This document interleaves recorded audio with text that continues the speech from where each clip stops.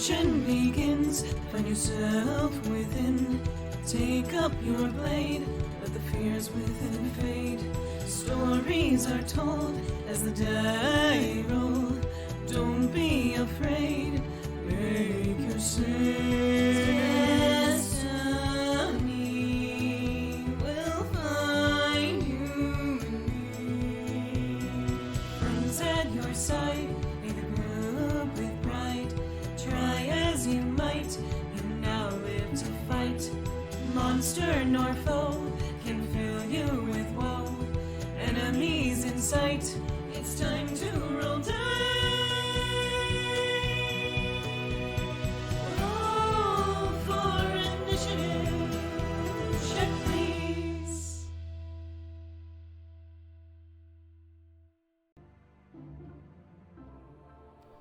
Hello, checkers and pleasers, and welcome back to another episode of Check Please. Hey. Gosh, we're here already? What the hell? Hi, it's your DM Beardy, and welcome back to Check Please. These are my lovely players. Introduce yourselves. Let's go. Hi there, my name's Keni. I play Louie Freeman, chill boy. The chillest. Oof. I do. Yeah, they are the chill. Hi, I'm Skrewy. I play Stavik, the Onyx Bone Boy. The boniest. I'm Grem. I play Valentino, who's the more chiller and arguably bonier. Whatever other. Not the vibe, man. Not the vibe. Stavik, what bones have you got to give?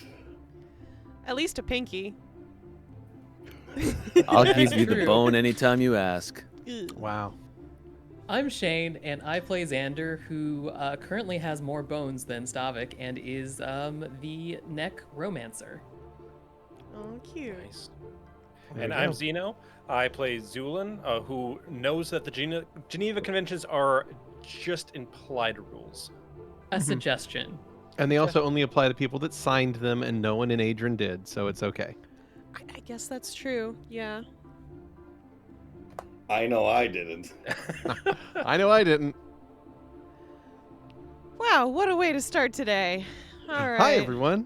So does Shane, anyone want to go? would you like to Excuse do me. our...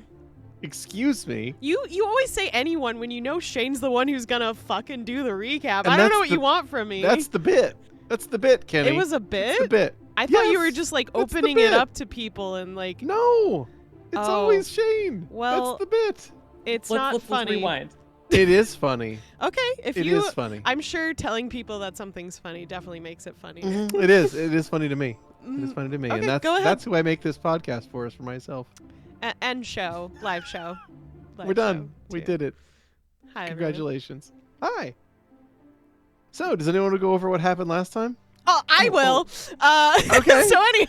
Oh, go for it, Kenny. No, it's all you. Are you sure? I had to. I had to. Okay. No. You should definitely start. Yeah. Okay, so last session started out with... Sorry, I was really on a lot of medication last episode. Please don't make Yeah. me do this. Okay. So, we had basically run into Stavik after being chased by giant trees and killing a snow woman who was hurting our friend Elena. So we decided to get the heck out of Saraibo and head back. Notably, we wanted to make sure that we got our stuff back. In particular, Zu'lin was worried about his alchemy set, which was very, very, very valuable. So we spent several nights on the road heading back, where we taught Husa even more bad language. We taught her how to play poker. We taught her that it was acceptable to lie. Xander started eating gold, and we had whole conversations about whether it would pass through his digestive tract or not. And if you would shit swords. Yep.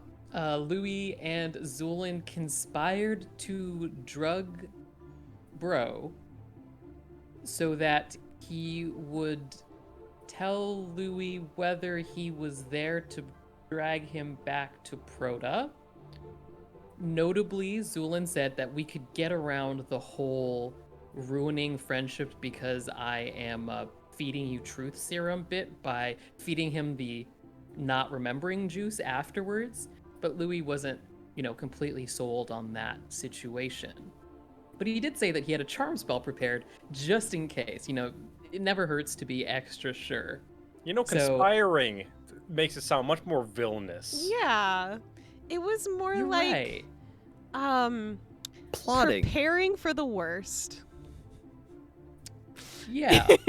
They were preparing for the future worst. success. Yeah. Exactly. In any case, It's like- we talked to some very chill trees. We learned that our stuff had been taken by the little ones towards the east, and we eventually found our stuff on the way back, or the way to Rosalejo, rather.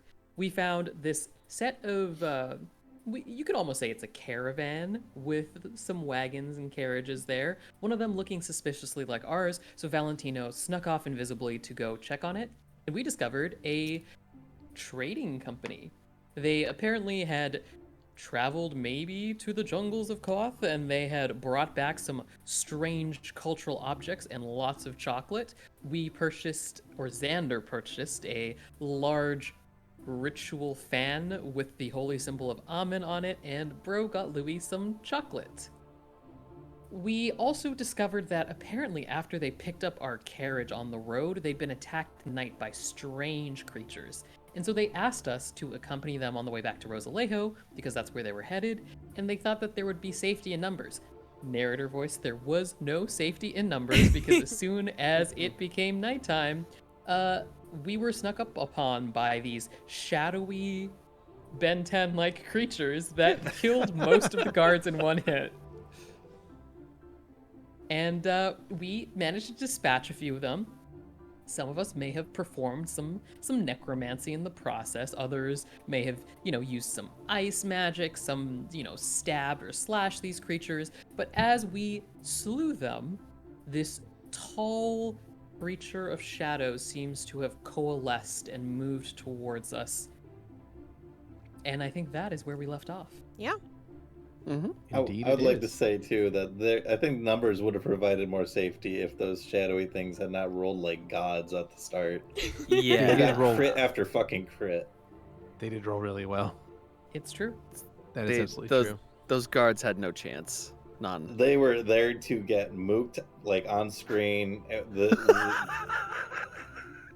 They did get mooked pretty hard. There's only 2 of them left alive. We can fix that. What? was Whoa. true. Easy, Tiger. So yes, the last thing we ended on was the sound of the ground shaking and the horrid roar of something awful in the distance, as approaching the group appears to be a creature of far significant size and power than the ones you have just dealt with. So what we're going to do is start with an initiative roll.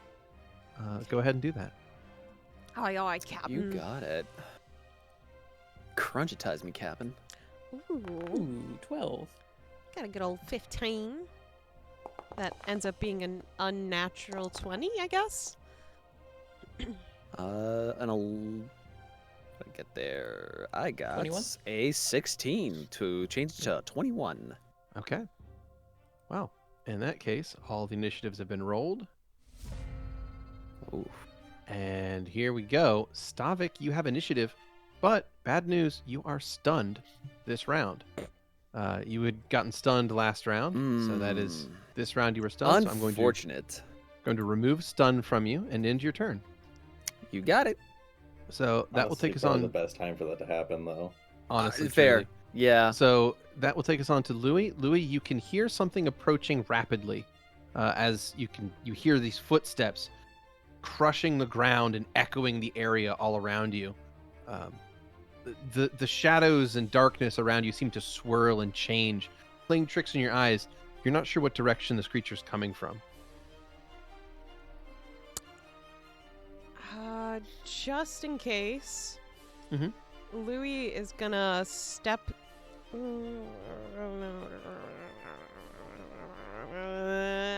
Yeah, he's gonna step in front of Xander and he's gonna cast a mirror image on himself. Okay. And then prepare that way. You got it. And And as you do that, 4, I believe? that'd be 5 5. images. Okay. Yeah, it's in the context note. So, or the effect note, rather. So, yes, Louie, you cast your spell, and where there was once 1 Louie, there are now 6. As your image splits apart and moves around like a ball in a cup game. How does that look? What's that called? by the way? 3-card Monty. So when Louis casts it, he kind of presses into his chest with his good arm and pulls out just kind of energy, and he releases his hand and it's a bunch of butterflies, and they kind of dart near him, and in their quick fluttering it looks like Louie's next to Louie's, but if you look close enough you can still see the butterflies. Nice. And that's my turn. Alrighty. That will take us on to the Shadow Beastie. It rolled pretty decent on initiative. So what's going to happen is, moving in from the northwest appears to be a very large bipedal creature. Its body is made of solid shadow as it sort of looms forward, its teeth baring as 2 pinpoints of strange, almost grayish light that seem to reflect like a cat's eyes at night appear through the wisps of darkness that seem to be surrounding the camp. It has 2 massive muscled arms that end in enormous sharp claws, and it is moving toward you with rapid speed. It's baby. Oh, great. It's just baby. I love this, like, it's like Aw. fucking waddle forward. I can't help but imagine. Yeah. It rushes forward, its clawed feet digging into the ground as it goes. It's kicking up dirt and grass as it runs, and it comes in for a massive, just enormous, like, spike of a slam toward Stavik as it rushes in here. Ooh, doggy. No. He cleared his stuns, right? So he's not. under He is the no effect longer of that. stunned. That is Oh, thank correct. God. So you're up to your full AC of 27. Oh, thank Uh, God. It's a that little is less still awful. going- It is still going to hit you, however. Yeah. And it's going to bop you for Pop it. 11 points of bludgeoning damage. Twist Oh. it. So Ouch. not the Kill worst attack, but it's enough that you're badly injured. And yeah, this thing seems to have a lot more than one attack around if it can full attack. So just be aware of that one. Anyway, as it rushes in and brings down a heavy claw upon you, the clash of its claws versus your armor just sends out this ring of metal, this noise of metal ringing. Bong. And it kind of sounds like this hollow reverberation from inside your mostly empty suit of armor. And yeah, it is a shot that would definitely have woken up people within probably a mile radius around you. And as it strikes, we will move on to Valentino. Yep, there's bones in there. Well, as boring as it is, I think I'm just going to have to do some preparatory magic, especially because I gotta wait for people to get into Mhm. flanking positions. Totally fine. Mm-hmm. So Valentino's going to move a little bit up to the north, start to encircle this creature just to hopefully draw its attention away from other people, because that's how he be. And while he's doing so, gonna wave his hand from himself, and some wispy blue, like, plates of armor will kind of form over his body, and I'll cast Mage Armor. Wonderful. And that'll be my turn. Okay. Husa is going to continue hovering as she is going to try and throw a. She's going to try to throw a pilum down. Sorry, javelin rather. She's not Protean. She's going to attempt to throw a javelin down at this creature. And she is going to roll surprisingly well. She throws a That's what she javelin down. does. Well, those rays roll really good or terribly. Yeah, Well, let's she rolls see. really well. So she tosses a javelin down. She's flying about 15 feet off the ground, or trying to hover. Oh no, sorry. She was on top of the wagon. She can't fly. What am I doing? She's standing on top of the wagon. Doesn't matter. She throws a javelin, and it is going to strike the creature, like kind of going like a full through and through. So the javelin just goes straight through the creature, leaving a little wisp of smoke on either side puffing out. But the creature doesn't seem to react to the damage, although it is seemingly slightly affected by it, as you can see sort of wisps of smoke moving out, similar to like blood mixing into water. Is this smoke mixing into the air out of the two holes in the side of this thing? But they're very little holes compared to the size of the creature, so you think it's going to take a lot more than that to kill this thing. That is Hoose's turn, and that will take us on to Xander. Could I try and see what I know about this creature? Absolutely. Go ahead and give me a knowledge planes. Okay. Knowledge planes. That is a 30, nat 20. Dang, girl. nat 20. Nice.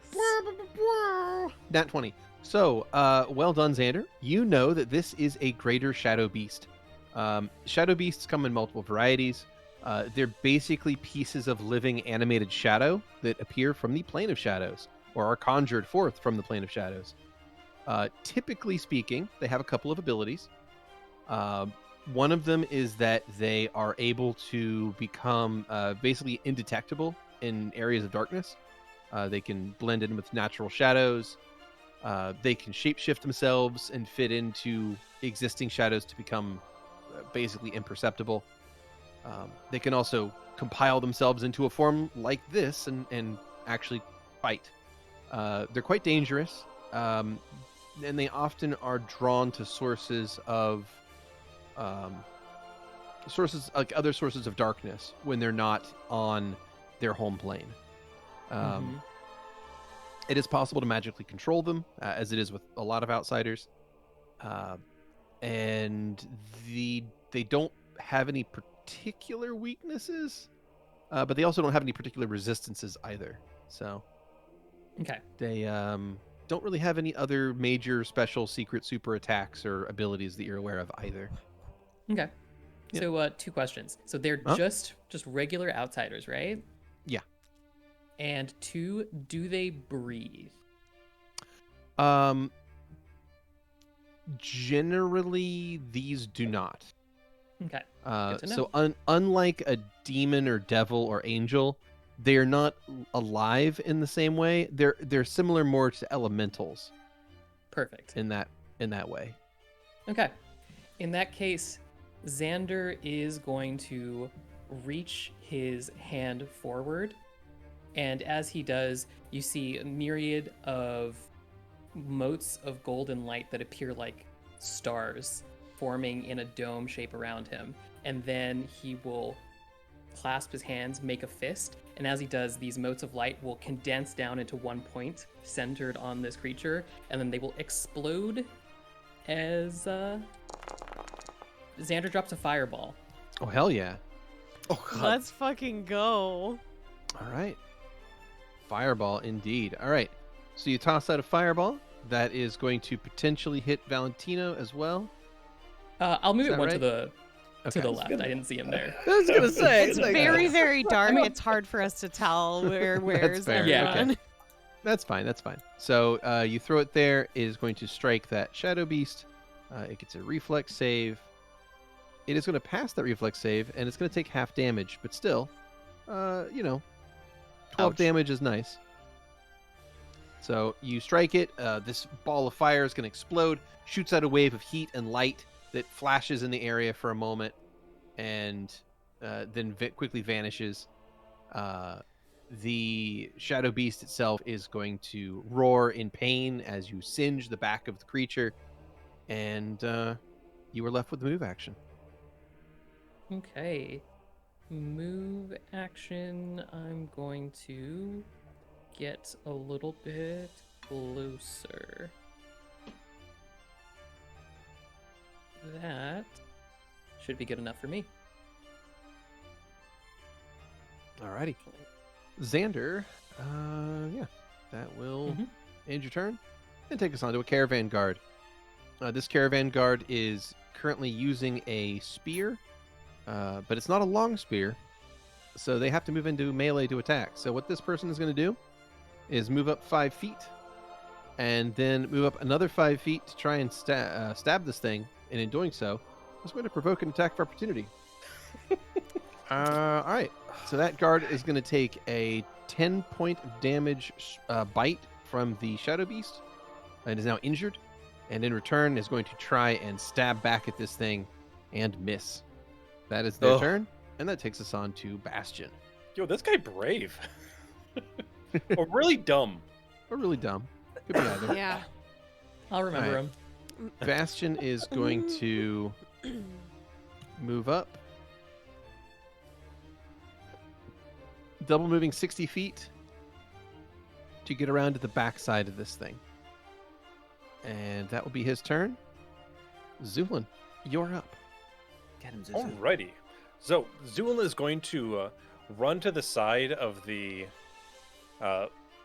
cart that has all our stuff in it. Or, well, our cart, I guess. Yeah. In doing so, he's going to prepare a bomb, and he's going to throw it at this beast. But as flavor, he's also bringing out his cart and kind of trying to work on something. But he'll throw out a bomb to hopefully incinerate this guy. You got it. It's going to be a precision and a blinding. Precise blinding bomb. Let's go. All right, sure.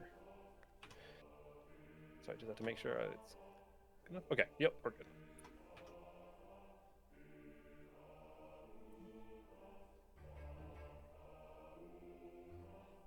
Oh. Oof, Cool. not the best. And your bomb range is 30-foot increment or 20-foot increment? I believe, is it 20 without Bomber's Eye. 20? Oh, right. Okay. All right, then I can move it over. If it's not enough, I can put it in the bottom corner of them. Yeah, that's fine. So you can go there. That is A-okay. It is still going to hit, and because you have precise bomb, it doesn't hit that caravan guard. So you toss this bomb, it wheels itself through the air, hits the side of this greater shadow beast, bursts into flames, and also shoots out grit and sand that sort of spark with the embers of the fire from the bomb. The creature is going to make a reflex save and is going to pass and take half damage and also negate the blinding effect. So it seems surprisingly agile for its size, at least when it comes to reflex saves. And with that, Zu'lin seems to be having trouble with a key currently, trying to get something on in his cart. Okay. Oh no. All right. You begin jostling at that thing, and that will take us on to another caravan guard. This one moves up 15 feet and tries to take a stab with a spear. That is also going to miss. The guards keep rolling poorly. All right. The leader of the merchants is just going to stay by the fire and begins praying to the gods. And that takes us to the beginning of round 2. Stavik, Oh boy. you are up. Which gods? All of them. All Any any of them would listen. Any that are convenient. Satan, you owe me. Any that will listen. Then We'll make a I'm going. contract. I will take a 5-foot step and full bonk. Let's see if I can get a full All right. bonk on this dudes. All right. Stavik's going full beans. Let's go. Me and the boys up at 5 a.m. looking for beans. Should I power attack this? I don't know. You make a call. Make a call. and We're gonna commit do. to it. We're gonna try. We're gonna go power attack. Let's see what Go happens. power attack. Let's see it. First one is an 11, and the second one is a 21. Do you want to guess which one hits? Just the The 11. 21. Yeah, Just the the 21's 11. going to land, It's too- and you strike for 10 points of damage as your longsword bites into this creature, drawing through the shadowy flesh and leaving sort of, again, wispy smoke, the wispy smoky shadow that kind of begins to move out of this thing. That will take us on to Louie. All right. So Louie is going to saddle up to Xander's side, aim, and throw a ice butterfly snowball at this motherfucking shadow man. You got it. That is a 21 touch to hit. Very nice. 21 touch to hit is going to land, and you deal 20 points of cold damage, which is going to do quite a lot to this thing. It is now near death. Shit. And good stuff. On its turn, what it's going to do is it roars, and as it does so, it is going to slowly, like the edges of it are going to become more nebulous as it kind of expands. It seemingly grows larger for a moment, but you realize it's just because it's suddenly spacing itself out more. It's becoming more diffused. What that means, you'll find out. And then it's going to attack. Oh, no. Some god's gonna die tonight. All right, so he's going sort of full frenzy, attacking both caravan guards and Stavik at the same time. First attack against his caravan guard hits for 8, bringing that caravan guard to near death. Second attack is a 16, which is going to miss the other caravan guard. And the last attack is a 27 for another 14 points of damage toward Stavik as it delivers a vicious bite to you. It comes down, and these shadowy, like, they're not quite teeth. They're more like points of pure shadow. Just puncture in like a can opener into your armor and just like leave this almost perfect semicircle of pinholes in one of your pauldrons. Woo! That is its turn, and that takes us on to Valentino. All right. Well, Fixed. it seems like my plan is probably a bad one now. But I'm going to go through with it anyway. So I'm going to try and do a big jumpy flip behind this guy's back to avoid an attack's opportunity. Okay. So there is my acrobatics. That's a 27. 27 acrobatics. That's pretty great. It's pretty pitiful, honestly, for me. But you know, if it's good enough, then it's good enough. It is good enough by 1. Oh, fuck. Ooh. Valentino only has the time or energy to do a single backflip here. He's pretty down on himself about it.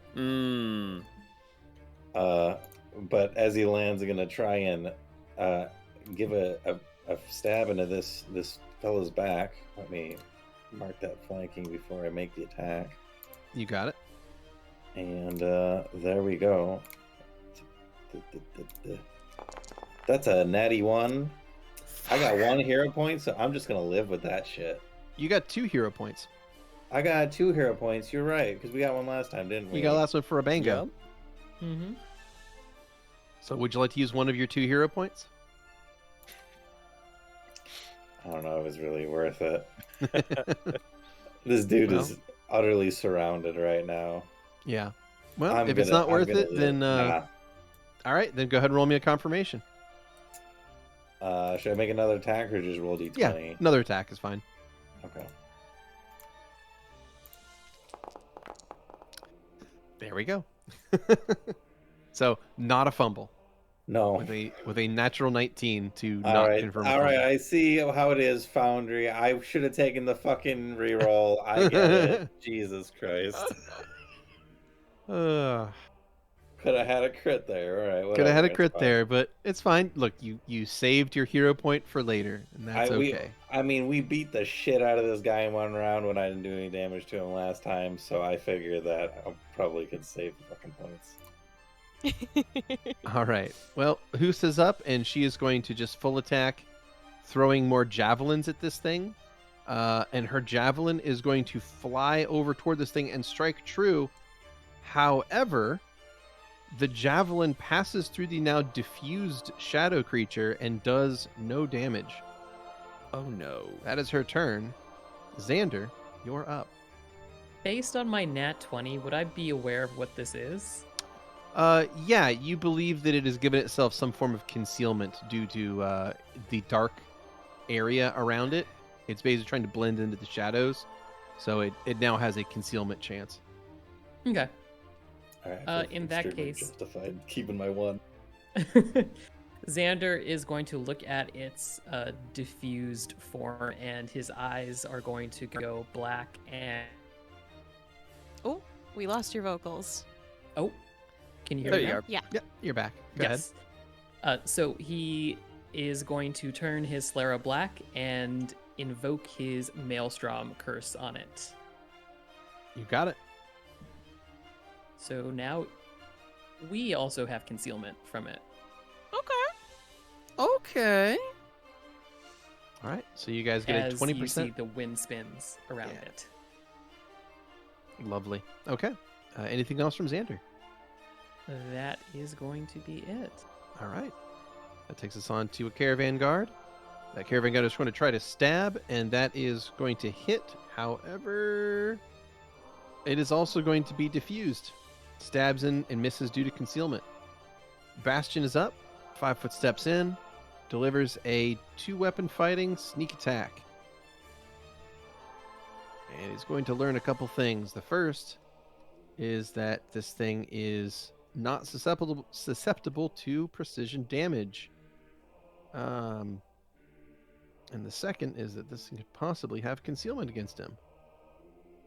And it do. Wow, okay. We're just going to keep rolling that. So both the Bastion shots look like they should have hit by all rights, but again, no damage dealt to the Shadow Beast. That is Bastion's turn as he seems confused as to why his kidney stab technique did nothing to this thing. Zu'lin, you have initiative.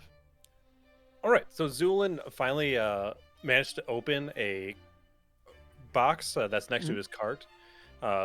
It has some powders in it, but seeing the current state that's happening with this monster, Zu'lin is going to throw another bomb. This time it's going to be a lob upward. This way it's going to... He's basically aiming so it will hit the ground if it passes through. That's fine. Come on, Zuzu. I believe in you. Look. Be the Have it bomb up. that finishes this bitch. No. Another one. Whoa. All right, so a 12. And you're aiming at the ground, is that right? I am lobbing upward so Mhm. that it will hit like on the ground. So I guess yes. Okay. In that case, this guy will get a reflex save that he will fail.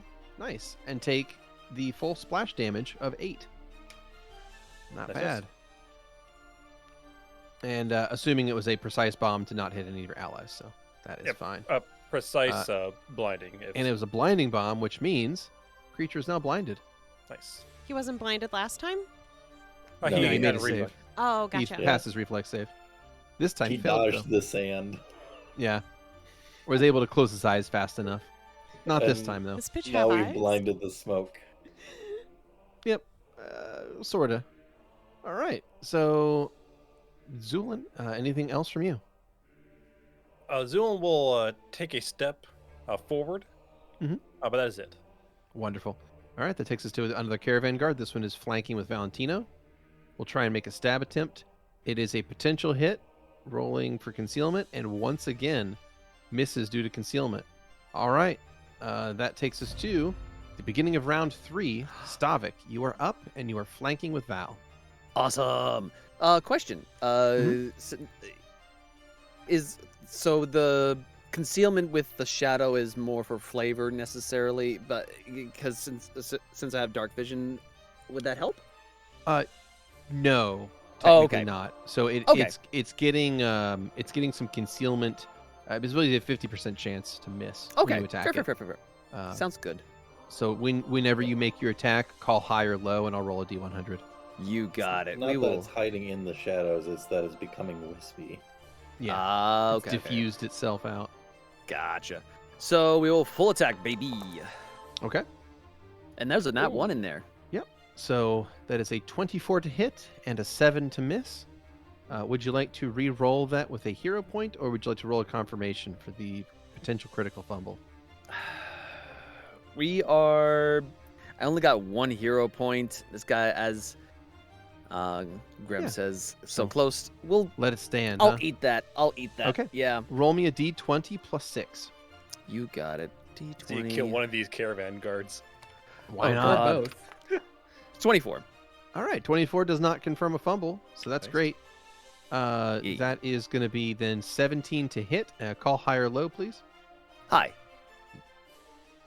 I'm sorry, Oh. I rolled a 43, which is a low. Oh, so close. So your blade is going to cut through the air and do no damage to this creature. Womp. Womp indeed. Has anyone actually gotten a correct call on a high or low Not yet.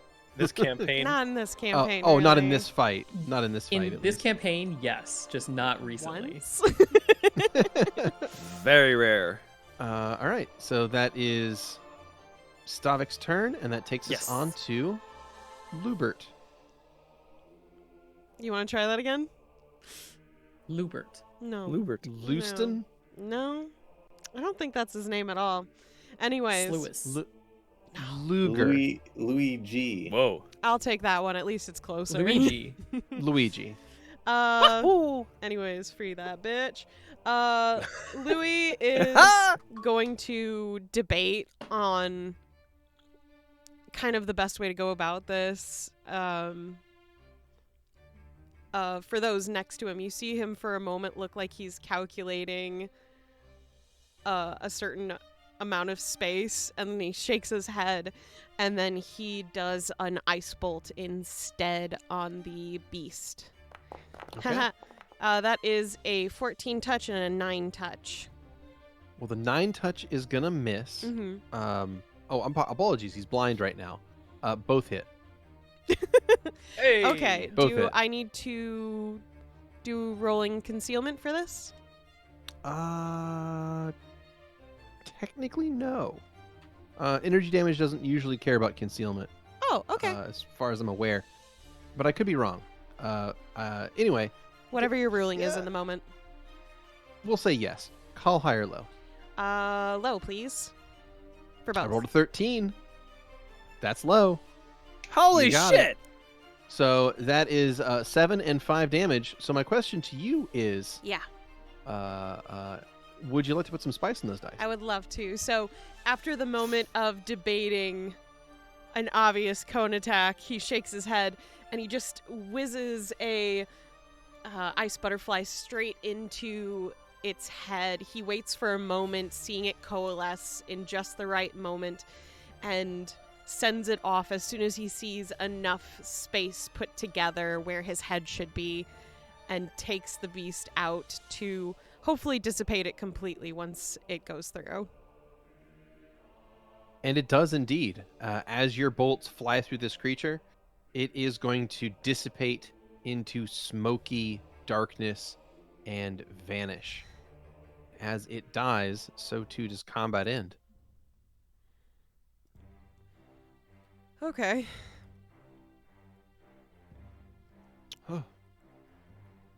The guards immediately fall back to their companions and begin administering first aid on those that they can still save. Louie, in a very quiet tone next to Zu'lin and Xander, is just going to say, so is it weird to anyone else that it only focused on skeletons and the people of this caravan we're traveling with?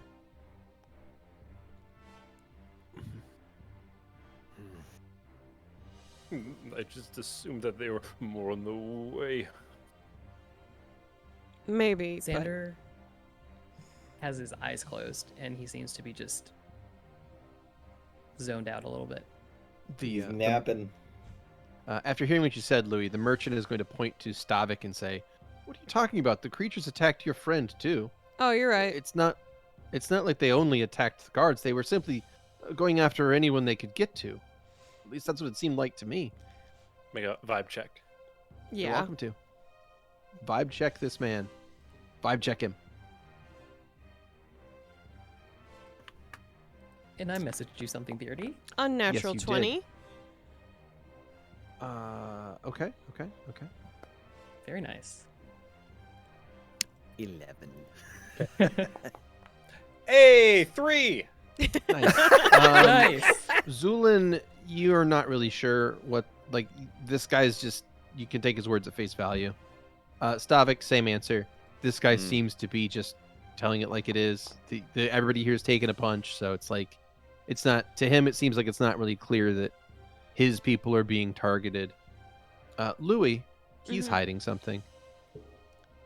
Do you want to tell me exactly what's going on here? Would you like to roll a diplomacy or intimidate? Let's see. What's a really good... I'll What- do diplomacy. What tack are you taking? Okay. There's nothing intimidating about this boy. Oh, that is a Oh, little boy. 27. Okay. So you make a plea to this man to cooperate in Let's RP these this dangerous shit. times. Yeah, do it. That's what I'm saying. So, Give me that plea. what's actually going on here? Because,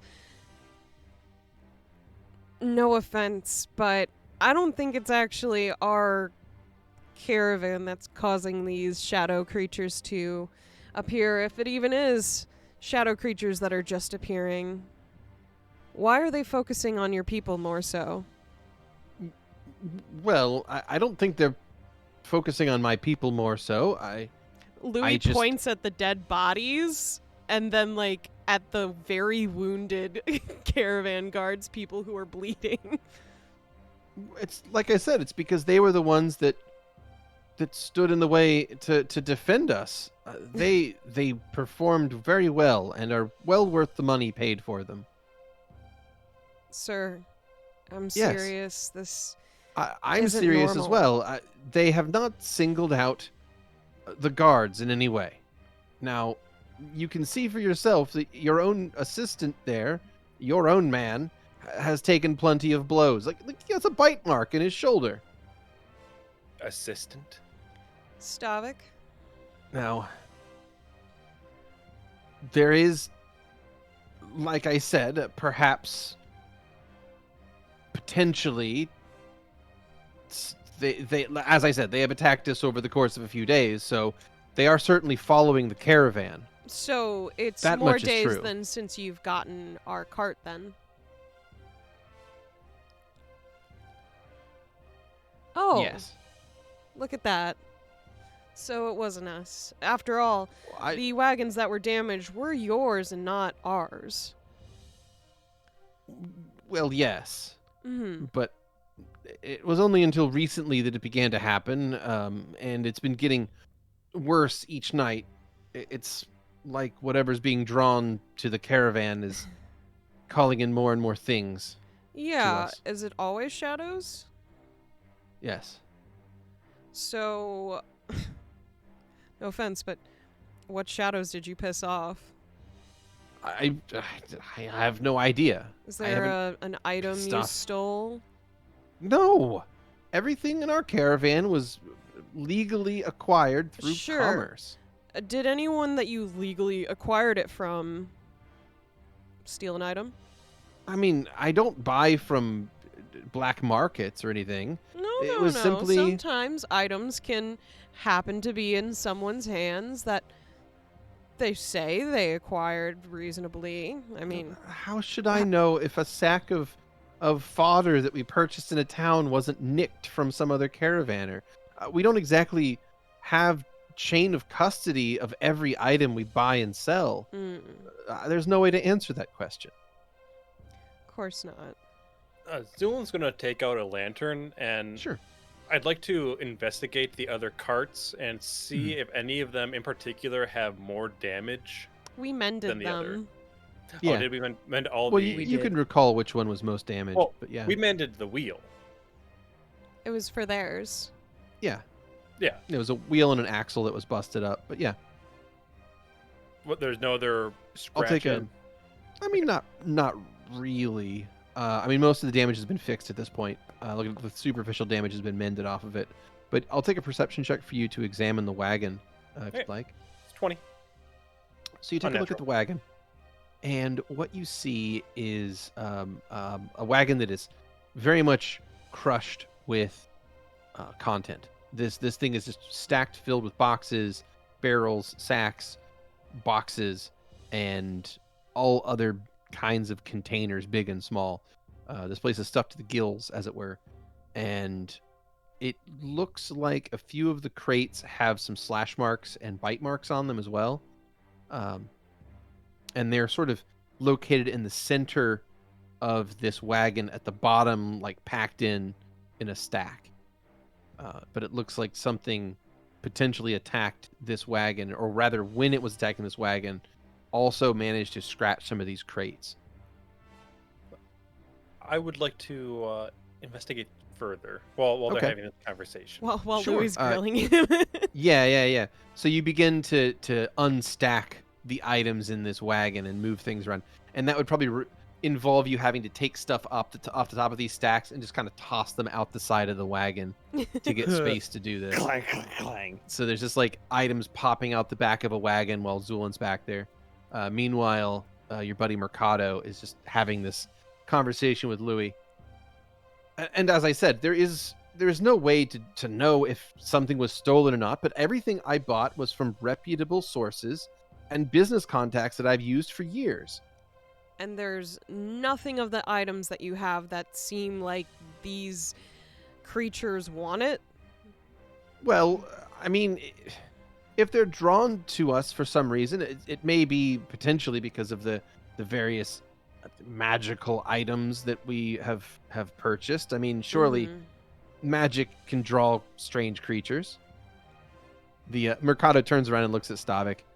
Can I help you? Louie just shakes his head no and just gestures him to move. Which magic items? What kind of magic items do you think? Beings from the shadow planes? Well, What kind of magic not items do we have? really together? sure. I mean, we got a fair number of Kothan items, different kinds of jewelry and the like, the fans and other Ammon sort of themed things. That whole sort of thing. You You know mind if what's I in take a there. look? It's in that wagon there, and he turns, pointing to the wagon that Zu'lin is inside, as well as Xander, the one that Husa is standing on top of. And as he points over, he sees Zu'lin throwing items out the back of the wagon. Excuse me. He You're walks over. excused. Do not mind. I'm just curious, you see. Have you found it yet? Curious. You're. All of this has to be restacked. This is. Oh. And we'll restack it if there's reason. Zu'lin, have you found it? Getting there is quite a lot of items around and on top of the area. It seems to be encircled. Would you like Sure. some help? That'd be lovely, thank you. Very well. I suppose you did help us fight off those creatures. If it will assuage your fears, you may look through my inventory. He goes and paces back by the fire. Louie would like to detect magic in the area that's most concentrated of the center, pretty much where it seems like things are being aimed. You got it. In the area is a transmutation aura that is, abjuration aura. It's reasonably strong. It's radiating from one of the boxes. There's some sort of protection thing in the center. Aim for that. Xander is going to draw a circle in the air with his hands, and I'm going to burn a spell slot to summon 5 skeletons within the cart, and I'll have them carry stuff out. Okay. You create a strange dark rift around you, and as the material plane splits and rips open, skeletal hands at first begin to reach out, grabbing each side of the rift and pulling it open wider and wider. And as you look inside, you can see bones and skull faces going off into literally infinity. And it is just filled to the brim with the dead, and all of them lurching forward toward this rift that you have just made. And after 5 of them wrench themselves through, this rift is going to shut itself with incredible force, slamming itself closed back like a jail door, literally, pinning more arms and legs that were trying to get out as the rift closes itself back and forces everything else back into wherever that was from. The 5 Don't worry, skeletons that you friends. summoned look at you. The rest of you will get your turn another time. Please help Zu'lin move these boxes, if you will.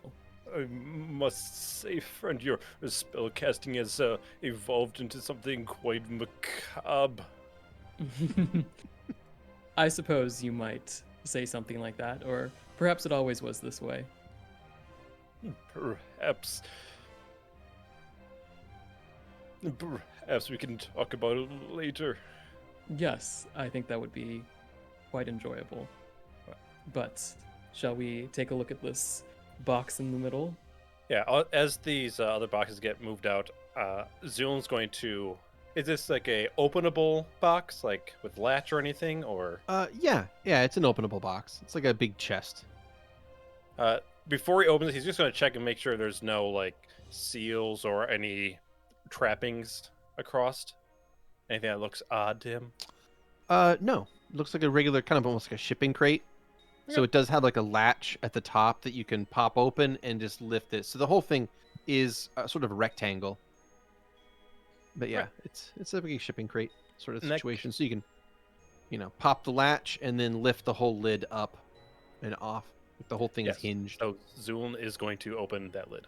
Alrighty, you unhinge that lid and reveal the inside of this, and it is packed filled with pottery and straw as like a packing material, and using the direct detect magic from Louie, you can dig your arm down into the straw and grab hold of a small item and pull it back out, and in your hand is this really beautiful necklace.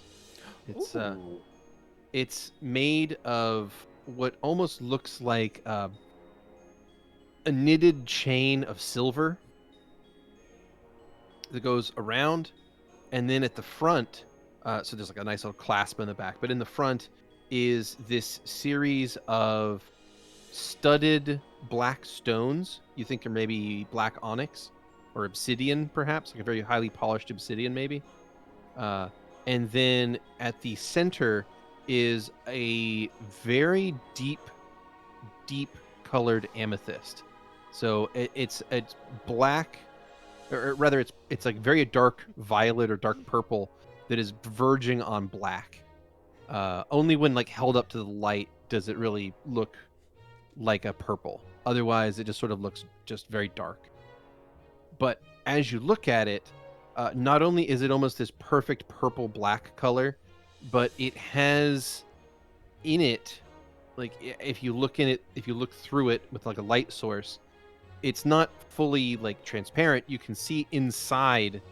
It's almost like encased within the gem itself is a crescent moon.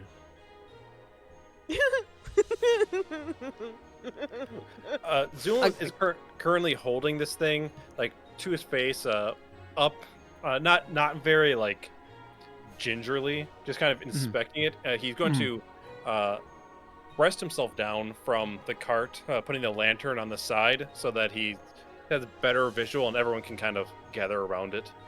And I'd like to make spellcraft and arcana checks on this thing, Same. or maybe religion checks. Yeah, what kind of checks do you need, Beardy? You tell us, DM Daddy. I would like a knowledge religion check if you want to examine this and get a sense of what that symbol inside could mean. Is That is Zu'lin an okay eight. with... Oh, damn. Oh, there you go. Fuck, what? there you go. And then also a For what? spellcraft to identify the magic item. For what? 29. No, for what? Oh. For the knowledge Religion? religion. Oh, okay. That's the only thing we had mentioned first. Okay. Yeah. So, Zu'lin, you would recognize, since you were the one looking at it anyway, you saw this crescent moon symbol, and you would immediately recognize this as the symbol of the god Valuna. Yes. Any other information? I don't know. That this is potentially a powerful magic item, or just that whoever made it put a god symbol on it. All right, that's a 15 for spellcraft. 15 for spellcraft. You are really not sure what this thing is. 30. This is a nocturnal amulet. Oh. I see. Go on, explain what that is. It is an amulet that, when worn, well, it doesn't really have all that many powers unless you are a worshiper of Valuna. But it allows a person to stay awake at night without any fatigue. Yo, could I get that one of those? So, Are you so like a that. Valuna worshiper? So like that works even if you're not a worshiper. I could convert if it's what we need. Yeah. I could learn. Yeah, you would need to sleep during the day, but you don't have to sleep at night. It I basically do. I know. Yeah, it staves off fatigue at night. Louie will, like, while looking at it in Zu'lin's hand, slowly describe what it does.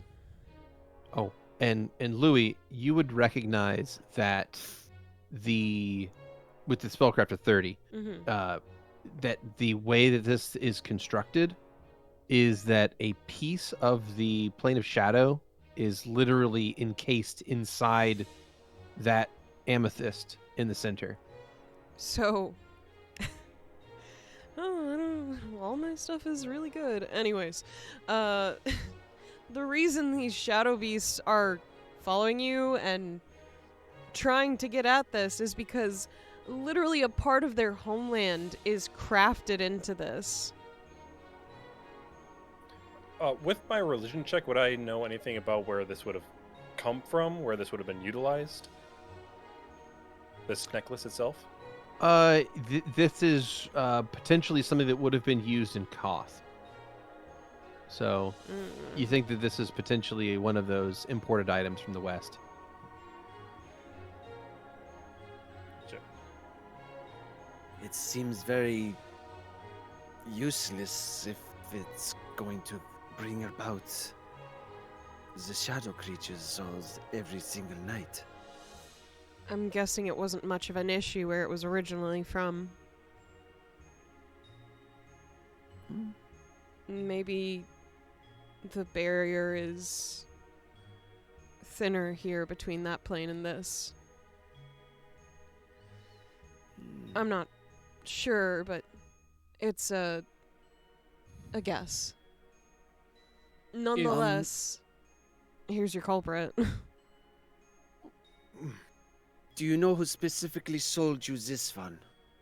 Well, yes, the merchant trader, Farir. He's a Sejunite, and he's very trustworthy. Sorry. What? Oh, Did you have any disagreement with him? No, I've been a Doubtful. good customer for him for many years. Was what the amulet does explained in character at all? yeah, Louie slowly went Okay. through what it does. It seems to me like it's just because no one here is a Valuna worshipper. Are you? Personally, I mean, not any more than any of the other gods. I try to offer my veneration to all of them. I'm not placing judgment. I'm just saying maybe that, like, if you carry the amulet and you don't specifically worship Valuna, then that pisses them off. Well, do we know how to secure it so that it can be brought to Rosalejo and sold safely? I can do that. A prayer might be a good place to start. Xander said, What's that? I didn't hear you. I should be able to do that. Took his voice away. Oh dear. he Breathless. he said it. Balloon. I didn't hear anything. It's been blank. Oh, He Oh, there he you are. said that I he, can do that. Yeah, he can do it. Oh, very well. Then go ahead and do that. Then see if you can keep these creatures away from us. Xander will hold his hand out. Zu'lin? Zoom will quickly just like kind of swirl into his hand. Xander will cover the hand with one hand. He will close his eyes and then begin murmuring under his breath. And Beardy, I would like to do the thing that I mentioned to you. Understood. Okay. So Xander, you concentrate on this magic item for a few moments and say the prayer that you had in mind. And after that is all done, Xander, you remove your hand from the top of this and allow Zu'lin to pick it back up. Zu'lin, make a perception check. Okay. Is it okay if I do so as well since I'm looking? Yeah, that's fine. Okay. 17. Zu'lin, you would recognize that while this is the same amulet, something is definitely different about it. It seems to be lighter somehow, and also a little duller, a little less shiny. 19 for Louie. I don't know if that would get anything So else. You'd be able to get the weight, but you could see that it's a little less lustrous in the light. Mm-hmm. What light there is here. What light there is here, indeed. Would I be able to use an appraise check to see if this seems to be the same material still on it? Uh-huh. Yeah. Alrighty. Well, there you go. That's a 20, unnatural. Zu'lin, yes, it is the same material, so the only thing that could have potentially changed is the enchantment. So the Gotcha. material seems to be the same, but maybe the magic is different. In that case, can I make a spellcraft check? Do you have detect magic? Only with my special eyes. if someone's going to cast detect magic with you, then you can, but other than that, no. I could do that. Could Louis I is do just detect standing magic there. on Arcana or knowledge Arcana, or does it have to be spellcraft? So you could do knowledge arcana if you want. That will tell you a little bit about what potentially could have happened here. But it would be a detect magic plus spellcraft combo to identify a magic item. That is a but you're- 28 arcana. Okay, so Zu'lin, you have enough knowledge about the nature of magic that you can put together fairly confidently that you think whatever Xander just did changed or removed the enchantment from this item. Oh. All right. So yeah, without knowing what the magic was, you know that Xander somehow just changed it or got rid of it completely. Well, I believe this should hopefully stop those attacks. And Louis is just kind of like looking at Xander for confirmation mostly. Oh, I would say so. It does seem to be quite fixed now. Is that not right, friend? Indeed, it has been fixed. This necklace will pose you no problems anymore. Oh, well, thank you. I'm glad to hear it. I think that if that's all that there is to it, I'll see to the health of my men, and we'll bury those that fell during the fight. Right. So at that point, one of the caravan guards has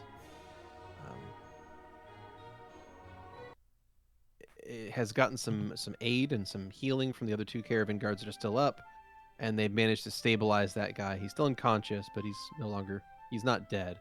So many blood He's splatters. just unconscious. He's so The slow. other one, however, is very much gone. Like the body without bones is lying there, and then the bones are lying there. So what's going to happen is the guards are going to dig a small hole Oh. and move the boneless body and the bones into that hole, and then push rocks and dirt over it to bury it. Shovel. Uh, Whoa. Before, as the guards were helping the others, Uh-huh. I think Zu'lin would have gone to some of these remains and introspectively looking, kind of like looking as if he's like thinking about something or concerned about the well-being of this dead corpse. Will insert a syringe into the spines and extract some fluids. Okay. So there was one caravan guard died. Two of them that went down were able to be stabilized. So there was only one fatality in the attack. Okay, so this is the one then. Yeah. So you managed to, you go to get some spinal fluid out of this thing, and when you do this, you note that the bones, which were again separated from the rest of the flesh, they're covered in this kind of greasy, gristly, but at the same time tacky and kind of sticky red paste. It's almost like rendered blood on it. Like the if you take blood and then boil it into like a paste and then smear it across the bones, but it yet still has some of this almost tackiness or adhesiveness to it. It's like almost like a tar-like substance, but it seems to flow across the bones. It's a very weird thing. You insert the syringe into the spine of this, and you try to extract spinal fluid, and what comes into your syringe is not spinal fluid.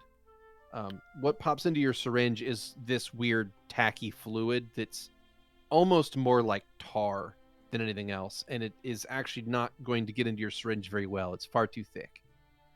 So the syringe kind of gives you some resistance when you try to get a sample of it. Is there anything I might know about what's Knowledge happened religion. here? Yes. Yep. Knowledge religion. Does this have to do with Voluna? No. or Oh, No. No. Nothing to Right, do with that Valentino. is a unnatural 20. Unnatural 20. That's like your third or fourth unnatural 20 today. You're Yeah. doing great, hon. Yeah. You're rolling a Mhm. lot of those tonight. So you would recognize that the bones of this person were raised with an animate dead spell, Okay.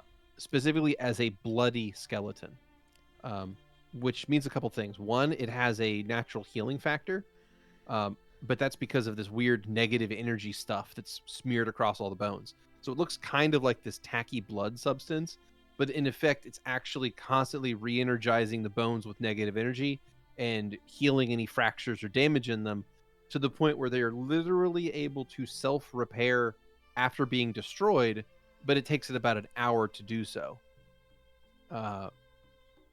So, in effect, this skeleton should reanimate on its own in about 30 minutes, but these guards are about to chuck it in a hole and bury it. Speaking of that, Xander, seeing them doing this, is going to walk over and he's going to say, "Hello, friends." You see that's the guards? Mm-hmm. Okay. The guards and Mercado, all three look at you. I believe those bones will stand up, try to claw their way out of the hole that you have made here if you try to bury them like that. Why? The magic that is afoot. Well, do we have something to sanctify it? I could probably sanctify it, but We want to put our friend to rest here.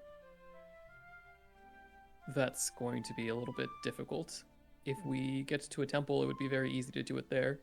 Well, I mean, you do have one part. I'll point at the skin suit. Ugh. True. You're right, Zu'lin.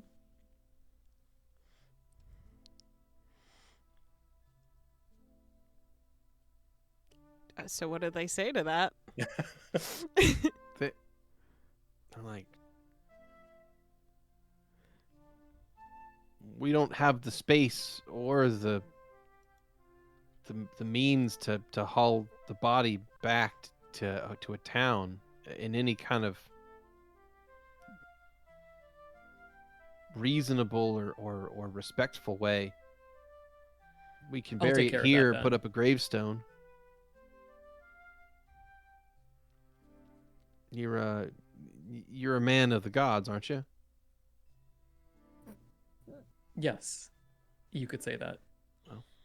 Could you say some words then?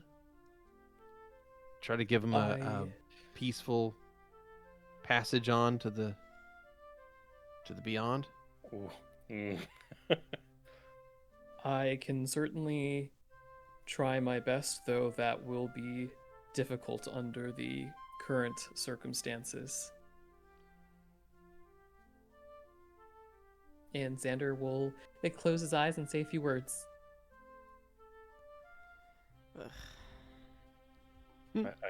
I am sure that he will not be screaming in a twirling hellscape for Yeah. potential eternity.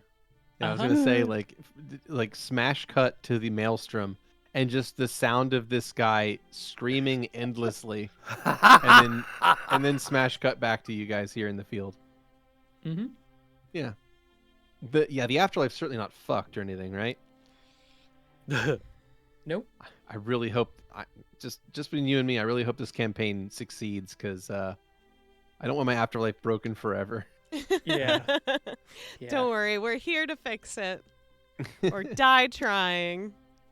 Ooh. Yeah. All right. So you say some words. The guards will nod that that's as good as can be expected out here in the wilderness, and they'll throw some dirt on the thing and bury it back over, eventually covering the whole thing with rocks of various sizes, and then yep. Once they're done with all that, they'll leave it there. And then they go back to try and getting some amount of sleep around the camp. Louie is going to approach Bastion while this is all happening. Hey, What's up? What's up, bro? What's up? you were just kind of standing over here, so I want to check on you, I guess. Oh, sorry. I was just kind of absent-minded. I was just sort of looking out into the darkness. Just seeing if there were more of those beasties and stuff. Oh, thanks I for tried keeping to us stab safe. the one of them. I mean, you could say that, but like, I tried to stab that one, and I was really sure that was where its kidney should have been. But I mean, maybe it doesn't have a kidney, and that's why it didn't hurt it. But like, I really felt pretty fucking useless back there. Well, we can't hit just- them all. That's true, but I'm just really glad that we have you on the team. To shoot those sweet like fireball thingies. That ice was ball thingies. Xander. No. I did spoke. I was those balls of ice that did did really well. Thank you. Yeah, you're really good at that. So like, I just again kind of feel a little useless compared to you because like all I can do is kind of just move around and like hit stuff with this, and he just taps the hilt of his rapier, and then like if it doesn't die, then like whatever. Hey, I mean, to be frankly honest, there's a lot of times where I've felt really useless and you've been doing great. So it's just a dry spell right now. Think about it that way. We can't always be the one who gets the kidney shot. Besides, I learned from you where to aim, even though I hit the head. Head's a good shot. It's a good shot. It's a good shot to hit. I mean, if you can get it, you should go for it. Agreed. If you're ever in like a fist fight, Mm-hmm. try to hit him to where you can get the jaw to the side, and he'll put his fit like he'll reach down and he'll gently take Louie's left hand and close it into a fist, and then bring it up and press it to a specific spot on his own jaw. And you punch right here, and you can get it going in this direction. They'll go right to sleep. They'll go straight unconscious. Mm-hmm. Louie's just gonna take his hand back quickly. Right. Anyways, I mean, what if someone hauls you over their shoulder? I've always heard hitting their kidney from that angle can knock someone out. I guess I've never thought about being carried. Well, it's not unusual, I guess, for me. I mean, I guess. I mean, you're like a little lighter than me, but I don't know. I guess I wouldn't expect it. So, okay. I mean, I guess, yeah, you could always hit him somewhere where it's going to hurt him. Well, it Either, depends on what situation you're in, I assume. That makes sense. But I'll keep that in mind. I also have a bit of a request. What's that? Can you, teach me how to do flips? Yeah, I mean, wouldn't Valentino be better at it, though? I mean, he does way more flips than I do. Well, Yo, Val! he's not here. Oh, shit.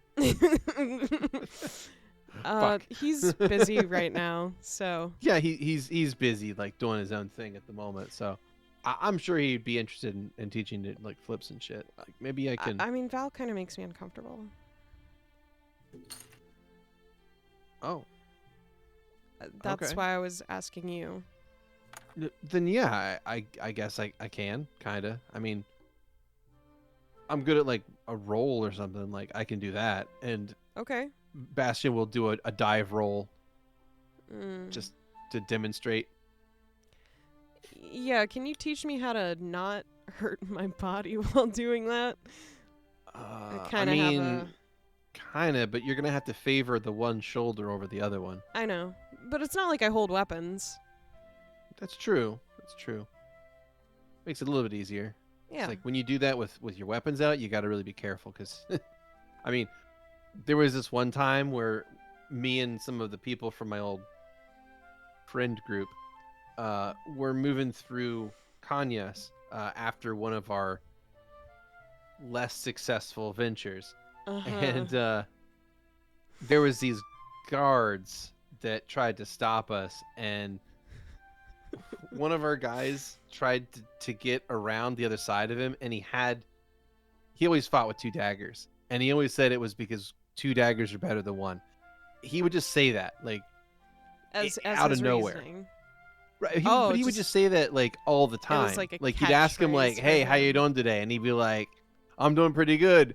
And then he pulled them out and say, "'Cause two daggers are better than one." And everybody was just like so sick of him. He was crazy.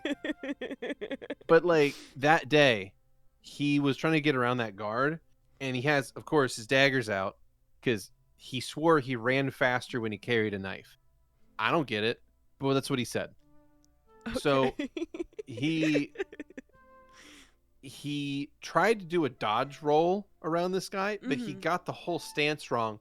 Ended up stabbing himself twice, like both daggers in the chest. I guess two daggers are better than one then.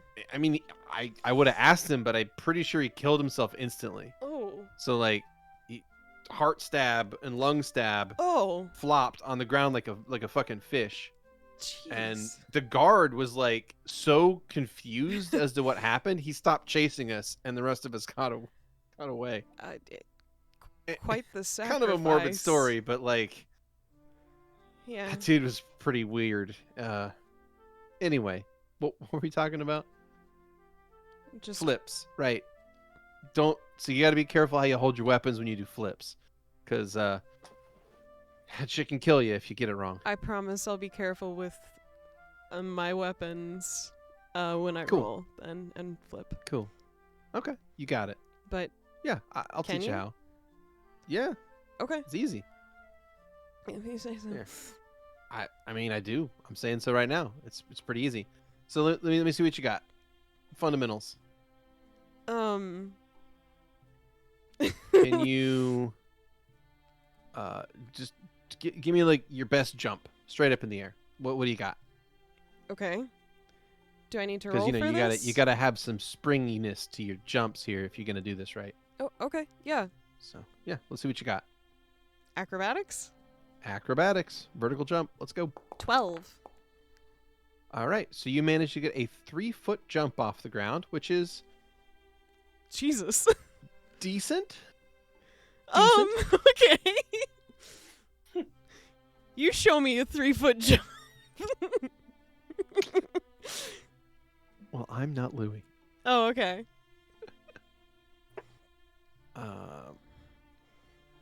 Was that good? Yeah, that was pretty good. That was pretty good, bro. And then Bastion will get into a stance and spring upwards and do about twice that. Get a 6-foot leap. What the fuck is this bitch on? Jumping. We're high on jumps. That's It was pretty good though, bro. So I think you got the raw talent that you need to do this. I think you can go places. So I don't really care. and then about he'll go raw on and start talent. to explain the fundamentals of how to tuck and roll, how to keep your weapons pointed away from yourself when you're doing a roll, and just general tumbling safety. How to make sure you don't accidentally land on your bad shoulder, things like that. Mhm.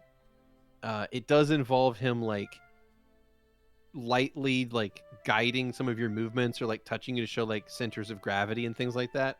I think So- every time he does that, there's just, if anything, a twitch. It's not a flinch. It's just his body instinctively twitches. Mm-hmm. But he doesn't bark at him or anything. Yeah. Bro doesn't even notice. He's I'm too not busy info surprised. dumping.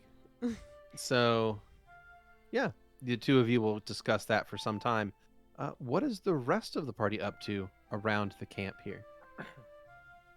Watching. Watching what? Them doing this routine. In that case, Zu'lin is putting a few of these powder vials into some of the bands in his leather strap, and is going to walk up next to Xander. Mhm. Tell me, friend, of what dark realm do you access this power? Dark realm. Nothing of the sort. Though, by a literal definition, I suppose it is a dark realm. Zu'lin will flaunt, like, of course.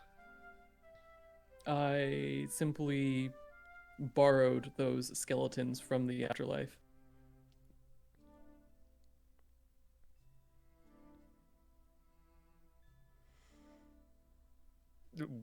Any Wait, do skeletons die? I thought just people die. I didn't think that skeletons went to the afterlife. I actually have the same quandary. What afterlife is currently storing skeletons? Well, they're not being stored in the afterlife as if it were a place necessarily. They're stored in an archive, you could say. That is their afterlife. And I'm borrowing them in the sense of they must return to their afterlife once I'm done with them. But I suppose it would be more accurate to say that I was taking them out of storage. Shit. Are we talking about regular bones here? I thought that bones go under the ground. They often do, but they can find themselves in all sorts of unexpected places. Well, could you, by any chance, inform me of which deity that is, so that I may strike it from my vacation recommendations? That's fair. I don't believe there is one.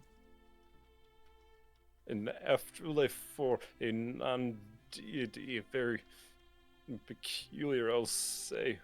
Indeed. Then again, the afterlife is very strange in general these days. Mm. I suppose it is.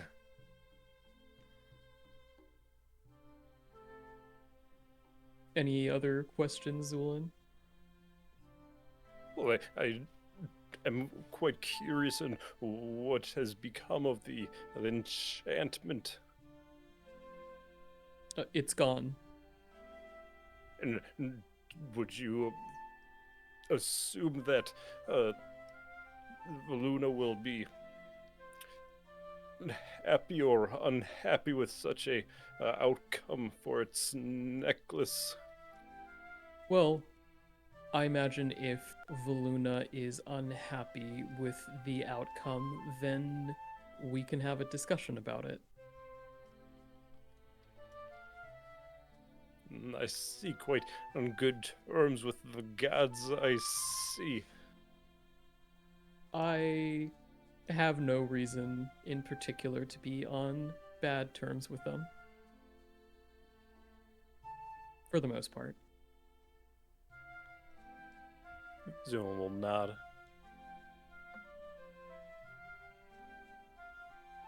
The material that you found from that skeleton, I don't know if it will be particularly useful, as it's very similar to samples you've already collected from me in the first place, Zu'lin. Zoom will nod. No, I was hoping to retrieve other resources, but I was quite shocked, I suppose. Yes, I Of course, imagine that would be quite shocking. I'm not as versed in necromancy, or whatever this sort would be considered. No, that was most certainly necromancy.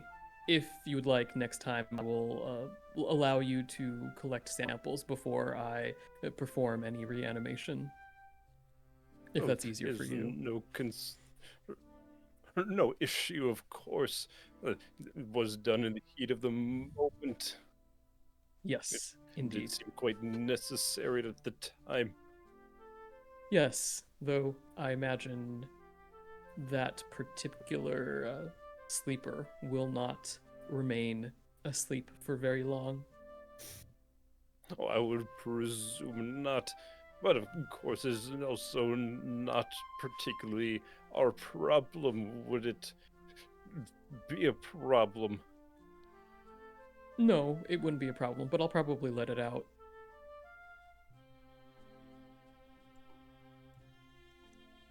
He might get claustrophobic down there. You're concerned for your creations, then? I do not think of it necessarily as my creation, though by certain definitions, yes, it is my creation. I understand this. Yes, it would not be there if not for you, correct? That is most certainly correct. I think that I have a responsibility for that which I put into the world and that which I take out of it. So, yes, I suppose I do feel a responsibility for my creations. How very noble of you, although potentially unneeded. Say more?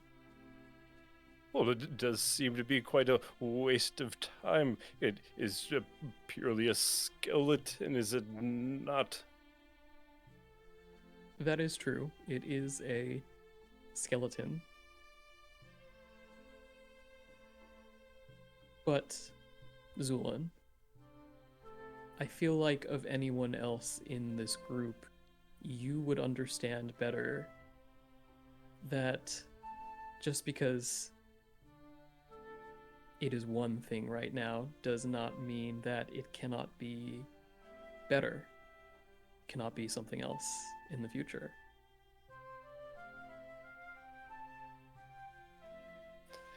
Zu'lin will tap the side of his head.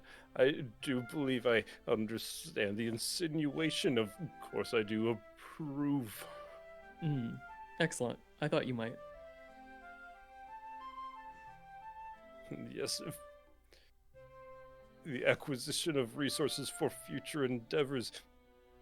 And he'll just slightly laugh to himself. It's quite admirable indeed. Unfortunately, I do need to stop this quick conversation. I have some work to attend to in the cart. Of course, if there's anything I can help you with in the future when it comes to acquisition of materials or magic, just let me know, Zu'lin. Oh, and of course, the offer extends back to you, friend. And Zoom will do a quick bow and head back to our cart. Wonderful. You head back to your cart and begin putting it back how you like it. I'll also close up the powder case that is attached to my alchemy cart, lock it up, and I'm going to start turning on some of these little burners. Start heating some liquid.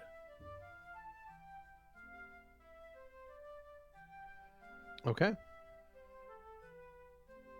Mr. Freeman, are you by any chance busy? You see Louie do a tumble near Bastion and then look up, and then he biffs the end of it and just kind of rolls up flat on his back. Whose? He what's the end of it? Yeah, you kind of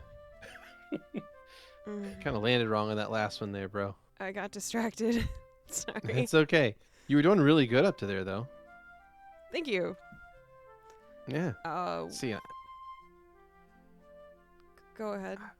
no, I was just saying, like, you thought you couldn't do this, but like, now you're rolling around like crazy. So, think of it like, come like, dangerous combat situation. If you need to like dive under somebody's attack or something, you can pull it off. All right. Next is learning how to climb a rope with one hand. Okay, that's a little bit tougher. That's a little bit tougher. Yeah, I mean, I'm not as good of a climber as I am like a tumbler. So like, you might have to talk with Stavik or something about that one. You think he's a good climber? Bless. Maybe.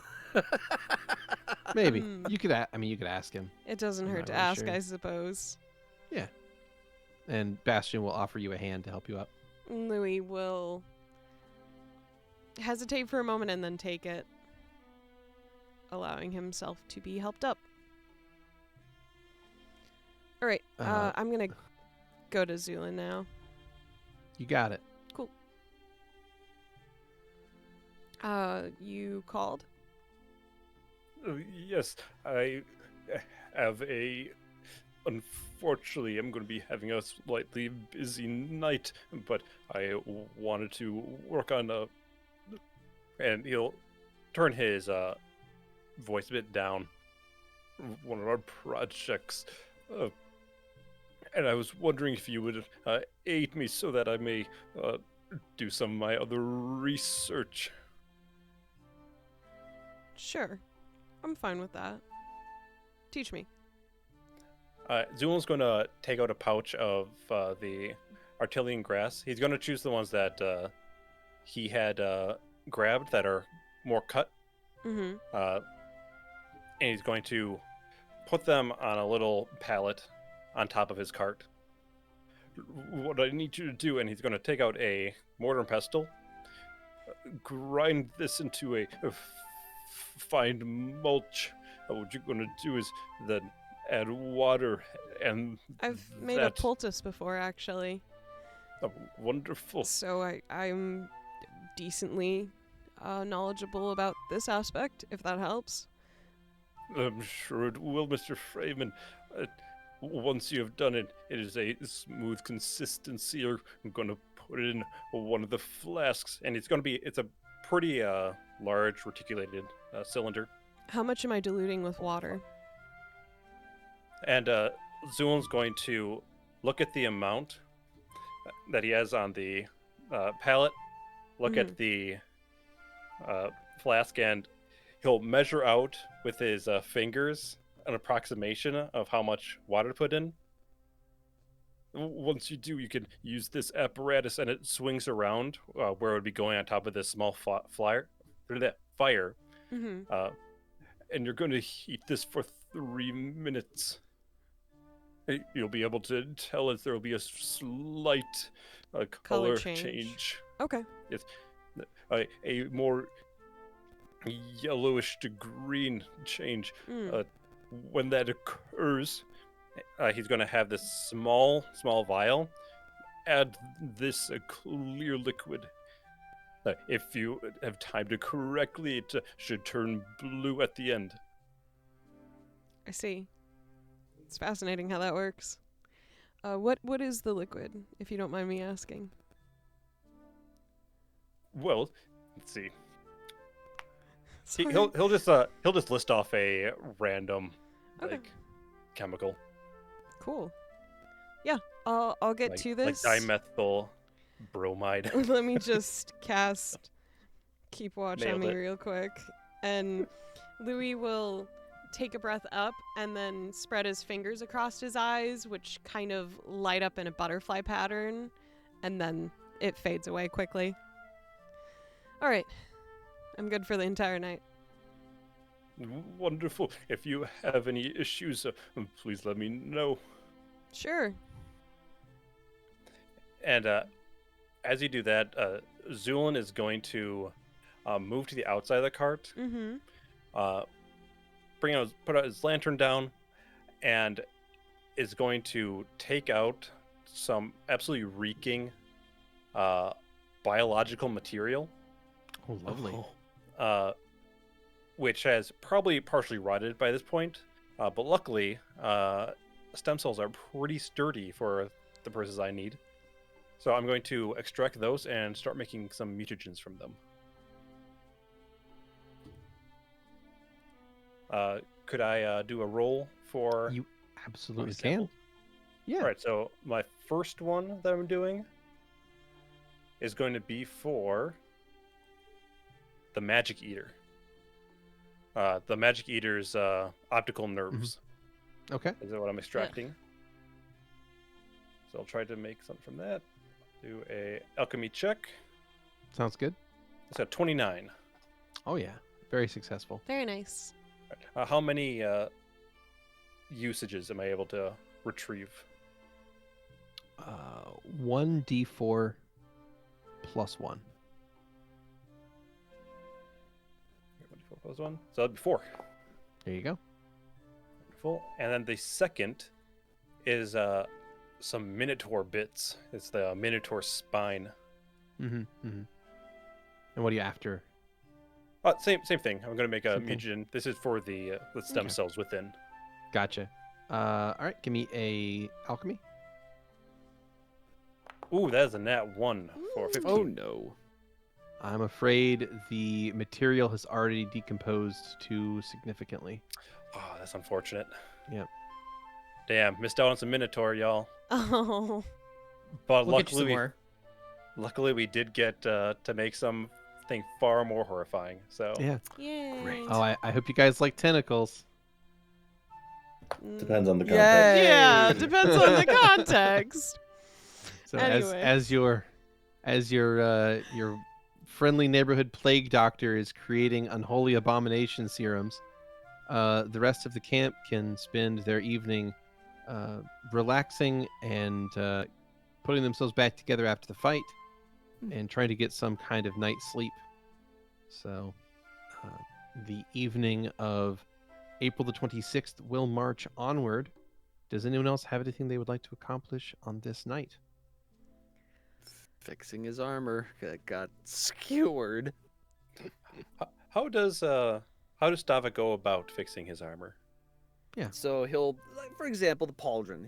He'll kind of disconnect it, pull it out, and kind of get it towards the fire. It's not doesn't get it super hot, but he'll take like the pommel of his sword and kind of like pounding it and try to get the things to fold back in a little bit.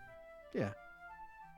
It's not pretty by any means, but Do you even service. bouge, bro? If you have any kind of relevant crafting skill, you can roll that. Otherwise, I will take a strength test. Ooh, okay. I don't think I have that. I have 0 crafts, so I will do That's fine. a strength Yeah, test. I'll take a strength test then. So you hold it out over the fire, let the metal heat up as much as you want it to, and then you bring your pommel down on it and try to pound those bite holes back out. Get those punctures back fixed. Nat 20. And nat 20. So Stavik, He hits it too you hard. manage to lay this out on a rock, and then you take your pommel and you just start bashing it.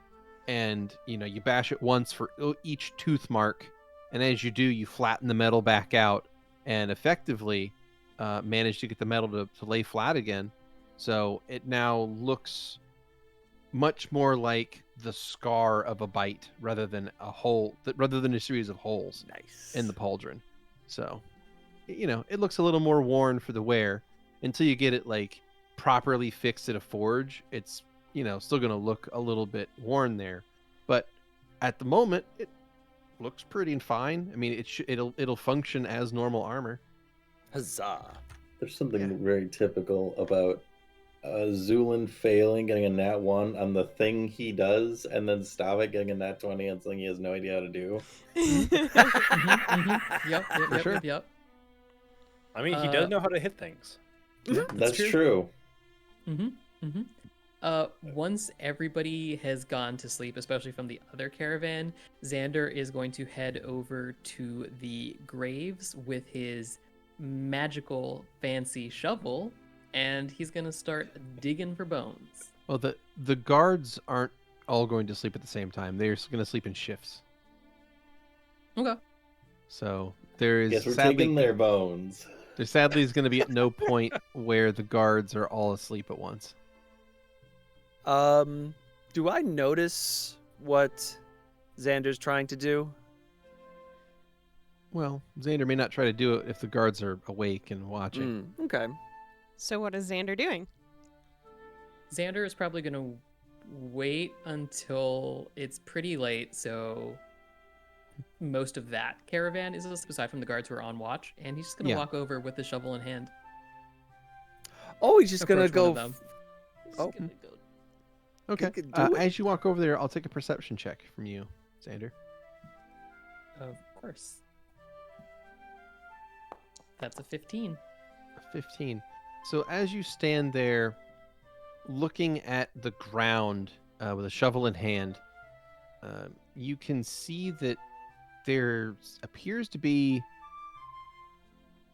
the slightest little bit of rocking motion from some of the stones on this grave already. Like something's moving very slightly underneath the grave. You're also going to hear a person make like a psst noise at you, to get your attention. Xander will turn his head. You see one of the guards looking at you, and they're kind of like staring at you, and they look at the grave and look at you holding a shovel, and they just shake their head no. Xander is going to point at the grave and then gesture towards them to move closer to it. The guard will get up, brushing themselves off, and walk over to you. What? What are you doing? Do you see that? See what? It's a grave. We dug it earlier. Do you see it moving? I don't see it moving. You need to Xander get some sleep. is going to walk over and he's going to brush the top of the rocks ever so slightly to expose a little bit more of it, Mm. and then step to the side. Well, Do you see? I'm going to make another perception check for the guard. Uh-huh. No. I don't.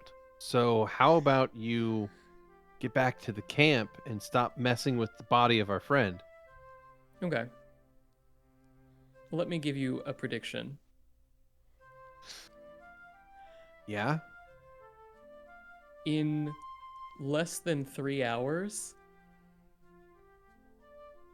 you are going to be shouting. And when you do, I want you to remember that we had this conversation, and this would have been so much easier if you had just listened. Whoa. You're a strange one, you know. By the way, do you want to roll an intimidate for that? The goal wasn't to intimidate, but sure, let's do that. Okay.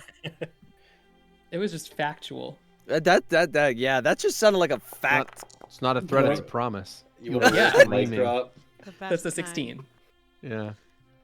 All right. So this guy is going to be a little bit shook by that and is going to tell you to get some sleep and then go back to his guard post. And as he kind of forces you away from the gravesite and time slowly creeps on forward, that is where we're going to take our first break.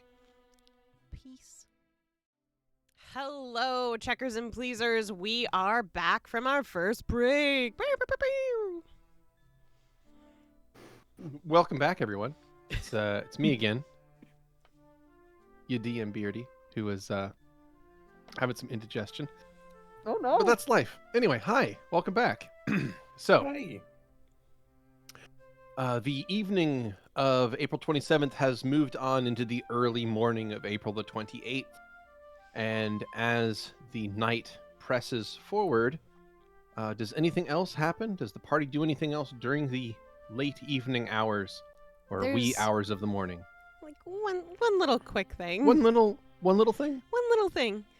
What's your little Um, thing? After Louie's done making this poultice solution that turns blue at some point after applying heat and a chemical, per Zu'lin's instructions, Mhm.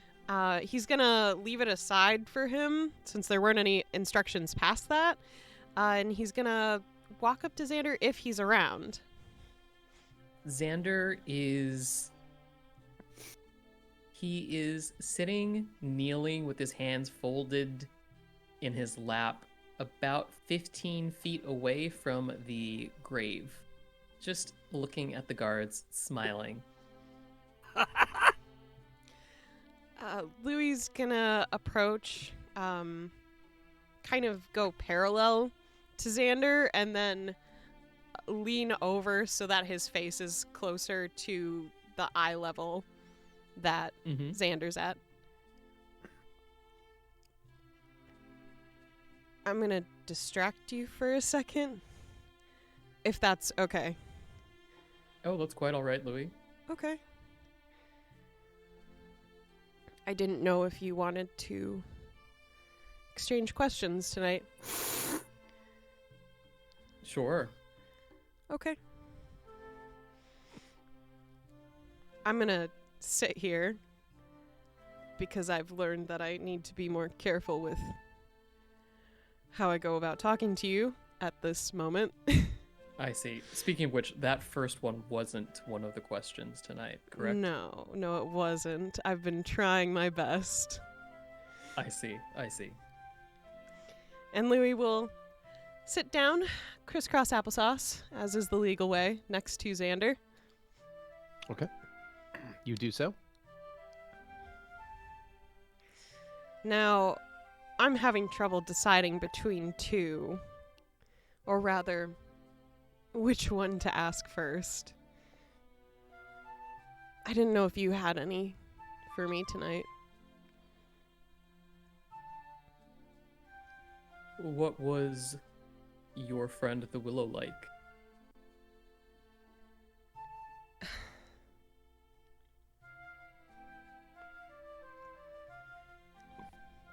She... The Willow was what I found comfort in most evenings. Well, when I was allowed to be outside, more accurately. Which often happened to be evenings. After they got drunk. And probably weren't paying attention as much. That makes sense. The tree is... It's what I prayed under most nights. To Eden? Well,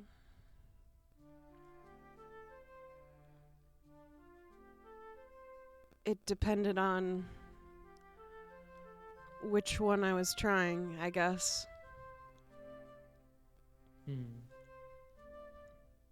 And I don't know if you could call it praying or begging.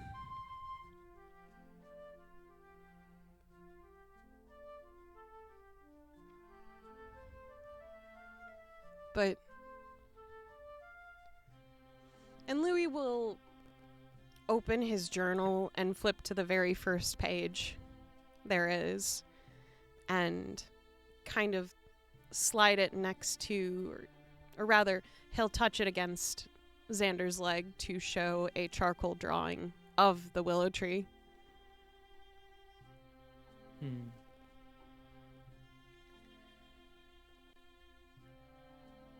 In some instances, it's a place to me. In other instances, it's like a person.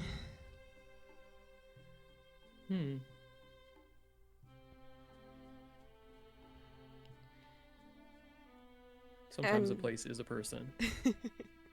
That's true, but I think it was the closest thing I had to a home back then.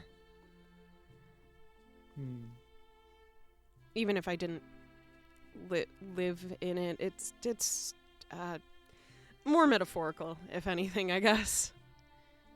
Sure. That makes sense.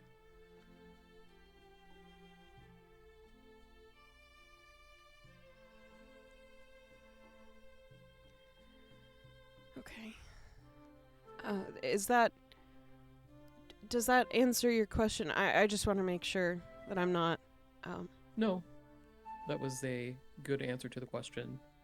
So my follow-up would be, if there was something you could say to your friend that you haven't in quite a long time, what would that be?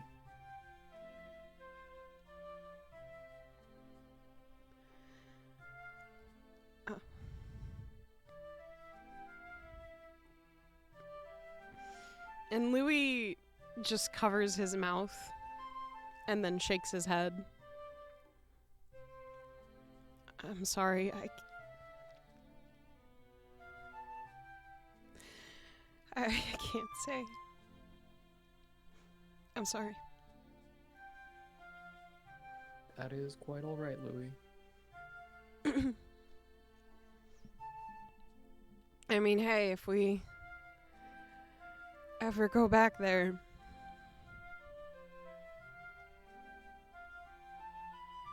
you'll know.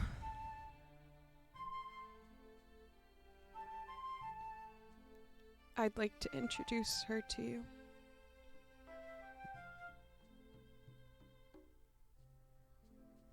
She seems great. She was. Anyways.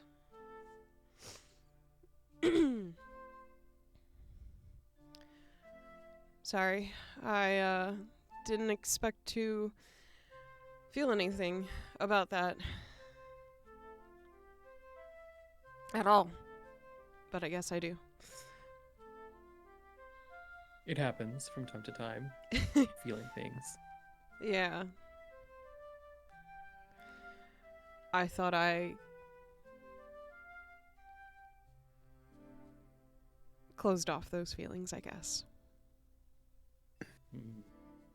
There Well, is it a seems There's a gentle set of footsteps approaching the two of you. Louie's just gonna ignore it. Okay. So I have two questions that I really want to ask, but All right. I'm not sure which one's more interesting to ask first. If you want, you could pick, or I can make the decision now. Why don't you peer into the future and see which one is more interesting? Maybe you can ask both, and then, based on my reaction to them, decide like that.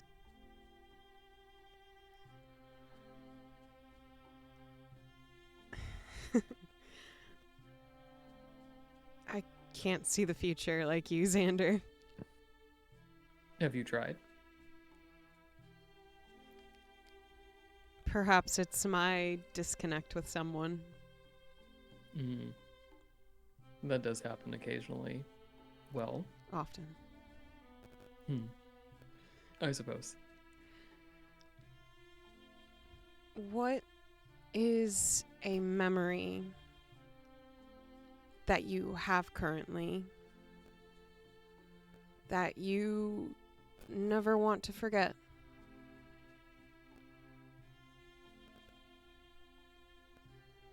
You ask a tough question, Louie, because I consider all of my memories to be things that I never want to forget, though I know that this is not a satisfactory answer to your question. If it's lame, I can ask a different question.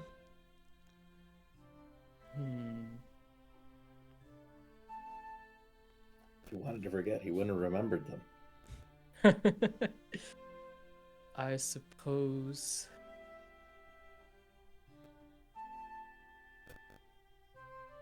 the memory of the first time I took a life.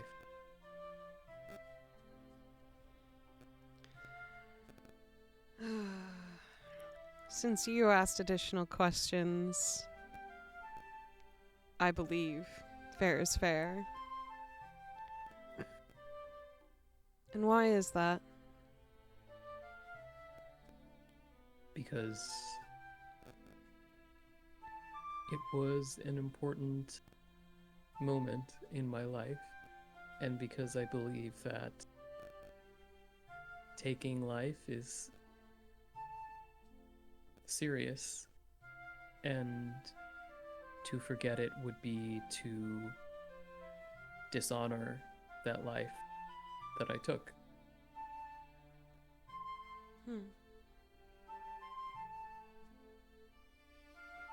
You're very noble.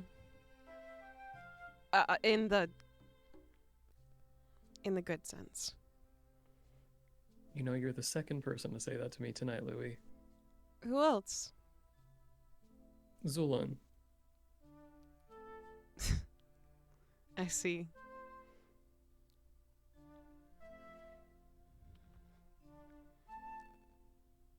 She was my caretaker. You spoke of her before. Yes.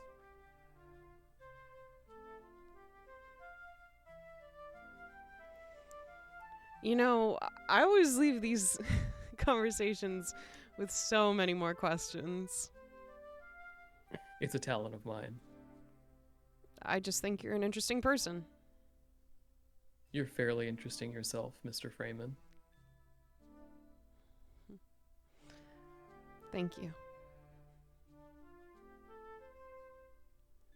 I don't really try, though instinctively I do want to say I try my best.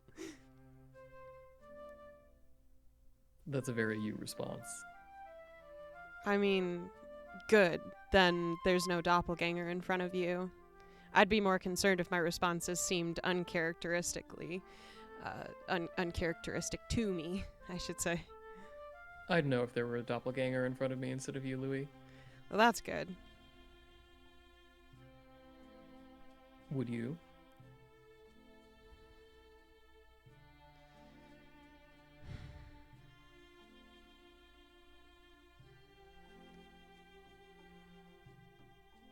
I don't know. I would hope so, but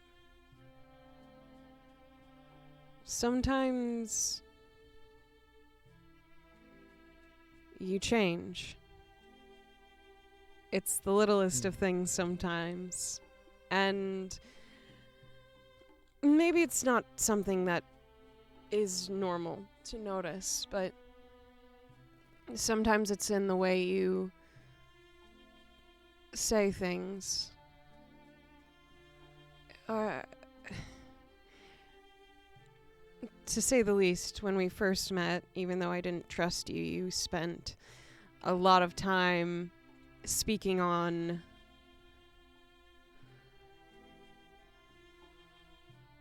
what you could say to everyone, and it took me a while to understand that, but there was a certain patterning to your words.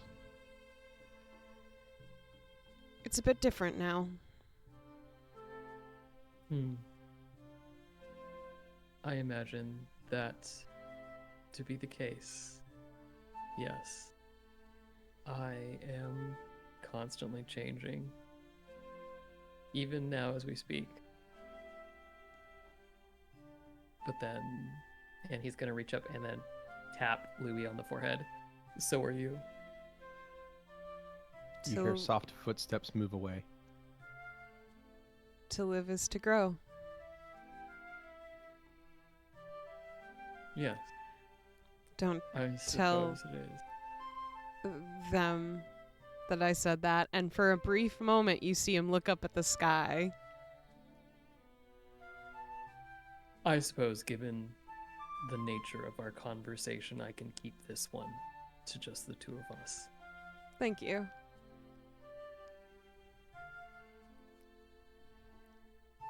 May I keep watch with you? Certainly, though I imagine sooner or later the skeleton will free itself from the grave and cause a little bit of a panic. Skeletons don't really scare me.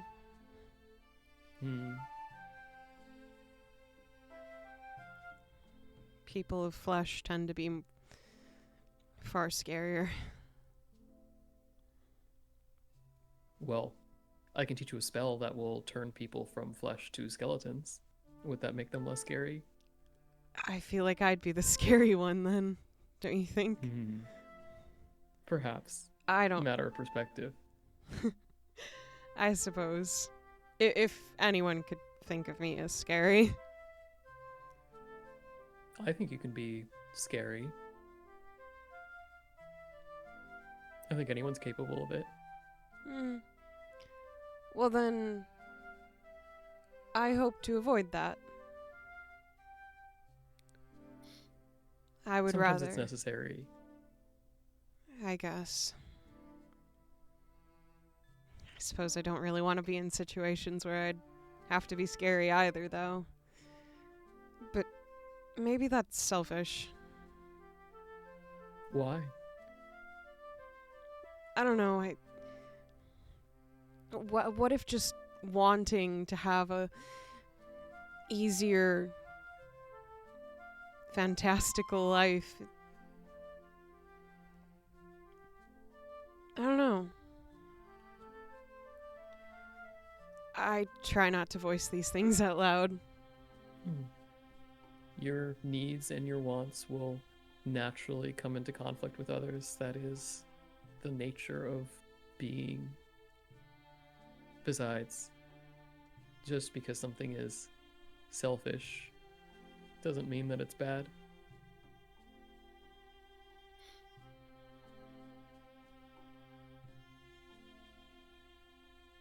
I don't want to forget the first thing I've ever killed either.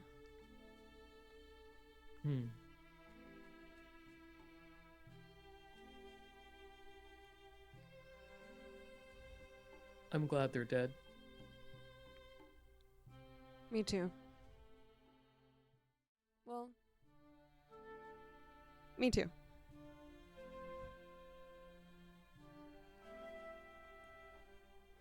And Louie will gently close his journal and He'll for a moment just lean against Xander, just touching his shoulder.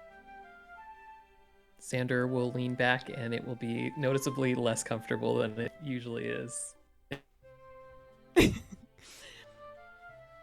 That's fine. You'll hear that little like nose air push out where someone like laughs but they're not really laughing.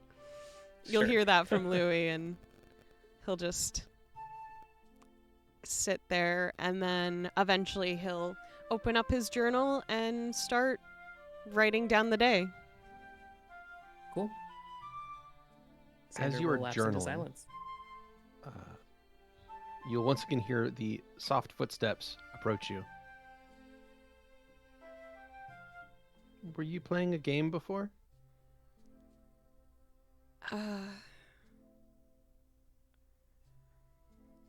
I don't think of it as a game, but I'm sure some people could consider it that. Oh. It sounded like a question game. Kind say that. of. Would you like to play? If it would not be a problem.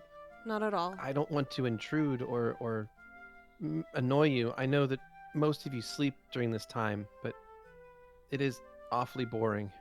I told you otherwise. I tend to not sleep at night. I don't And need I- to sleep either. Prefer the night anyways. Thank you. And Husa will walk up and sit crisscross applesauce beside you, as it is the only legal way to sit. So I guess the rules for this game is that you can ask each of us one question, and we get to ask you a question as well. And we Okay. can't lie. We have to tell the truth. This isn't a lying game. Okay, not a lying game. Mm-hmm. Not like the No. card games. Okay. Yeah. not like that. Also, Okay. you are under no obligation to answer if you can't answer for some reason. Yeah. Why would I not be able to answer? Louie just like looks over to the side at Xander. Perhaps. You know when the sun comes out and you turn to stone? Well, yes, but I don't really feel it. Yes. Well, you would naturally. be unable to answer in that moment, right? I suppose so. It's like time jumps forward. Yes, I imagine that to be the case. So if something is preventing you from answering the question, that is perfectly okay. And if an answer would make you uncomfortable, then feel free not to answer. Just say that, and that's all right as well. Okay. Who goes first? Go ahead.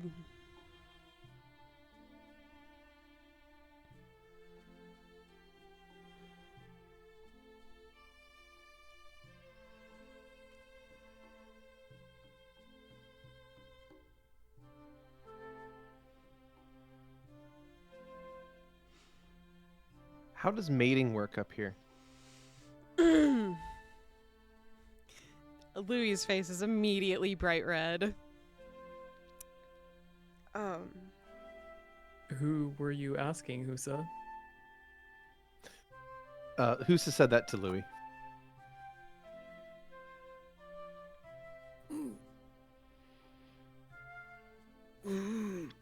You're in luck, Husa.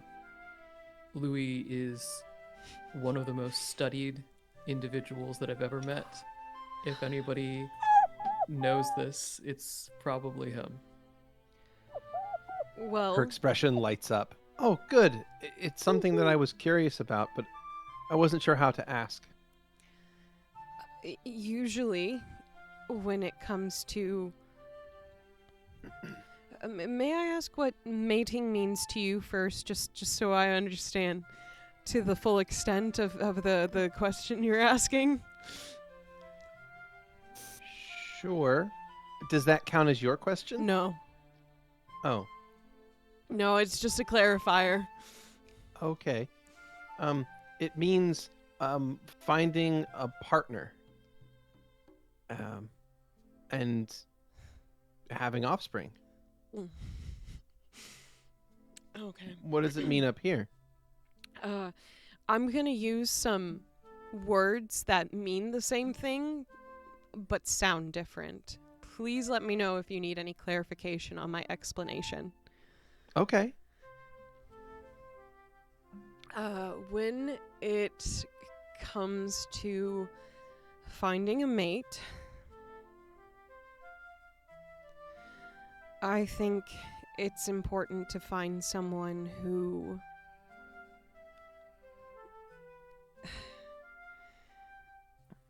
makes you feel right, even if maybe you feel wrong most days. And I'm afraid I know what those words mean, but I don't understand them in that way. let's say you have a splinter, and you just can't get that splinter out. Oh, like a stone shard. Those are painful. What if this person helps you feel like you don't even have that in you? Something about them makes you feel exhilarated and strong. Someone who and brings you comfort. Exactly. I understand. This When- is a desirable trait for a mate here?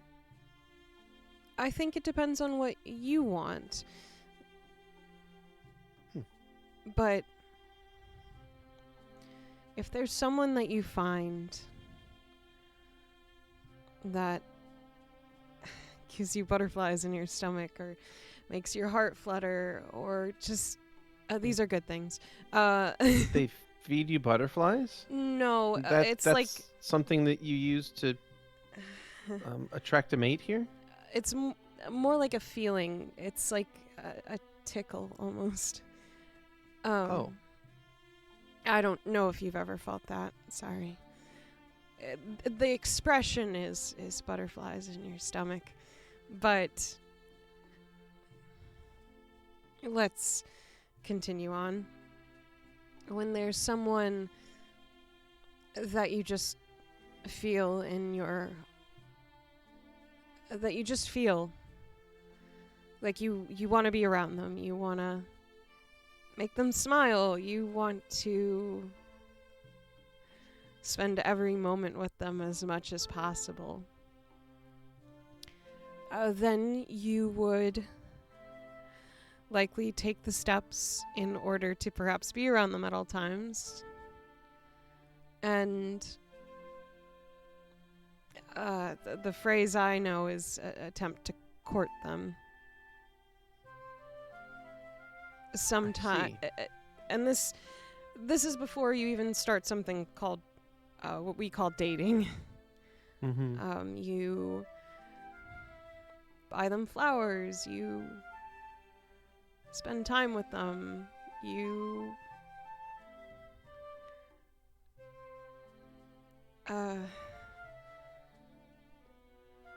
you try to get to know them so that you know your mind and your heart are in the same place.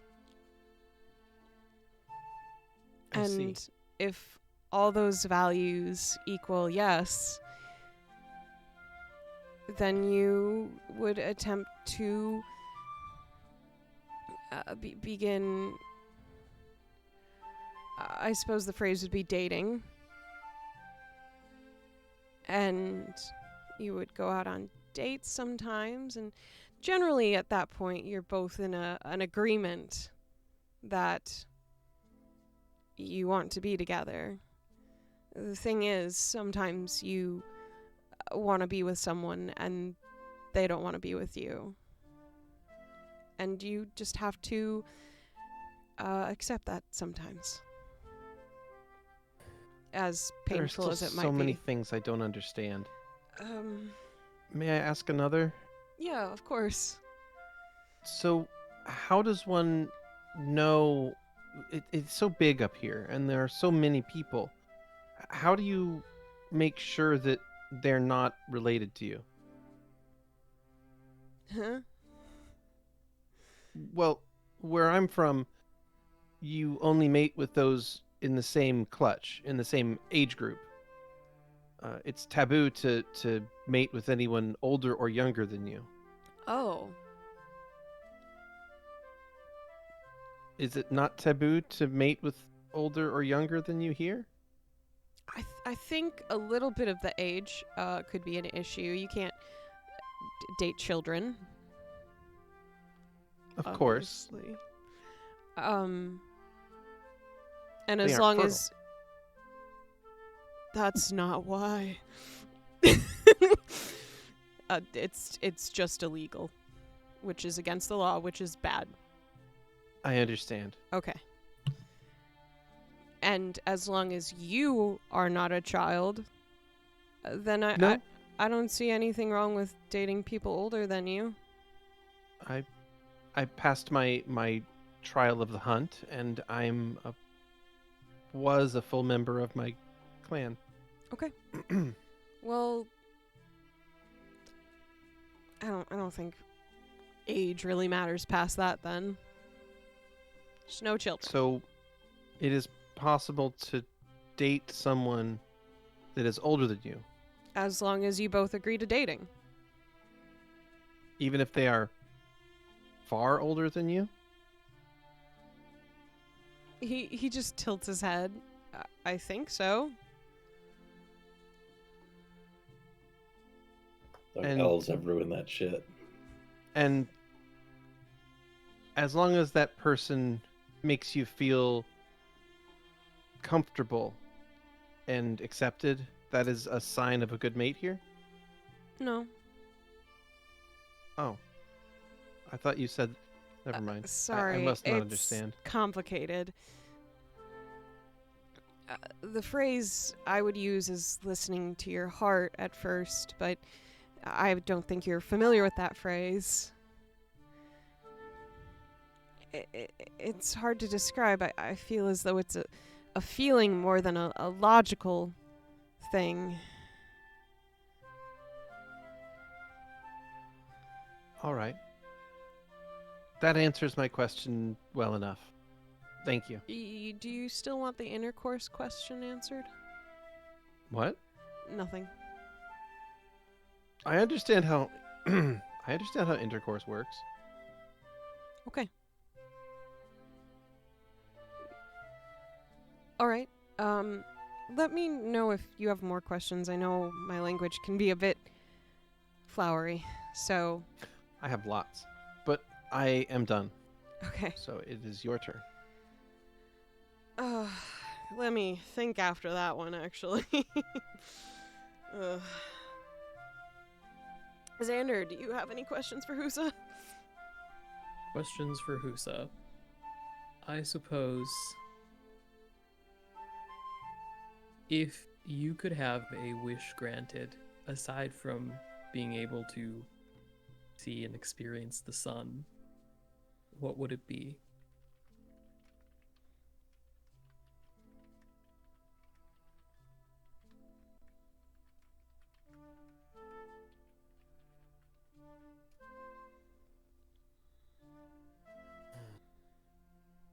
That is a difficult question. He asks very difficult questions. Part of me thinks the ability to fly would be nice, but part of me also thinks that the ability to defend my friends would be better.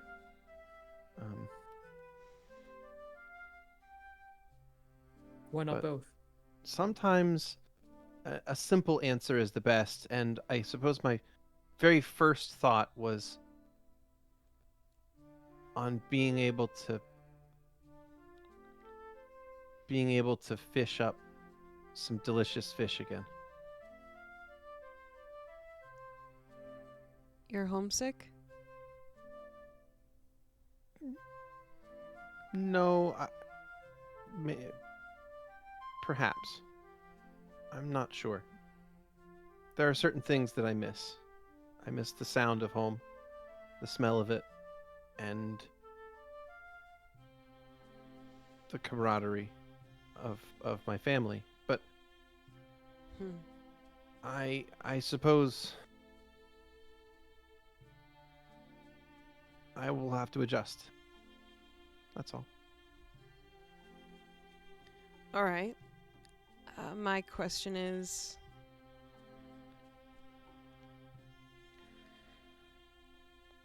do you want to live up here, or do you want to go back home eventually? I don't know. Okay. I'm still seeing this world, and everything is so fresh and new and strange and wonderful, but sometimes very, very boring. But it's because all of you seem to be awake when the sun is up. I may ask you this question again later. Okay. Who knows how long from now, but as time passes.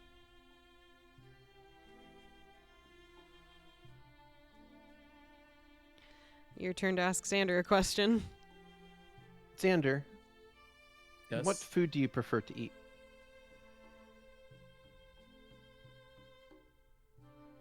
I generally do not eat very much. Disappointing. Okay. Coins, apparently. Louie's Currency. definitely making the face of, you got a question about food? However, That's the joke. That's the joke. I have discovered some delicacies, I suppose you could say, that I would like to introduce to you at some point so that you might enjoy them as well. All right. Thank you. Of course. Do we do another round, or do we wait until another night? It's got to be another night. Okay. Thank you for teaching me the rules of your game. Of course. And Louie's going to lean forward, unless Xander changes the rules. Oh, is Xander the rule keeper? He tends to be. And I am okay with allowing that. Of course, the rule keeper's job is very important. Mm-hmm. I understand. And Husa will nod to you, and then nod to Xander, and then get back up and begin pacing around the camp again. Just for knowledge, I had rolled a perception. As You heard I'm every bit of that. Okay. Good. It's good. Most of these questions, stuff is just like. It just keep Incredible. Louie will kind of shift back into a comfortable position once more, just touching shoulders with Xander and continue journaling. Yep. All right. Xander will stare Oh. off. Then time marches forward, and eventually, as it always does, the sun comes up. And as the first rays of the sun appear on the horizon, Husa is going to climb into your wagon and assume the fetal position to take up as little space as possible.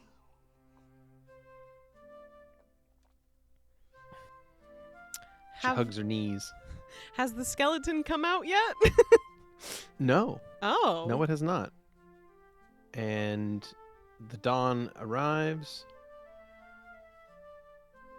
And yeah, you guys find yourselves here as go, and here we go. One petrified Husa. Right. So feel free to rest your characters, reset your spells, do what you got to do for the next day. And yeah, the day dawns on April 28th. The merchants wake up, and the soldiers are ready to go. is there anything the party would like to do before marching out that day? Yeah, good. Xander Alrighty. will go up to Mercado and he will say that the party has some stuff to do here, and that since there's no more danger from the shadow creatures, they can feel free to head on out first. No. Very well. You did indeed likely save our lives back there. And if what you say is true and that those creatures will no longer come after us, then I owe you another debt beyond that. So if we cross paths in Rosalejo, I will owe you a small reward for your help. How's that? Much appreciated, friend. Very well. All right, then we shall take these wagons and be on our way until our paths cross again. And Mercado and the caravan guards and the caravaneers and all of that stuff are going to head on as they move on toward Rosalejo. Did we just say goodbye and start heading in the same direction? Same direction. We're just Well, you waiting a guys- little longer here. Hey, you guys Okay. are leaving later, so I wonder why. I wonder why. Mhm. So, as they pull up their camp stakes and load everything up and take off and head on toward the northeast along the road toward Rosalejo, you wait a little bit for the caravan to kind of get out of earshot. And then what would you like to do? I'd like to tell the Skelly to come out. You tell the silly to come out and nothing happens. Hmm. It's buried I'll start but good. digging. Okay. All right. I'll start digging with my You magic begin shovel. digging, and after you move some of the rocks aside, you can see where like the ground here has kind of been pushed up as something has been trying to push its way out, but there's been like a lot of rocks on top of it. But now that you've pushed the rocks out of the way, a bloody clawed hand just pierces out of the dirt and begins to unbury itself, and you assist with the shovel. And a moment later, your bloody skeleton is back here staring at you. I'm gonna pat it on the head. Sorry about that. It makes no reaction to you petting it. Mm-hmm. Well, thankfully, because it was just a fresh grave, it was pretty easy for it to get out with your help. Yeah, I imagine it might have been difficult in other circumstances. So what? We just got like a skeleton with us now? I mean, have we not normally? I was Yeah. gonna say, like, Well, that and there's always a skeleton inside of you. It's true. I mean, but like, okay. I mean, this is obviously like different than Stavik. Like, you know what I mean, right? That's Is this true. guy got the name?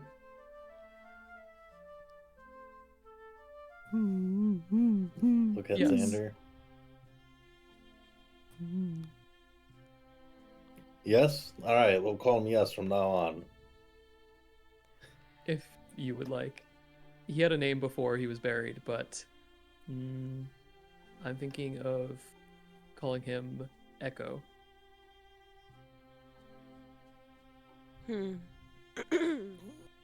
All right.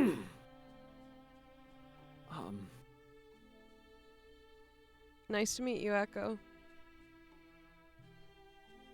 The skeleton makes absolutely no indication that it heard or understand or cared what you just said. That's Rude. okay. Yeah, I'd shake your hand, but I haven't had breakfast yet.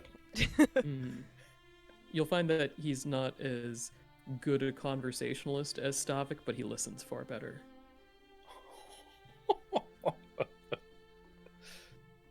Shots fired, bro. Well, That's fucking hurtful. Do you know that, right? Is it not true? Just because I may not be very good at executing what I hear does not mean I don't listen.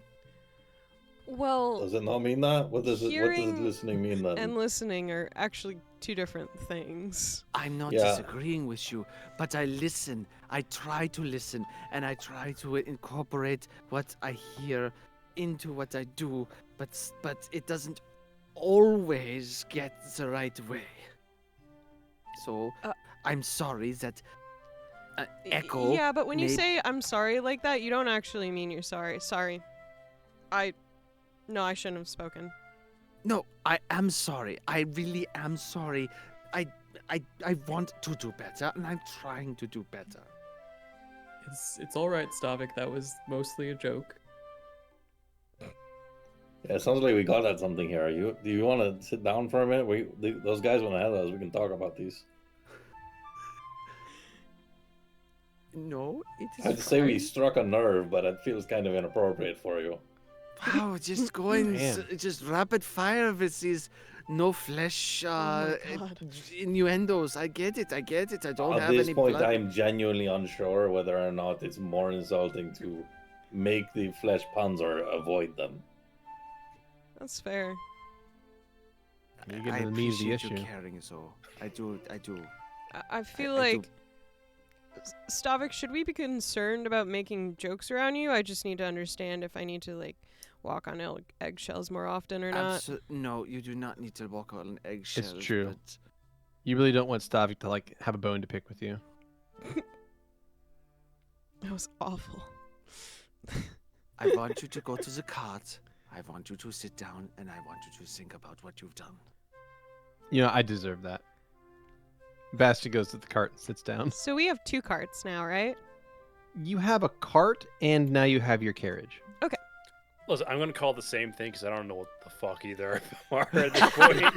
But now So we have all a our stuff back. Yay! So a Zu'lin also cart has his cart. So we have a cart, and a carriage. A cart is an open-topped, flat bed wooden thing with like a little lip of wood walls around the edges to prevent things from falling out of it. There's no roof, and you just put stuff in it. It's pulled by a single horse. The carriage is like a full big wagon with an enclosed internal space with 2 bench seats. It can hold 4 people, and then it can hold 2 more people on top. Did and, we like, get the our driver's horses seat. back? No. Oh. Nope. Oh. Oh. R.I.P. How many skeletons does it take to pull a wagon? Ask Xander. Oh, Are you we funding offering, you? Stavik? Oh yeah, I guess that's a good question too. Yeah, Mush. of course I would offer. So that was kind of implied. As we got 1, we have 2. It seems like we could. I mean, we have. He looks over to the other skeleton. We currently have horses. Yeah, we've got a couple of how many horses do we have? I believe we all had horses that we obtained Yes. from Saraibo. We each have 1. Oh, okay. we acquired. I nominate my horse to be part of the carriage pulling team because I can't do another day riding that thing. I hate it. so The carriage much. can support 2 or 4 horses. Well, hell, why don't we just put them all in there? We at least need 1 for the cart. Can the cart take 2? No. Okay. So one of them has to be ridden. Yeah. Okay. Or it follows Like- behind. We can just tie a rope to it or something. Yeah, you can tie a rope to it and tie the rope to the back of like the carriage, and it'll follow you. I mean, Okay. All right. So, yeah, you guys can get on the road then. No biggie. Everything's So, settled. We're all good. Y'all ready to go to Rosalejo? Finally. Yeah, let's get on the road.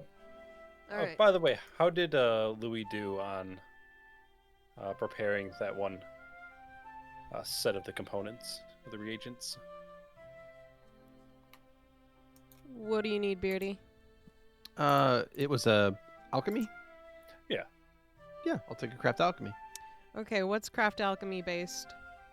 Intelligence. Intelligence? Oh, cool. I got Unnatural got it. 20. Hey! Damn, another dirty 20 tonight. It's a lot Guys of are getting those. all the dirty 20s in. Okay. I'm just waiting for Beardy to say, "Oh, let's fix that." And then I hear typing noises. Just hear typing. It's like, nah, you crit failed. Oh, okay. What? It's like, that's weird. I thought I had you set to only roll 4s. I will say this again. There is no rolling dice bot thing to change your rolls. That simply does not exist. I know. No, it really doesn't exist. Anyways, we get on the road. Yes, you get on the road, and Louie, you do a pretty dang good job for an untrained alchemist. You put together some stuff that isn't terrible. Mm-hmm. Congratulations. Mixing a poultice and putting liquids in another thing isn't the worst possible task to be given. Well, in that case, Zu'lin will box it up and basically wait till the next available time to create the entire concoction. Yeah. All right. All right. Well, you do your best to rush to Rosalejo. You think you might be able to get there by late night on April the 28th if you guys really push. Otherwise, you could make camp at regular time about 15 miles outside of town. But basically, like, your normal travel day ends and you're 15 miles from the town. So you could push a little extra hard that night to go on through and reach there pretty late at night. But you could potentially get there on the 28th. Or you could camp out and get there at like late morning on the 29th. Interested in pushing, everyone? I mean, it seems silly to camp right outside Yeah. town and be like, man, I sure wish I was sleeping over there. Yeah, I mean, it's like you could effectively like see the town on the horizon from where you're Might as well at push right now. it. Push it. Okay, cool. Push it real good. I was gonna go for to the limit, but Oh, that okay. also is valid. In that case, you guys push it and you arrive late night of April the 28th in the city of Rosalejo. We wave to the people we pass. The fucking Oh, yeah. merchant. Where's the skeleton? Yeah, we do pass them up, don't we? Where is your skeleton? It's inside, of course. I would also like to say that Xander pulled out a set of black robes and he sets it up, wrapping it so that it looks kind of like Stavik. I was And gonna he'll say, pat it on the that's head Stavik's afterwards. thing. Mm-hmm. Uh-huh. Wonderful. Don't worry. This is just in case Stavik dies. We don't feel any trauma. Right, just like when the Herald dies and you replace him. You know, if anything happens to you, Stavik, you know, we're gonna need a Perfect. frontliner. This is the third Yeah. herald. So if Xander dies and Stavik dies, that makes Echo There the you new go. herald. Yep. You're right. Oh no. As we're rolling along, Stavik will actually talk to Xander. Xander, I miss seeing the skeleton in the robe. I have questions. Mm-hmm. Does Echo there's no soul in there at all, correct? It's not like screaming and nothing can't respond or anything, right? Oh no, he's certainly screaming and nothing can respond or change that about the situation. But Echo here, the reanimated Oh. bones, is not screaming. Oh, okay. Hope it- that helps. No? Yeah? Oh, wow. You answered a question I didn't ask necessarily, but Yeah, we really need to fix things. Oh, I know. I've been Really trying need this to fix entire things. time.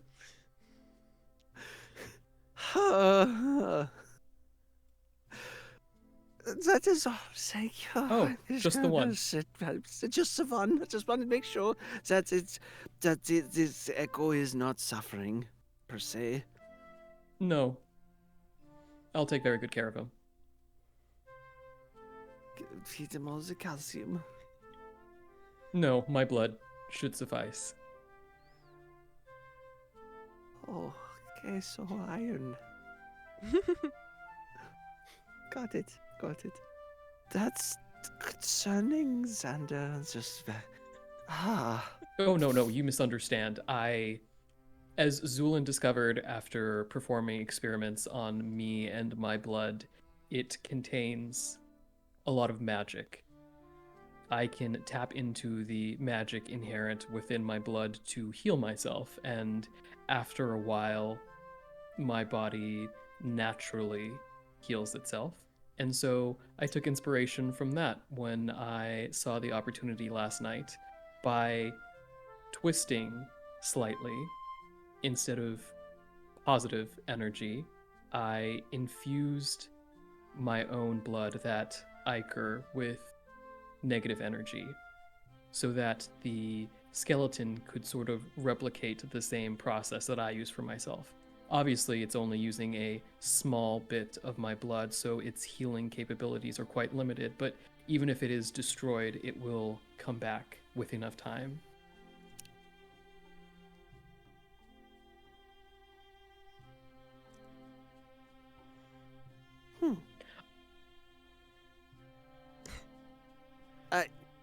We'll talk about that in the future.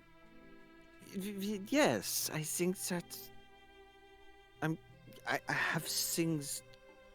Yes, talk later. Mm-hmm. He's just gonna sit there.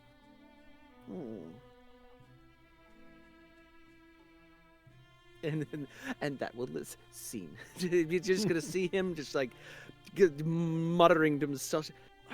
Maybe. Well, as I said, you guys push yourselves beyond where you would normally camp for the night, and you make it to the outskirts. In this case, technically the district you make it to is called the Furrows, as you arrive in the city of Rosalejo. We made it! Welcome. Hallelujah. We finally got to it! Yay! It only took Yay. all of the time. Yeah. Yeah. So you arrive in the Furrows district at the outskirts, the southern edge of Rosalejo. The city itself is built between and on two hills.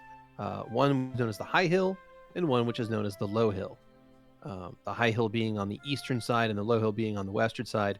And it looks to be the oldest part of town, like the original heart of the town was actually built in this lovely little gully between these two hills, sort of in the lowlands that were protected from like the winds of the plains by being nestled between these two hills.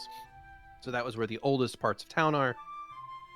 But since then, it has expanded in every direction, covered both hills, and then the downslopes on the far sides of those hills, and then out into the countryside beyond.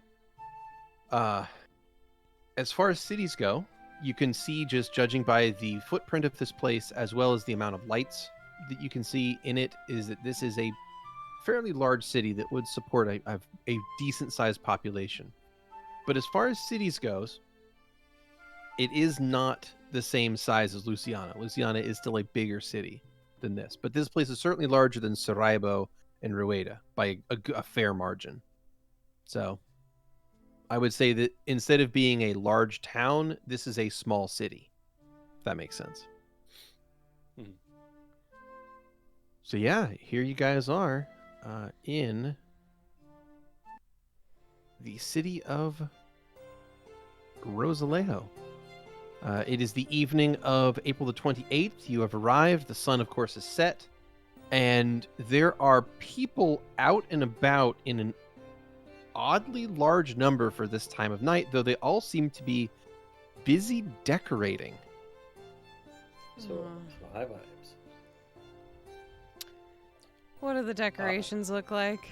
I guess second Prunia day. Amazing. Well, Beardy? As your caravan group heads into the city here, you look around and you see these people are putting up decorations. The decorations mostly just look like flags, largely like bunting for the colors for the nation, which, and if my memory serves me correctly, are green and gold. No. I believe it's really black and gold, at least Black for the and gold. royalty. Oh, it's black and gold for Burgos? Yeah. Damn, I thought it was green and gold. I'm so sorry. Shit. Well, time to go to the wiki and change it. No, it's too late. Louie's made a comment on this before. I think it is black and gold on the wiki. Yeah. That's why I'm checking. Yeah. But don't change it, because we've already established that yeah, in the game. yellow and black banners of the royal household. Okay, mhm. yeah. I check that page like every day, Beardy. Don't worry about that's it. Fair. That's fair. Apologies. Anyways, check out the wiki if you want more information. and check out the on wiki. Check, Sometimes Please. the person that writes it forgets what it says, but that's why we have a wiki. But it's great. So, They yes. ordered black and gold, and they got all these green and gold. I'm like, why Yeah, are they got these doing green It's and like gold that ones. really dark green, though, to where you're like, is it Mhm. green? We could pretend. We're like, oh look, we put up black and gold banners everywhere because the royal house. And they're like, those are definitely green. Is- Those are- Is it I'll a... risk So- that, man. So there Someone's- are. Go ahead. I was gonna say someone's just colorblind. That's all. Yeah.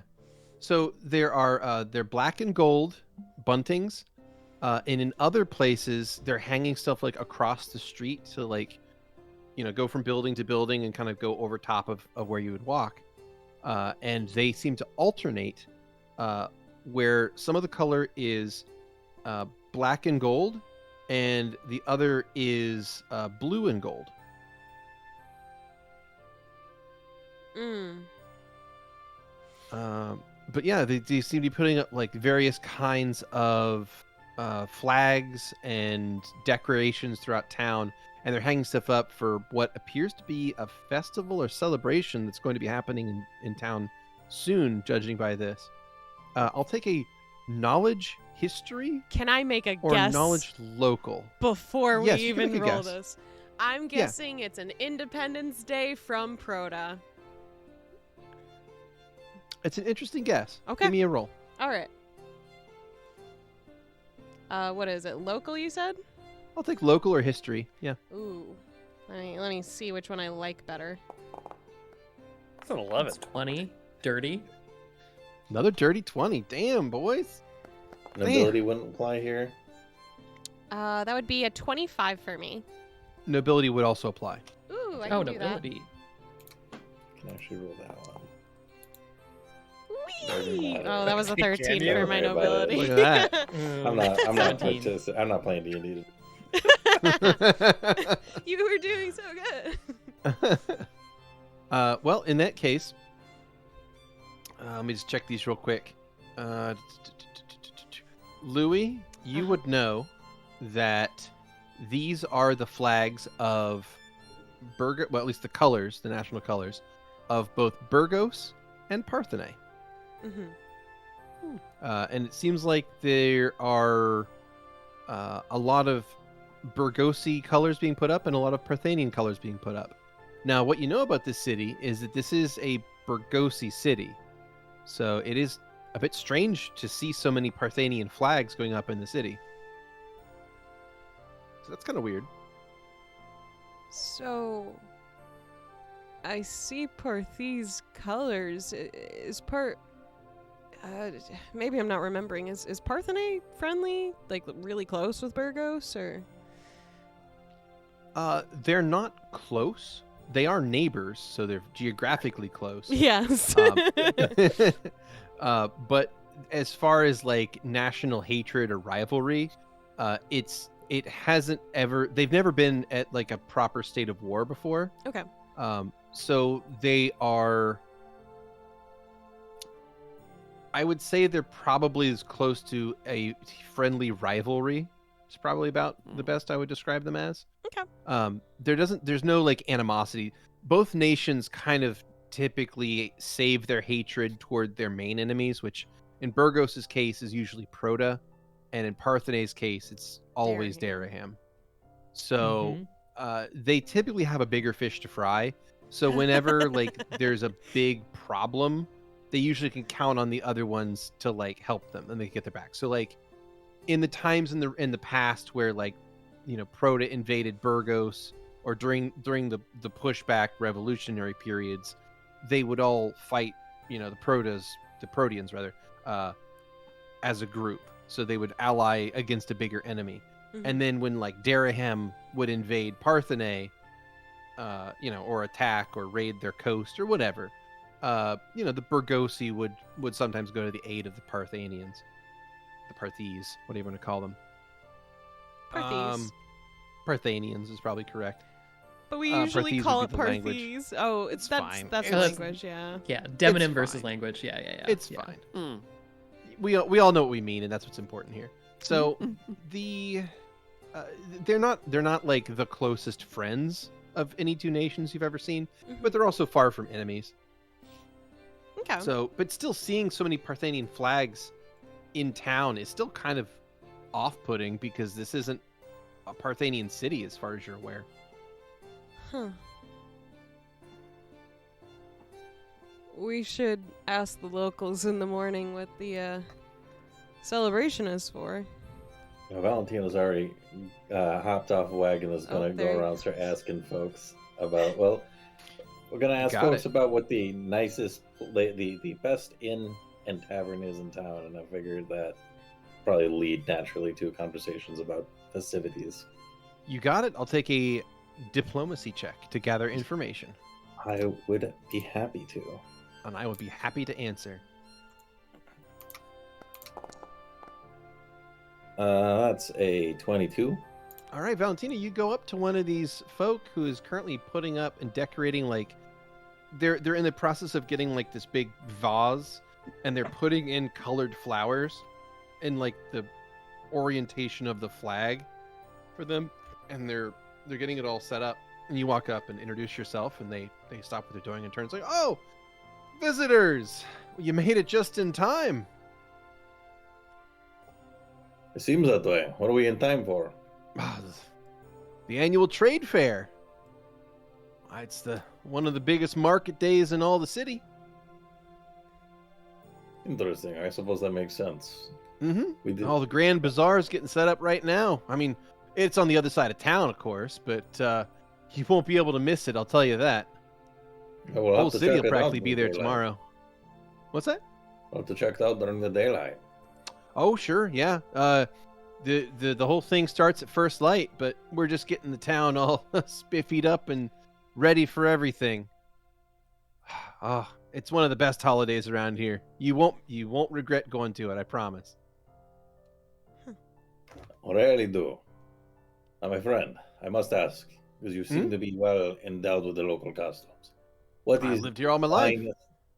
Excellent. What is the finest, in your opinion, drinking establishment and possibly inn in this town? Preferably All over Osmech. in, please. Right. Oh, If it can also be an inn, that sure. would be great. Yeah. Oh, you want to go to the border house? No Excellent. question. Excellent. Yeah. Thank you, my friend. You can't miss it either. Just head right in the center of town, into Old Town there. It's on the north side of the square. It sits across from Gil's Cathedral. Yeah, St. Gil's Cathedral. Some people just call it Gil's. It doesn't matter. Across from the big cathedral building, there is an inn there. You can't miss it. It's the biggest building in the square, aside from the cathedral. Of course. Yeah. All right. Well, you have a great trade festival.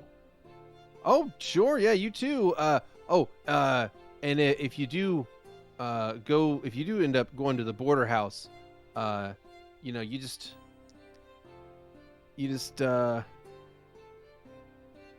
You just let sorry. You just little Delphina know that I said hi. Will do. We'll head over in that direction. Lead the way, Valentino. Yeah, I mean, I'd be happy to do so. Head towards the temple and see if there's any other obvious buildings around there. You got it. So you guys make your way into the town center, and it is in fact a big old forum square here. It looks like a lot of the make a knowledge history here. Let's see if you guys can pick this out. I'll also take a knowledge engineering check too. This would also be That is a available. nat 20. Oh, Nat 20 from Xander.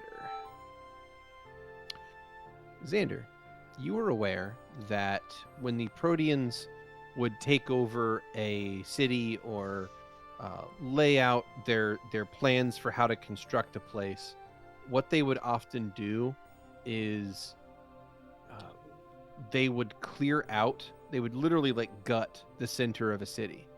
They would like clear out whatever like living houses or apartments or whatever were in the middle of a place. And they would just take all those buildings out and they would have an open forum in the middle of town to conduct civic business. And one thing that is like a clear indication that a city had either been occupied or constructed by the Proteans is the presence of a large city square like this. And the fact that this cathedral is sitting smack inside it is a dead giveaway that it was probably constructed after the occupation ended, possibly as like a celebratory gesture to put something in the middle of the forum here rather than having it open as civic space. Perfect. Is it clear what kind of cathedral it is? Yes. A big one. It is a big one. Yeah, that's a fair one to put. But yeah, no, it's St. Gil's Cathedral, and it appears to be actually a cathedral poured. Let me make sure I didn't get this incorrect.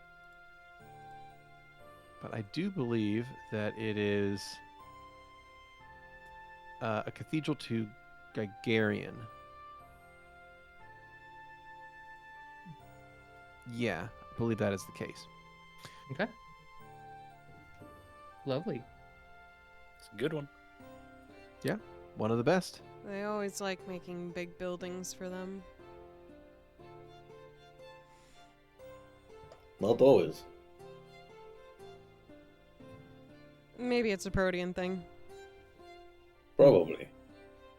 Bigger in Proto. Well, sometimes, but They sure like to think so.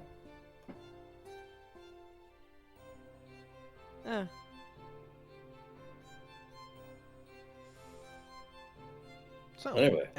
as you look over this large cathedral that has Gigarian symbols on it, you can look across the way to the north and see the largest building in that forum otherwise, which is located just to your north.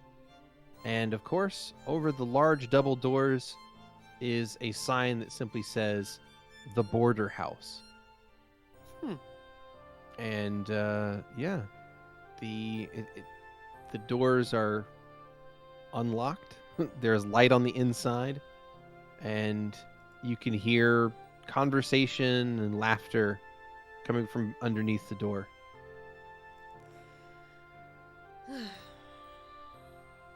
Valentino wants to bust in the door playing his lute. Give me a perform check. You got it. But also, before we get the results, is there already music playing? Is there I was already music playing? No. Sweet. Dang. I was gonna ask, and I was like, you know what? Unless it said that there is, then there isn't. Fuck You you. hear it's mostly just the sound of like conversation and like joy, like gregarious, joyful laughter. So it is Got people it. cutting loose and enjoying the beginning of their holiday. That was a nat 20 Let's for a fucking Beautiful. on that go! Valentino, we don't normally do this outside of combat, but I want you to put spice on these dice. Mm-mm-mm. Oh yeah. So like the doors kick go open. into this. Before you get into this, I just want you to know you can go as hard as you want. Oh, I intend to. Have fun. So like everyone's having their chatter, the doors bust open, and for whatever reason, everyone goes silent. And there's just this lonely Spanish guitar riff as Valentino kind of saunters in one step at a time. Crash zoom. Once he's got like everyone's attention. Ah, I see I have your attention. Thank you. I hope everyone is ready to have an excellent festival. Because the great Valentino has arrived. So the festivities can really begin. And then he's gonna hop up on a table and just start busting ass. You see stretched before you a good-sized common room. There's probably 75 people in here drinking and carrying on. There is a stage, but it was unoccupied, but you're sitting on a table, so it's still unoccupied. You're making your way like down a table as you play, and people are still just locked eyes on you, enraptured, as you play your song. He'll like Behind make his way to the stage, like across the table, and then like walk along the tops of chairs, along the back of the chairs to a next table, and kind of as he's playing. Yeah.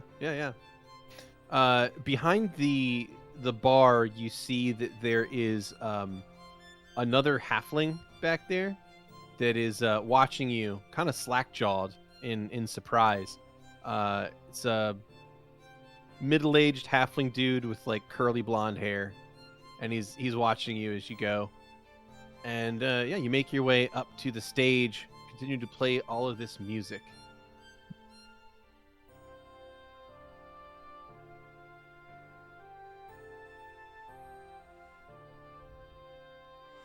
What does the rest of the party do? Stand in awe. Louie will kind of like skirt his way edge of the wall of the tavern, but he's actually politely clapping in time to the music that Valentino is playing. It's just he's also trying to not draw any attention to him clapping either.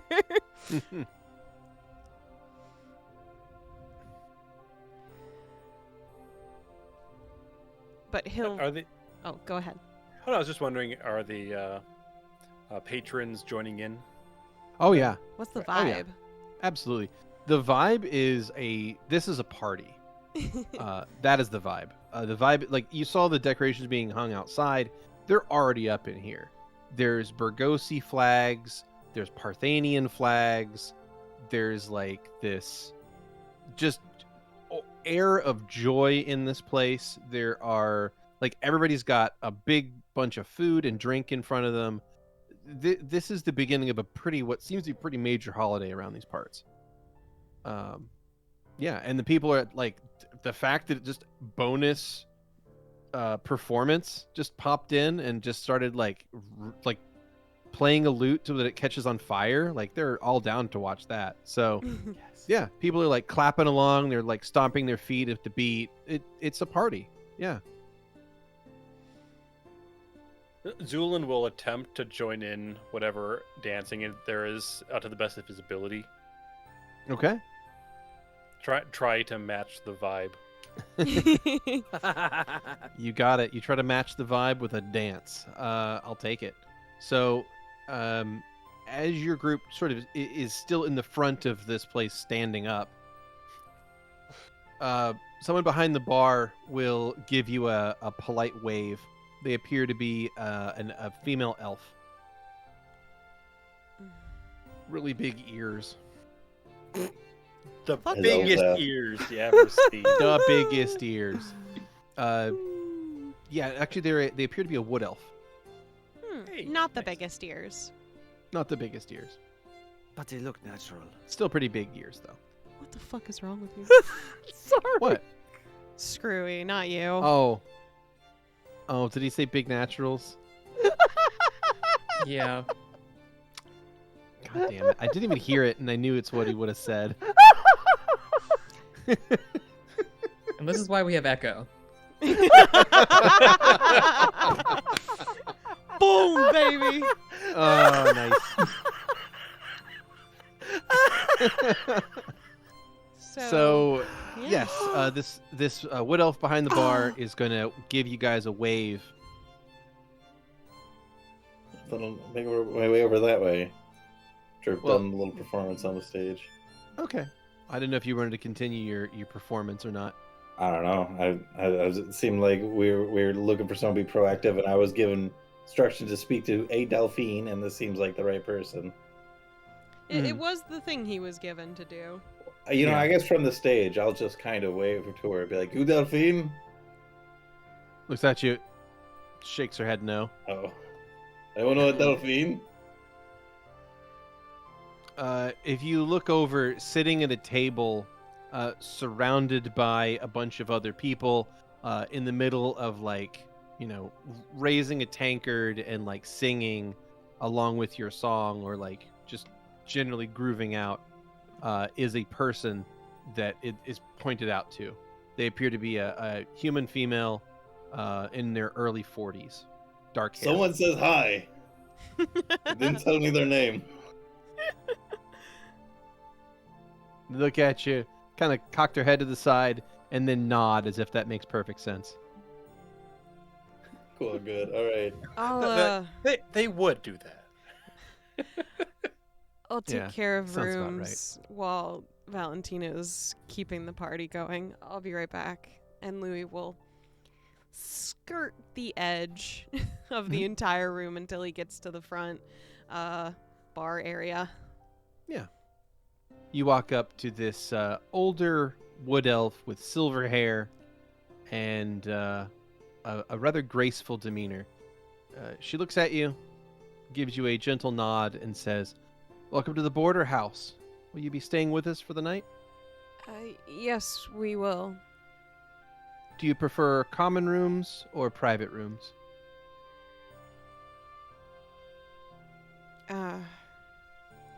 Some of us prefer private rooms, but I don't particularly care if I get everyone a private room, but I should ask first before I make assumptions, if you wouldn't mind just a moment. And Louie will cast a little butterfly and send a question to Xander. How many rooms should I get, and should I do any people in common room? Could you ask around you? Louis would like to know the number of common rooms versus private rooms for all of us. I mean, I'm kind of getting a taste for the nicer things in life, so Oh, I got say money it to so, burn, Bastion. so private room for me. Are you sure you're feeling okay? Yeah, I mean, I just got a pocket of money to burn through, that's all. Interesting. Are you sure you haven't been replaced by a doppelganger? No. Guess you gotta Concerning. stab me to find out. Perhaps later. Just now the So kidneys, he'll never that's- live it down. So that's one private room. How about yourself, Valentino? Oh yeah, sure. It's good. Sounds good. Great. Stavik? I'm not necessarily partial to either. It doesn't matter to me. I won't be sleeping much anyway. I see. Zu'lin? No private room required. And Zu'lin is kind of just doing this not greatest dance, but it kind of mimics what other people are dancing like. He's the That's so shepherd cute. dancer. Yeah, Let's imagine exactly that. Just doing the shepherd. So it seems like Zu'lin and Stavik would share a common room, and the rest of us will get singles. He'll send another one really quick back. What of Husa? Whatever. She's awake right now, right? It's the nighttime. She can stay in the common room. All right. There's 3 common room, and then 1, 2, 3, 4. I think 4 private rooms. All right. Well, on account of the festival tomorrow, our prices are maybe a little bit higher than most travelers have expected. So, common rooms tonight are 1 gold. Private rooms are 10. I can take care of it. It's Trooper. And he will put down the set amount of gold, All right. which is 43. 43. So take out 4 platinum and okay, you got it. Yep. Good. Cool. So yeah, you plunk down your money and you slide it over. This person will glance over it, make sure it's the right amount, and then we'll put it into a lockbox behind the bar, and then say, "Welcome to the Border House. My name's Miss Navarro. If you require anything, I am only a bell ring away." And she'll point to a bell hanging on the bar that has like a little pull cord. But can I get you started with any drinks or food? We have a fairly decent menu. I've been working on it for about the last 100 years. So I think it's pretty reasonably good. Our drinks are the Rosalejo Red, a local red wine. It's considered bold and fruity. It's our house wine. We also have River Ale, of course. It's dark, kind of a malty beer. It's also brewed locally, but not by us. We buy it in bulk, though. There's, of course, for the trade fair, we did import in a large amount of Parthenian pear cider, if you're interested in trying that. It's typically referred to as being crisp and sweet. And then, of course, there's the Willow's Nectar, which we get from Pinterest. It's a honey mead. Does any of that sound appetizing? Just so you know, your first drink as well as your meal is part of your order for the beds. All of them? Well, each person staying gets 1 drink and a meal. Right. As I part just of wanted it. to make sure the common room ones were included. Yes, Okay. even the common room ones. Yes. Wow. No one leaves here hungry. Did you say Willow? A Willow's Nectar. It's made by the beekeepers up in Pinterest. It's a honey mead.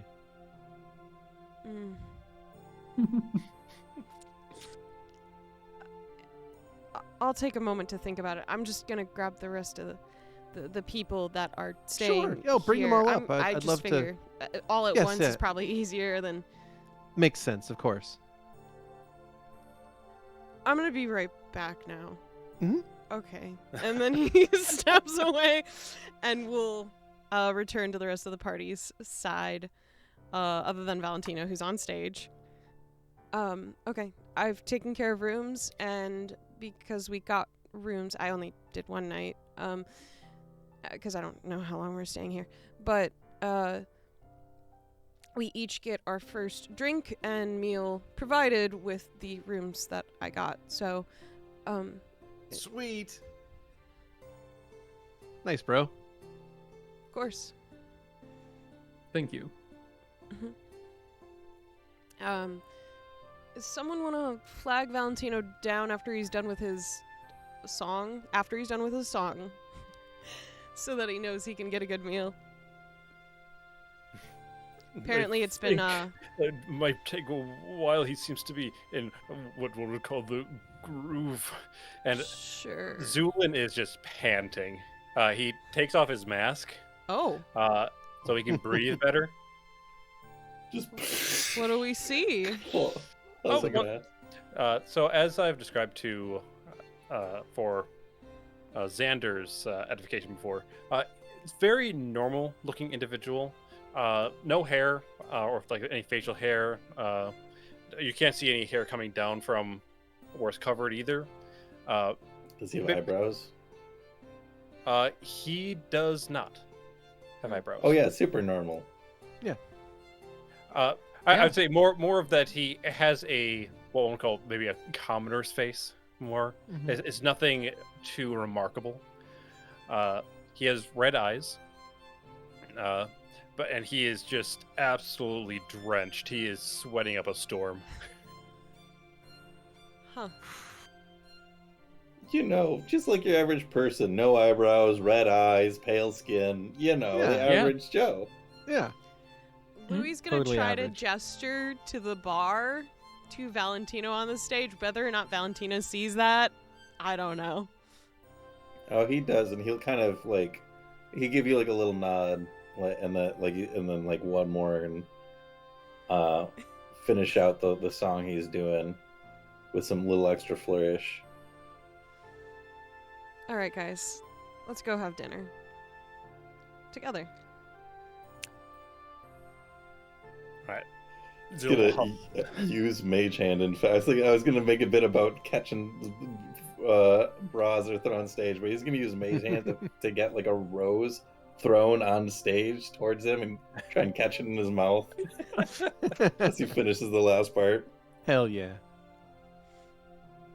All right. So Okay, you make gotta be on it. you make your way back up to the bar, and the barkeep there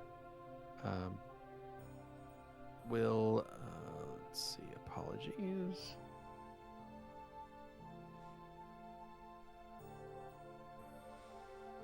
Great set, Valentino. Like it. Yes. Miss Navarro, the elf, will ask for your orders. Oh, I have to know what the specialty is, of course. Oh. Well, our specialties are the house wine, known as the Rosaleja Red. It's made in a vineyard just outside of town. It's considered bold and fruity. It is our house special. We also have River Ale, which is a dark and malty beer. It's locally brewed. We buy it in bulk. And we also have the imported Parthenian pear cider. And there's also the Willow's Nectar, which is the honey mead we import from Pinterest. What can I interest you all in? Well, I will say for the drink, I can't turn down anything Parthenian. They do know how to make their drinks. Oh yes, it is. It is crisp and not too dry. So enjoy. And she will take out a glass bottle and pop it down in front of you and slide it over. It has a little, label attached to it. It looks like a pear wearing a blue cloak. Nice. I've And never. he'll just like down that. He's just panting. Mm-hmm. Maybe you should have it's- water. It is crushable. It is actually a very good cider. And it's surprisingly cool, too. Smash the bottle in your head. Just cuts like all over your forehead. I've never been a fan of pears, so I think I'll skip this one. Well, I'll take the usually nectar. something- Oh, sorry. I'll take the willow too. Very well. 2 Willow's Nectars. And she takes a mug and fills it from a tapped keg behind her, and then we'll set it down in front of the two of you, sliding the tankards over.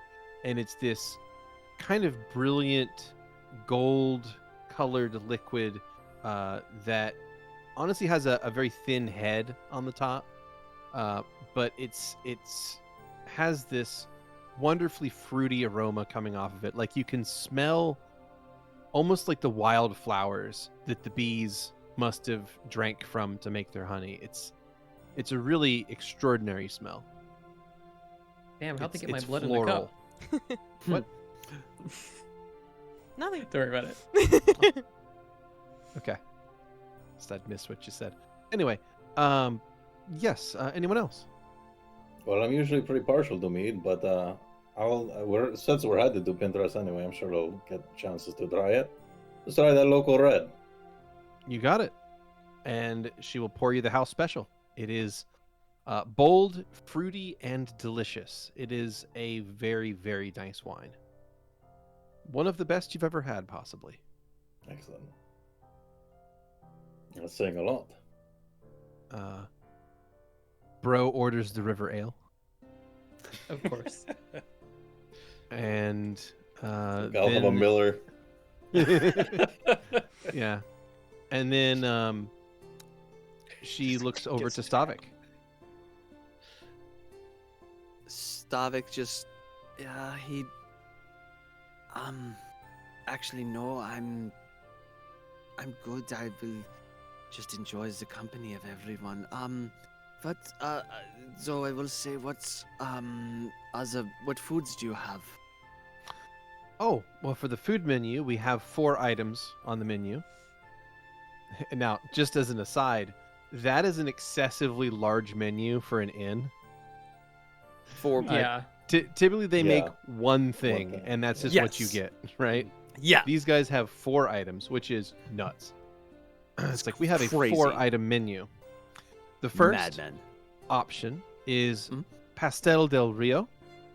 It is a fish-shaped flaky pastry filled with river trout, caramelized onions, and herbs. The second That sounds so good. Let him The talk. second- is the Puchero Burgosiano, which is a hearty stew made of chickpeas, chorizo, and vegetables. The third is a fig and cheese plate for those who do not partake in meat. It is a healthy selection of goat cheeses served with fresh figs drizzled with honey. And the last one is known as simply the Traveler's Platter. It is a meal of cured ham, crusty bread, olives, and pickled vegetables. The olives. Fuck, my character's gonna be eating better than I am. Okay. Oh, No, he that won't. sounds so good. Stavik. That's- Stavik won't be eating this stuff. I mean, Oh, that's Go ahead. right. No, that's fine. No, that sounded so good. The thing with the first the trout. yeah, the The Pastel trout. del Rio. Yeah, Fuck, Mhm. that sounds very, The- very a tasty. fish-shaped pastry. Come on, Oh. who doesn't want that? I'll I mean, have the also- fish. The fish. Very Yes, well. please. Second. Different I show. will actually get an order of the fish for a friend. Husa, what do you want? Who's is not in here? Oh, okay. Where did she Yeah, fucking for go? Husa. Who's is staying in the carriage because she's Who's Uh, missed the worried. music? Can't believe this. yeah. I'll have Kirsten missed the music. Echo stay with her. That'll That'll make be- it Oh! better. That'll be great. Wake up, Stavik. What are you So, doing? do you know the Doesn't- question game? Oh. Oh no! Yeah. Hmm. Who's just trying to play cards with it? It's like you're a really yes. good liar. Go, David. I'd like Your a, friend beat me plate in of every card game I know.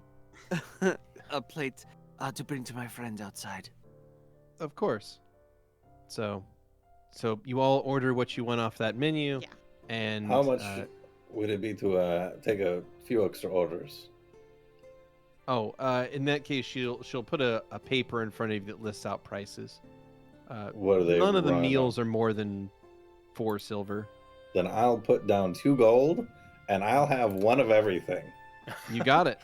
How very halfling of you. Yeah. That's, I mean, Yeah. I was like, Grem in this position would be sitting there for about 15 minutes, like, oh, that all sounds so fucking good. And I was like, Valentino wouldn't even fucking choose. He would just Yeah, be it's like, like all of there's it. Then, no obviously. there's no picking. We're just getting everything and Mhm. tasting it all.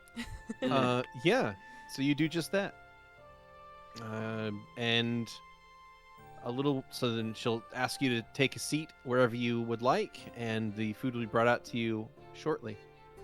And as you all find a place within the border house to sit down and enjoy a meal as a team in a city that you've finally made it to, that is where we'll take our second break. Hello, checkers and pleasers, and welcome back to Check Please. Hello, hello. And away we go with the party here in Rosalejo. Finally. The You party guys are in at the party. Yeah, you guys are in the border house, and you have gotten yourselves some lovely rooms, gotten yourselves served some delicious drinks, and you have found yourselves at a table all to yourselves in this happening place. A little while later, a human male looking to be about 20 or so, kind of rugged looking, actually has like a weird scar on his face, will walk up, and he's holding a big tray, and he sets it down on your table, and it is covered in food. Pretty much, I think, just the fish pasties, right? Like, Well, that and gives- Valentino's entire and Valentino's full entire course menu meal. order. Yeah, but I think everyone else got the pastel del Rio. Yep. So yeah, shitloads of fish pasties, and then one of everything else. So he lays it out and tells you to enjoy your meal, and takes the tray away and leaves. Started to say fish pasties. I was like, fish spaghetti. Not fish pasta, Fish scatty. fish pasty. Yeah, like Quite a British scatty. fish. pasty. What's up? Stavik brings the fit pasty out to the cart. You step outside into the cool evening air. You head outside to the cool evening air, and you take your first few steps outside of the border house holding this fish pasty, and you see your wagon, your cart and your carriage parked nearby. Doot, doot, walks over. Doot, doot, doot. You walk over and you open up the door to the carriage, and inside you see Husa playing with a deck of cards. Husa, Mhm. I knew you were out here, and I didn't want you to miss out. I brought you this delicious fish dish. It's know bread. It's actually, shaped like a fish, but that's bread. the fish is inside the bread. You make bread with fish inside? Try it. Stavik, Yes, would you sit with me for a moment? of course. You step inside, close the door behind you, sit down I on can't one of the help bench beat seats. Echo at this card game. He's unbeatable. The bluff face is incredible. Every Who's, hand, she's just like, "What do you got?" Oh God, I'm so nervous. All right, I fold. Continue, please. Husa will take a bite of this fish pasty, and it's she chews it a few times, and her eyes light up. It is fish.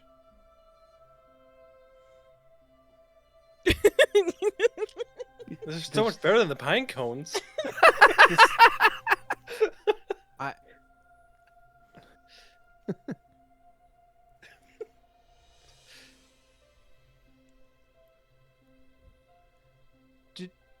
Do you have a moment?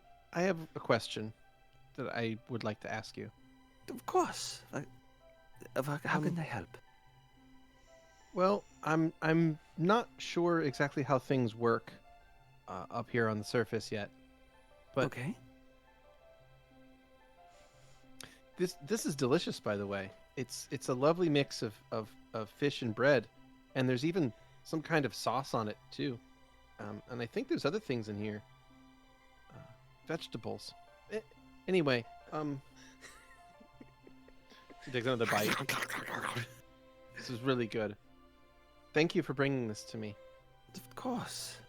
I can go get you another if you so desire. Why did you bring this to me? Because you were out here and you weren't in there, and I didn't want you to miss out on experience some delicious delicacies.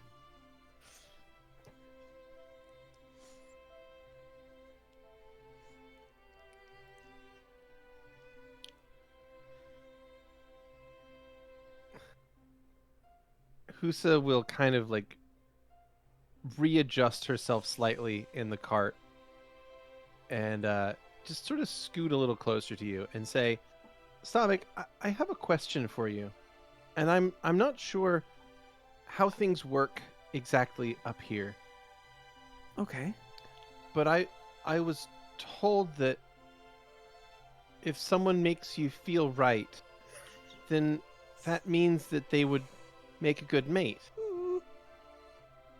And since we met, you've always seemed very protective of me, and you seem to care, and when everyone else is eating a meal, you're the only one to bring me food. And that's something that, where I'm from, means that you care as well about that person's well-being. And I don't exactly understand. It's taboo to normally mate with someone older than you, and here apparently that's not a taboo. So I apologize if I'm a little embarrassed in asking this, but are you free? To the best of my knowledge, yes?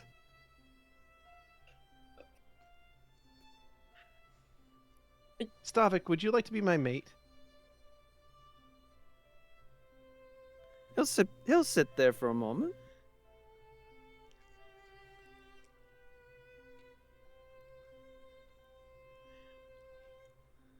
That would be lovely.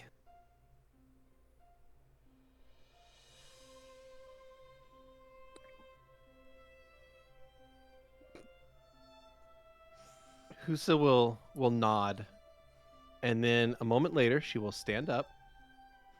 She will sit on the bench seat next to you, and she'll simply fold a wing around you and kind of pull you in to sort of a side hug as she sits there beside you and continues munching on this fish pasty.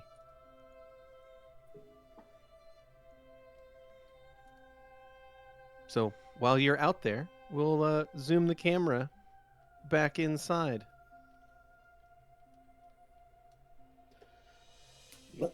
Wait, where the hell? Has anyone seen Husa? Stavik went out to give her food, remember? Oh yeah, he's gone too gone for a bit. What? They've been gone for a bit. Yes, they've Oh, both been gone for a while. I'm sorry. I Full mouth is not one of the languages I know. It's a very common one. It's very commonly spoken across the lands. I would I recommend see. having it I'll memorized. work on it. Well, I'm just surprised. I thought that I didn't realize Husa had not come in. I hope she didn't miss the performance. That would be quite unfortunate for her. But, Oh, I'm sure she heard it from you know, you're right. you were just so I know that the music, whoever's ears it did not reach, it still touched their souls. I mean, your performance was really good, and boisterous maybe has a negative connotation to it, but it was boisterous in the sense that it felt really good to listen to, actually, and I'm sure the reverberations were felt nearby, and cart's not parked that far away, so she probably did hear it, and it was Yes, you must be right. really good. Well, thank you. I don't see boisterous as an insult anyway. Oh, that's good. People call me that all the time, but how could it be insulting?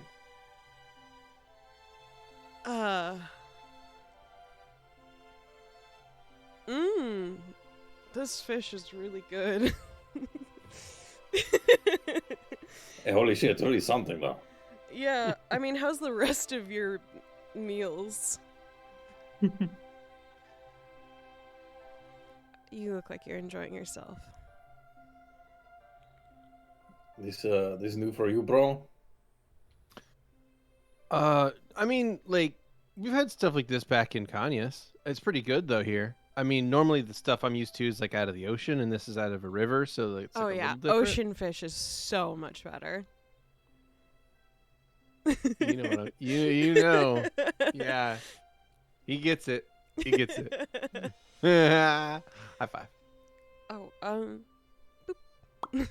Yeah. I think gets it. Zu'lin does too. I mean, I'm going to agree as well. I'm more used to fish from the opposite coast, but definitely prefer sea dwelling. Wait, Yeah, but I mean, it's pretty good either way. I mean, it's better than like cold rations, that's for sure. And have you been know, to eating- Kintao? Not quite that far opposite coast. Oh, Although I've sorry. tried their cuisine. Louie just shuts up and just stares at Valentino. And It's pretty good. Most of it is quite spicy, which is good. okay. Yeah, they've got like no restriction on that. Like around here, they add a little spice to everything. From the food I've had from Qingdao, they just throw it all right in there, and you know, if you can't handle it, that's your problem. Okay. Cool. Sorry, it's a thing I have interest in, so I like hearing stories from people who have experienced it in some way. Exotic food or the Far East? The Far East. Well then, I may have stories for you in the future. Are they real? Have to tape them out. Of course, all of my stories are real. Mm, Real stories. they're definitely stories that come out of your mouth, but I suppose I was asking if they are fictional or non-fiction. See, my friend, fiction is all a matter of perspective. Mm. Okay. All stories have truth in them. It is simply about having a trained eye to see it. And what truth did you find in my story? The story that you wrote, Mm-hmm. I found your truth about yourself. Mm-hmm. Yes, you said a lot about yourself through it. Okay. And that is... Good, I guess. I'm not sure what you're asking.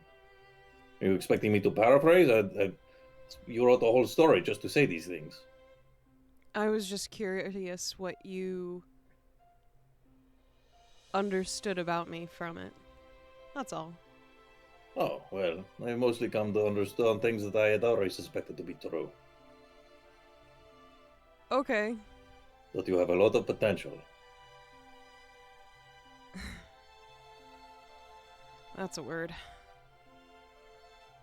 It's a word I loathed at the time as well. Feared it. Huh. Well, I'm glad you don't fear it anymore, Valentino. But fear Not at doesn't all. really sound quite normal to be added in the same sentence as yours. Ah, see you. Now we're starting to understand each other. Oh, I understand how you like to be spoken to. Likewise. Doubtful.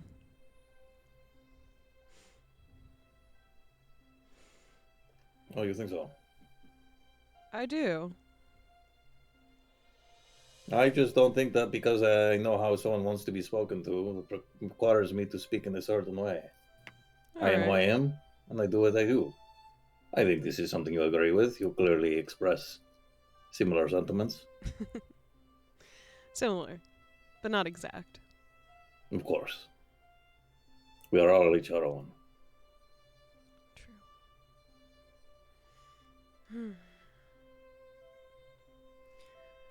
We gotta have an ocean fish as soon as we have the possibility, though. I miss it so much. Oh yes, some crustaceans. That's where the good stuff is. I mean, when I was younger, my favorite food was oysters, so... A true delicacy. Maybe. I just thought they were quick and easy to eat, and I don't know, you could set a whole plate in front of me and I would just go through them probably when I was little. But not now. No, I overdid it as a young adult, probably. I see. Yeah. Oysters make you want to fuck, so, you know.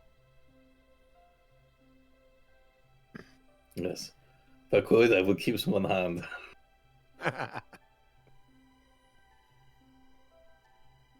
Yes, that's true.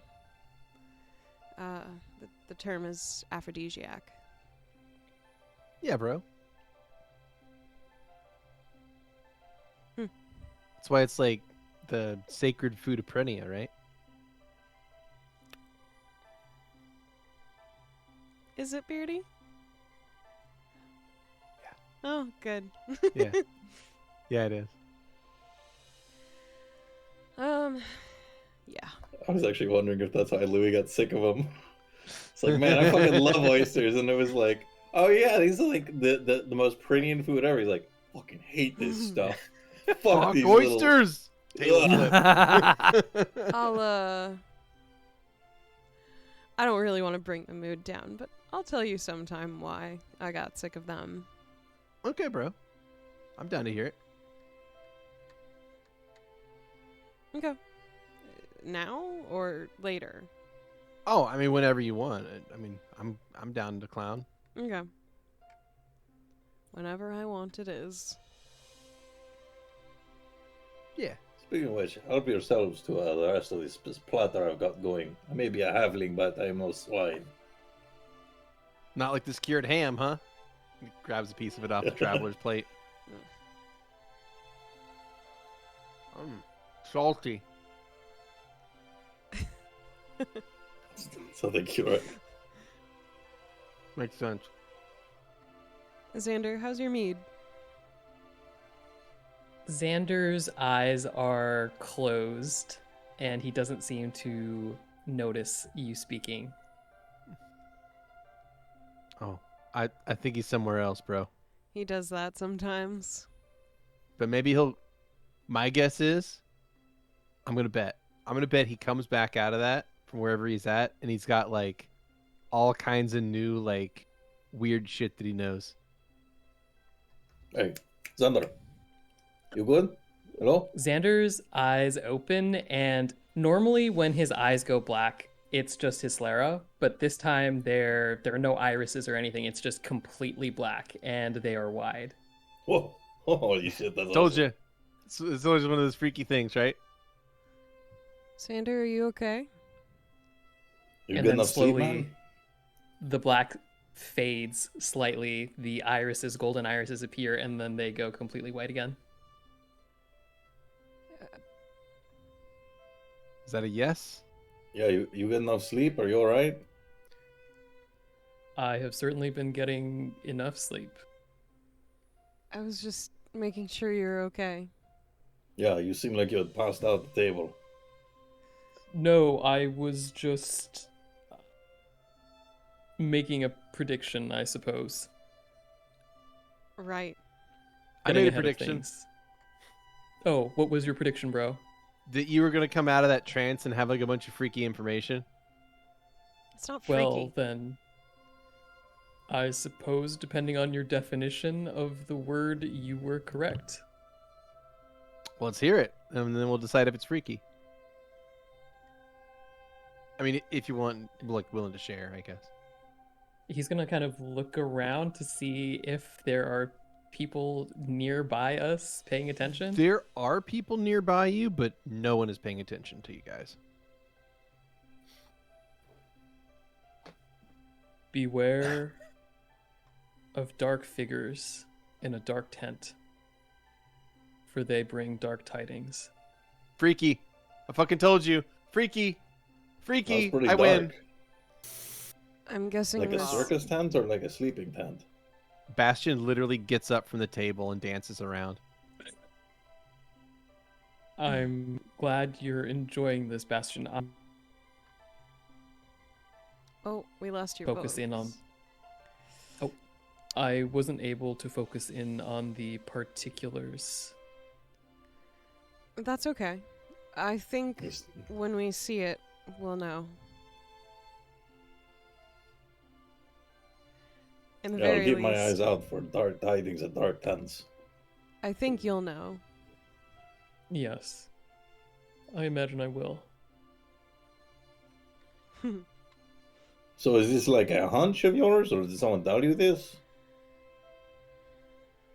It was a divination. I see. I was looking into secrets that tend to be veiled from most eyes, but if you know how to look for them, sometimes you can peel back the veil just a little bit. Yes. Such is the way of such things. Hmm. So the gods speak. I suppose that is true.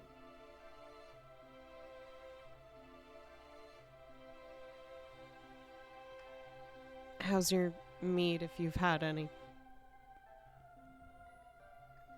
I must admit that I don't have much of an appetite right now, That's okay. but I'll save it. Okay. Let me know when you do. If you do.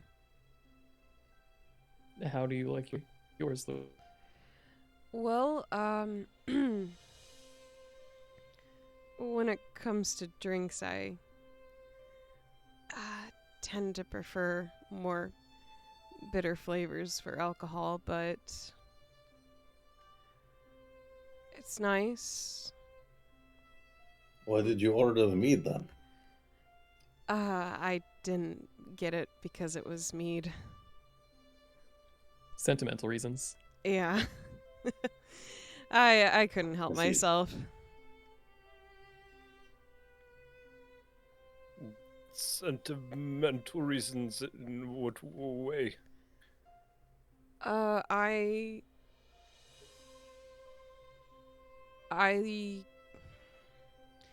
there was a willow tree where I lived that I planted.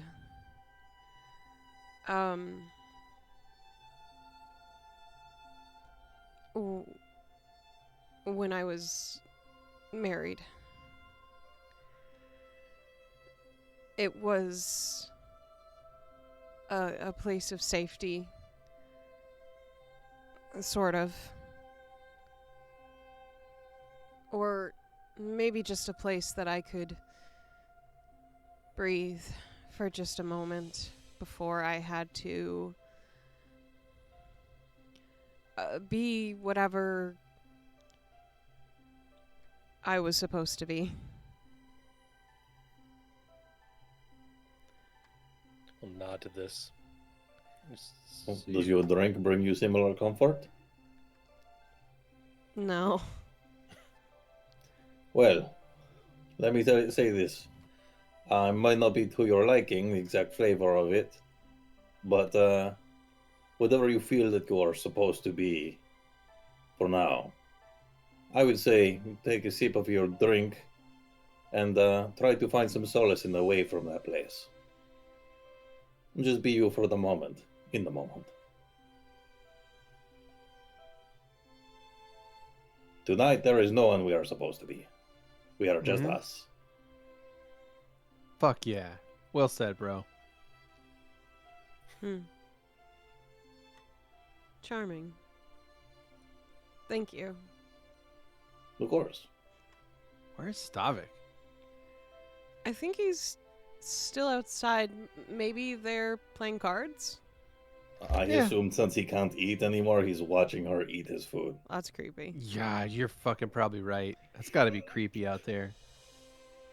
I thought about getting them, and then that thought crossed my mind, and I was like, you know what? If they're both No. enjoying it, I'm not going You to t- bother them. Whatever. I mean, as long as it's not making like the new person all freaked out, fine. I mean, Anyway. they're always hanging out, so I don't. Yeah. I mean, notably, he does talk to her while she's a stone person, too. Yeah, you noticed that too? Yeah. Yeah. I Like, think it's I like saw him, like, guilt. I saw him like Clicks, most talking certainly. to. You don't think that she can like see or hear while she's like No, of that, course right? not. As far as she's told us, 'Cause I, like- it's like a time skip for her. It's like she turns Okay. to stone and then she's in a different place. So Like, unless real she's close. Good. lying, Okay, cool. That's good because like I've had to like,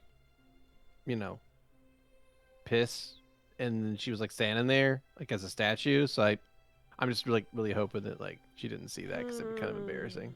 She didn't. don't Probably worry. not. In fact, probably none of us would have known about it if you had not told us just now. gross. I mean, you got to go when you got to go. So That's true. Real talk, Xander, is this why you created Echo? So that Stavik would have someone to talk to that he could kind of, speak out loud to himself with? No, that is not the precise reason why I created Echo, though I do have a feeling that with Echo's presence, Stavik will be making certain changes. You're devious Alright. sometimes. Huh. Okay. I don't know what that means, bro, but I'm sure it's smart.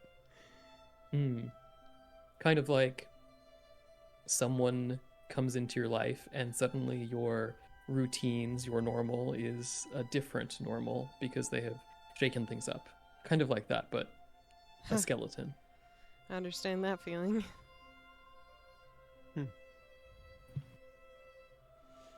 I feel like I'm the one that does that to other people Really? more than that happens to me. Oh, That I makes sense. definitely do that. I assume that when someone meets Valentino, their life has changed forever. Yeah, right? Like, there's Yeah. no way.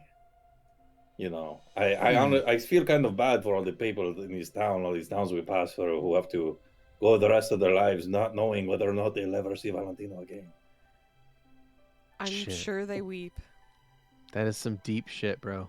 I try not to think about the tears, but I am sure as Then well. let us not speak on tears and weeping, Yeah. but rather good fortune to the circle seekers going forward. Yeah. Bastion will lift his river ale Cheers to that. to all those people that may never be able to see Valentino no, ever that's not, again. and That's not the point of may it. they That's find some kind of solace with whatever remains of the rest of their lives. not... Okay. Yes, Yep. indeed. Cheers. Cheers.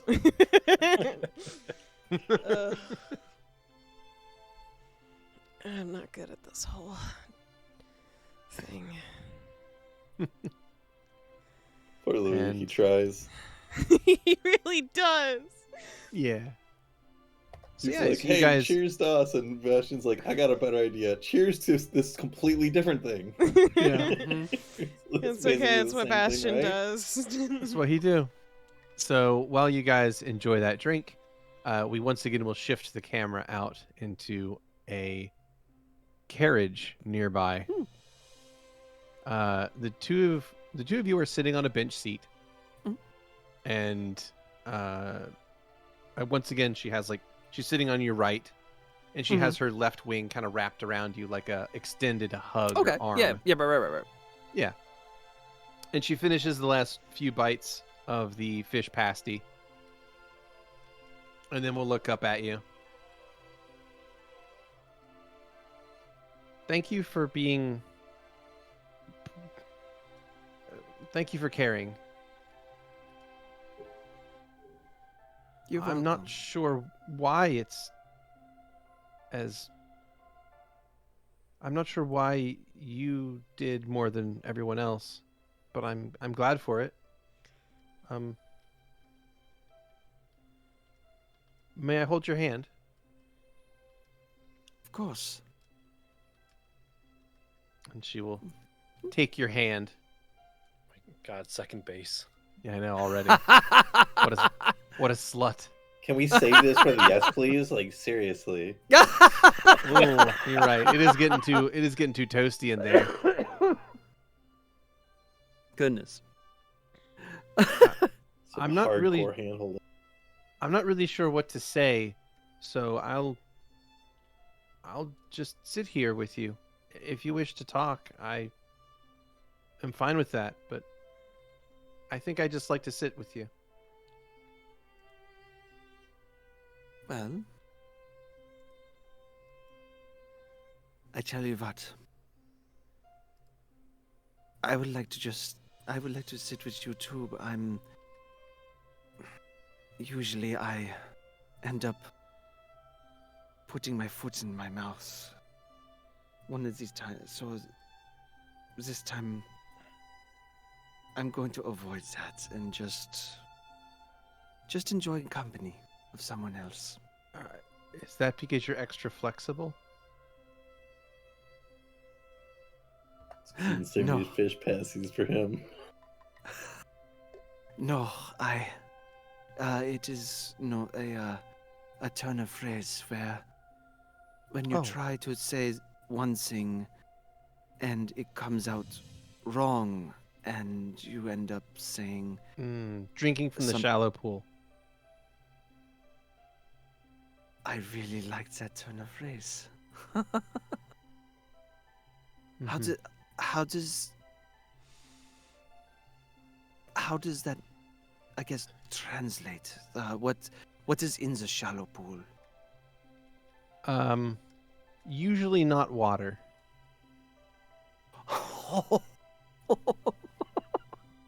Oh, that is most unfortunate. Mm-hmm. Ah, It sort of means making a mistake. I guess is the way to translate it. But I think it probably has the same meaning. That sounds about right.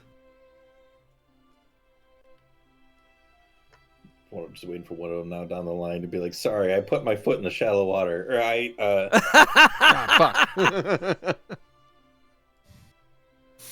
I drank my foot. I drank my mouth.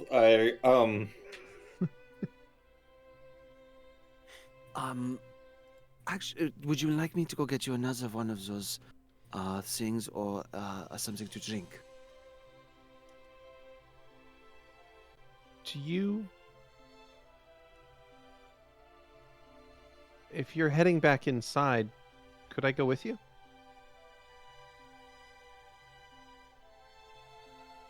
I felt a little worried about seeing so many people in one place, but if you're with me, I'll feel safer.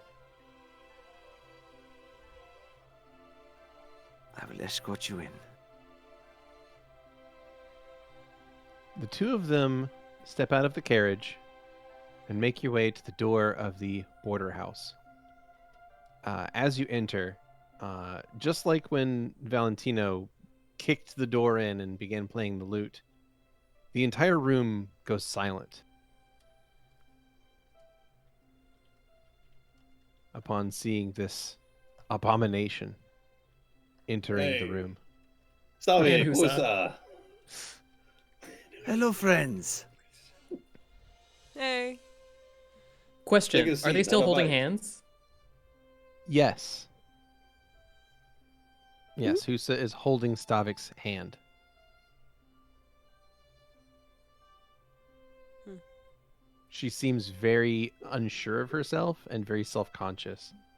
Mm-mm. And pretty much everyone else in this entire establishment is just staring at them both and trying to figure out just what the fuck Husa is. Stavik will take the hand and put it on his arm, like put it up and crook in his arm and pat it. And Shall we go find a place to sit and have some more says delicious food? And That drink? sounds lovely, thank you. Oh, hello everyone. Hey, Usa. Come on by, take a seat. Doot, doot, doot, doot, doot. You doot over to the table, and Husa will fold her wings down into a passive position and then sit down. Grem is a being of very high entropy and very little energy, but Valentino is very energetic, I should say, too. He's aware of the palpable silence and trying to single-handedly like counteract it, just be as friendly as everyone else is unfriendly. Mm-hmm. And as you do that, you note that the sound begins to slowly return to the room as people realize that this new person is probably not dangerous, that they're being escorted in and sitting with other people in here. So it's probably just some new weird thing they've never seen before. So the sounds kind of come back at first as whispers of people like talking to each other about like, what is that? But then eventually things slowly return to normal as the rest of the patrons go back to their own conversations. I mean, Valentino feeds off that kind of attention, so he's gonna be like, just like, oh boy, you guys must have been out there talking about all of our weird and crazy adventures, right? Yeah. Right. The kind of shit that we get up to on the regulars, like the kind of things that most people have never even heard about. Crazy stories. Of course. Great escapades into the mines where we fought the giant worms. Yeah. Hey, Husa, you want something to drink? Sure, that sounds nice. All right, cool. I'll get you something. And Bro stands up from the table and walks over to the bar. She's getting a Miller. Damn. Tequila? Brings her a light beer, and she's like, "Oh no, it's the shallow water."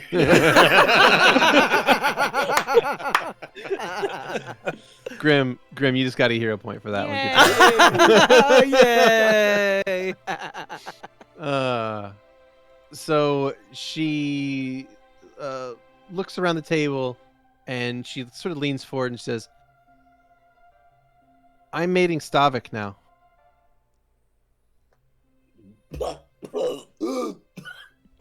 I figured as much. Wow, that shit hits. What did you say? That I offered to mate Stavik, and he accepted. Okay, cool. Wow. Louie nods to congratulations. Husa and then just turns and looks at Stavik and knits interlaces his fingers together and just stares at Stavik. Sounds like Stavik got everything worked out with. I mean, it sounds like it's worked out great. Yeah. Anyway, this is some good line. Hey, Stavik, definitely not about this conversation currently. Can I talk to you later?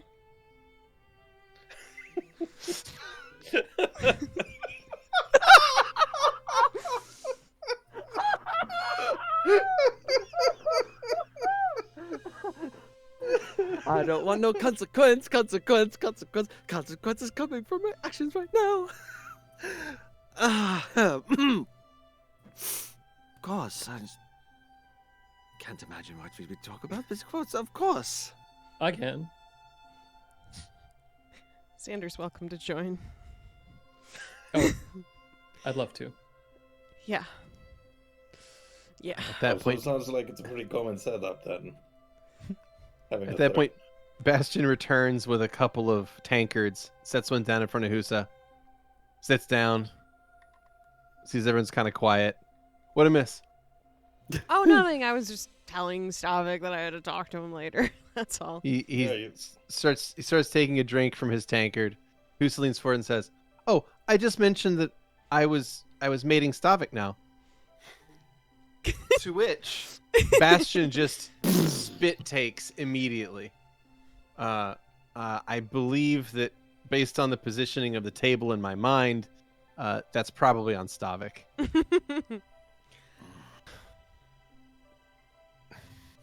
I see you didn't spring for the good stuff. It's good to him. Huh. Was this presuming it's all good stuff? Actually, He goes all, in for all a the second drinks here drink. are good. It's, I mean, it's pretty good, but like, really? I mean, like,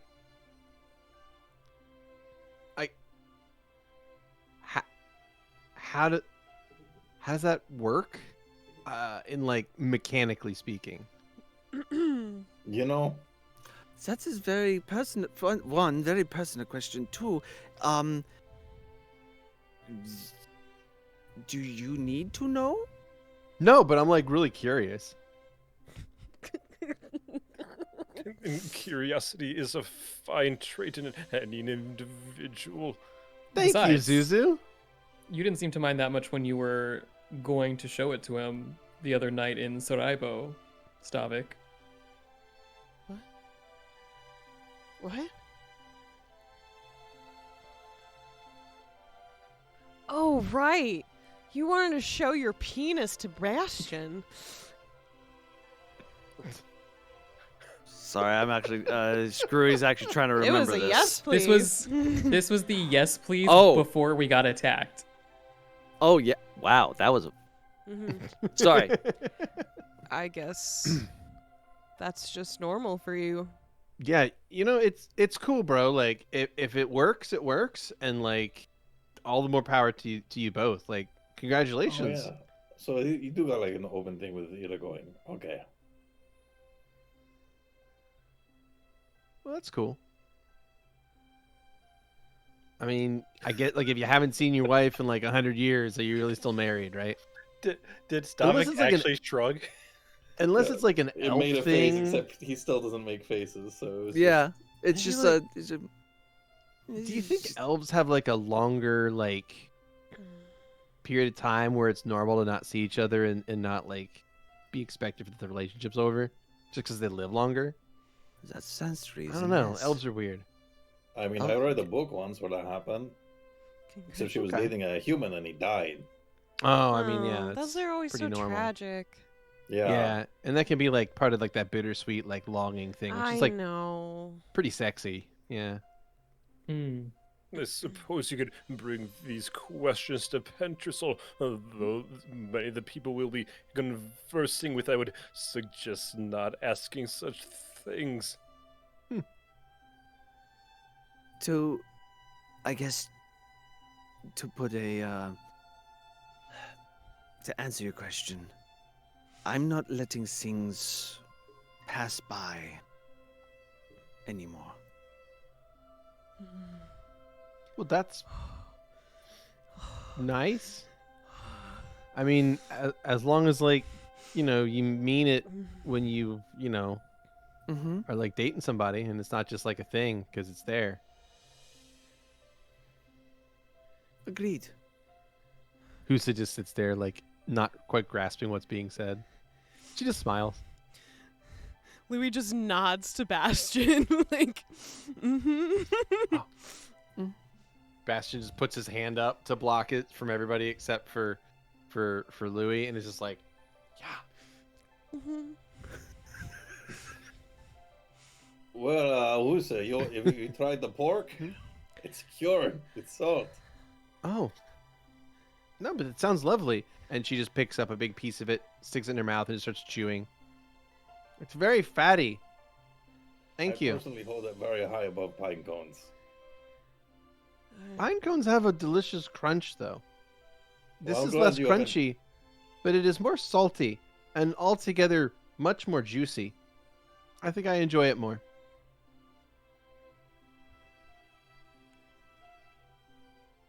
Hmm. I'm honestly like paralyzed by Kenny's fucking face there. Yeah, I can't get over Look of Kenny's expression right absolute now. distraught. Yeah.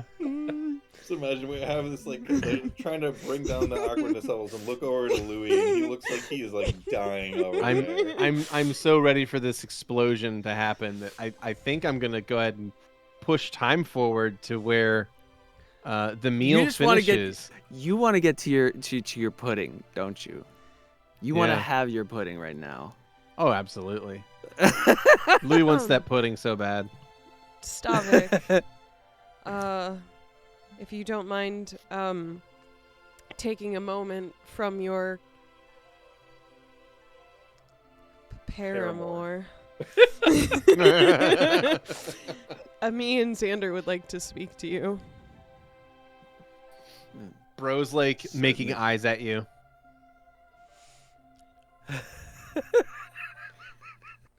Of course. I'm gonna talk to him, okay? All right, let's go outside to the cart where Echo is. I feel very comfortable with Echo right now. Wonderful. All right, so you We got that. head covered. out into the carriage.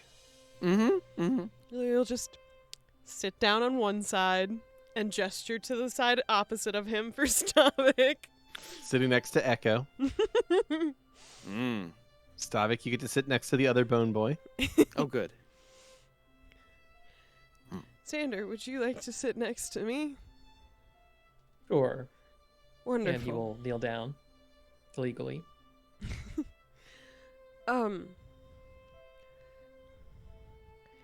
I The have doors are closed and you are alone. I have some concerns. That does not surprise me. Okay. Before I start, I'd like to understand your perception besides not wanting to let opportunities slide by. There was some sort of words like that. Honestly, my head was kind of pounding there for a while. I couldn't hear a lot of things. Mhm. That's correct in my assertion of what you said. Yes, that is the ideas, yes. Okay. How quickly did you know your wife before you got married?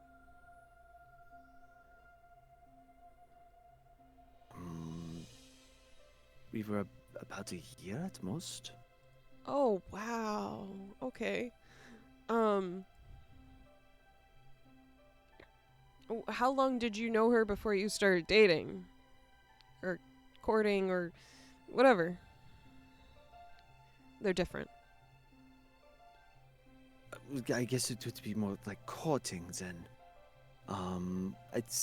It would be, we would meet at the library and go over the. Okay, but how long? That was not. Answer the question that I'm asking, please.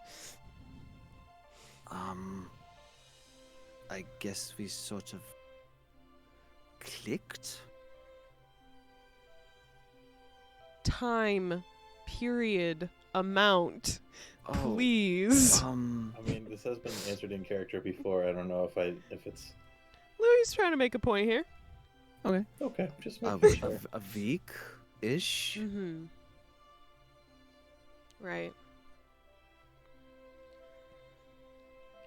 See, maybe I'm making assumptions here, but I'm a little surprised because the way you treated Husa up until now, it seemed like you were treating her more like a daughter.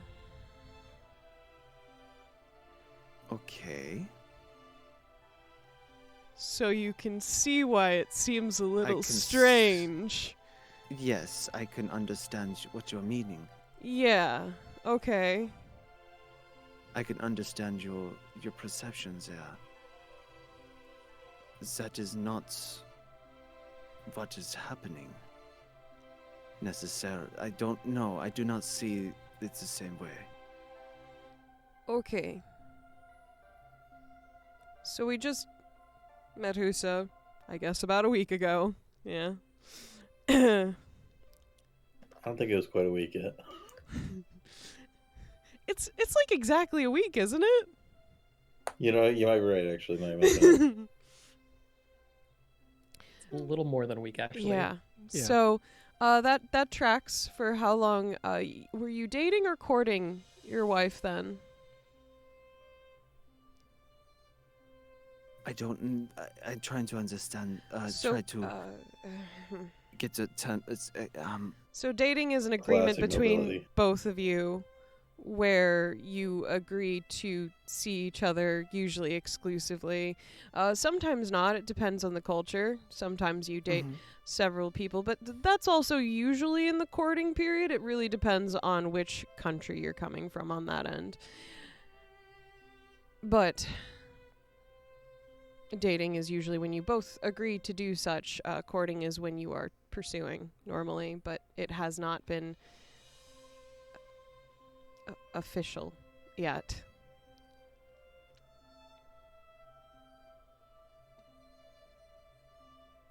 I guess right now I understand your concerns between me and Husa. Do you?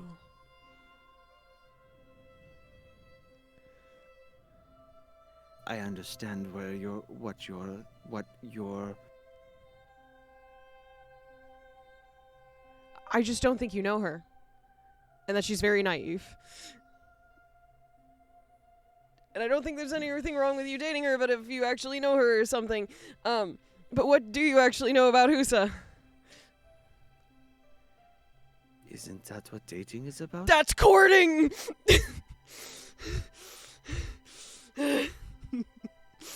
You're a noble! I don't understand! What's up with Phil? He was a noble. I'm sorry. I told myself I would be calm about this. As you recall, I was disowned and all that.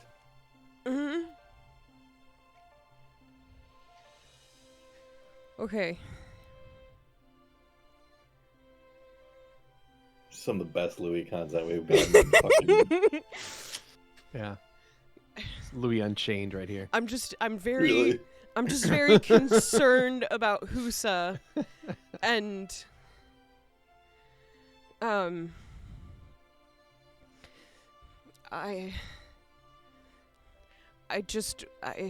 I'm just worried, I guess. That's the plain and simple of it. I appreciate that. I'm not worried I about know. you. Of course, I'd be. I understand. I understand what your point of view. Okay.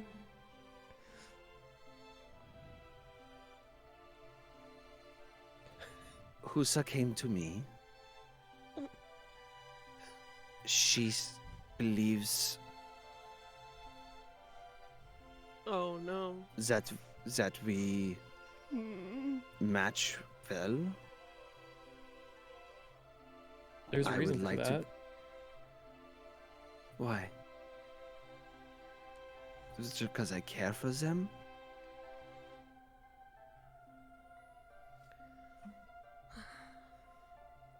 Xander, please tag in, please. Please. What would you like me to say, Louie? I don't know.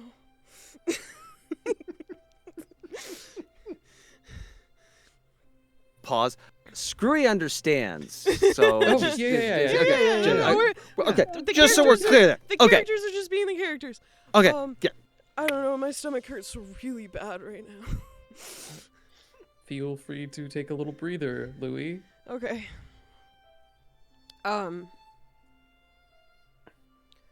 So in Husa's culture, as far as we've been told so far, if there's a lot of attention given to them, that tends to I guess be their version of courting, perhaps. I don't fully understand it yet, and I'm still learning about her, so take it with a grain of salt. I still know more than you. But she came to us yesterday and asked me about mating, and I described courting and dating, and we didn't really get to the whole inappropriate conversation that I feel a young lady doesn't need to hear from man such as eyes, mouth, but that's an opinion.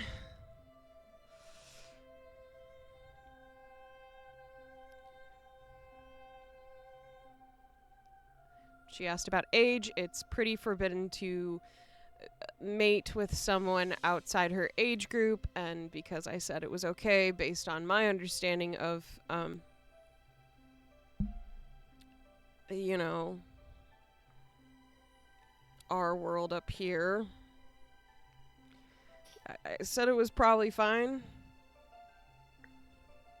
It seems that Louie was answering in a hypothetical sense, whereas Husa was coming with a very specific idea in her mind, trying to understand a set of interactions, and the response that she got in her interpretation of it led to her likely believing your interactions were romantic in nature ahead of time. Which, if they were, that is certainly not a problem. That's on you then, but... That is on me then. Were they? No, it was... Romantic would not be the way to describe it, but... Caring. Showing interest in someone. And just... being kind. Is that not... at least a point of starting something of a relationship, correct?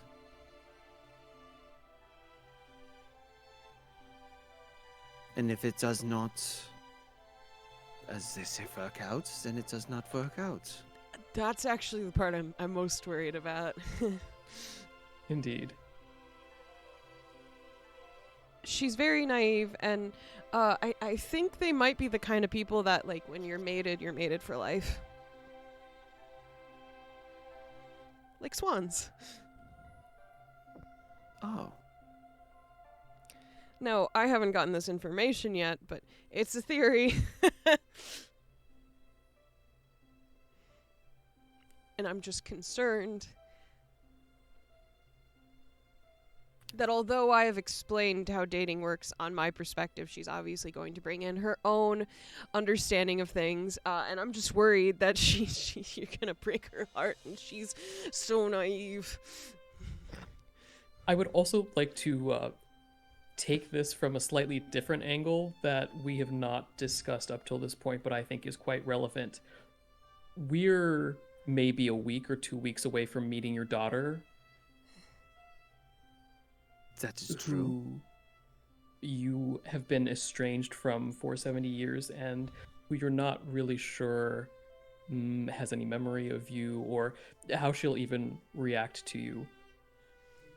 How do you think you bringing a Lentakivi paramour into the situation after being gone for most of her life will come across? Perhaps you haven't considered this, but I am curious. I didn't even think about her. I could answer that question from experience, but I won't.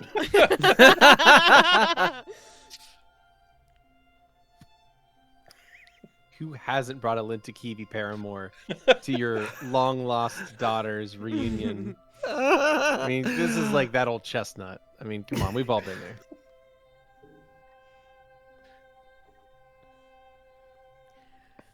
Think of it this way. As you said, 70 years. I don't know their entire life. They only know a fraction of mine. Yes, but So- the difference is that your daughter does not owe you anything because you made the decision to bring her into the world. The opposite is not true, Stavik. You have a responsibility to that girl, even if you are no longer part of her life. Of course. If she does not want me in her life, then so be it. I will offer myself. And if they want it, they will have it.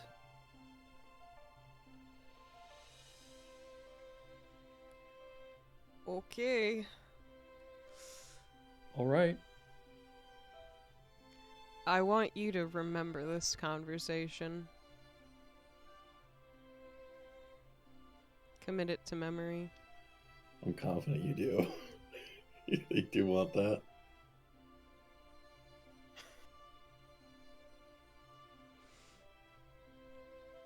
If they want nothing to do with me, then so be it.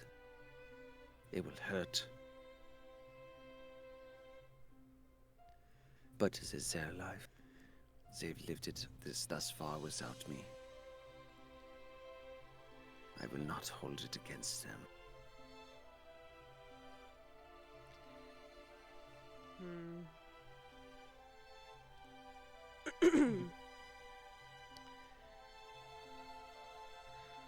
Okay. I see. Well, if you break that poor girl's heart, I don't know. I'll break your bones.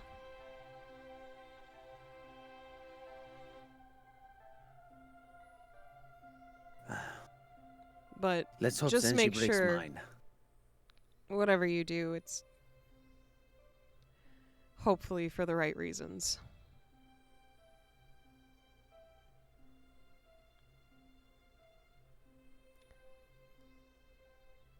I do not want to hear about any sexual activity, please, though. It's gross. Oh, no, that is... No. She's literally That is talking not. about how you guys are mates now. It's weird. You're weird.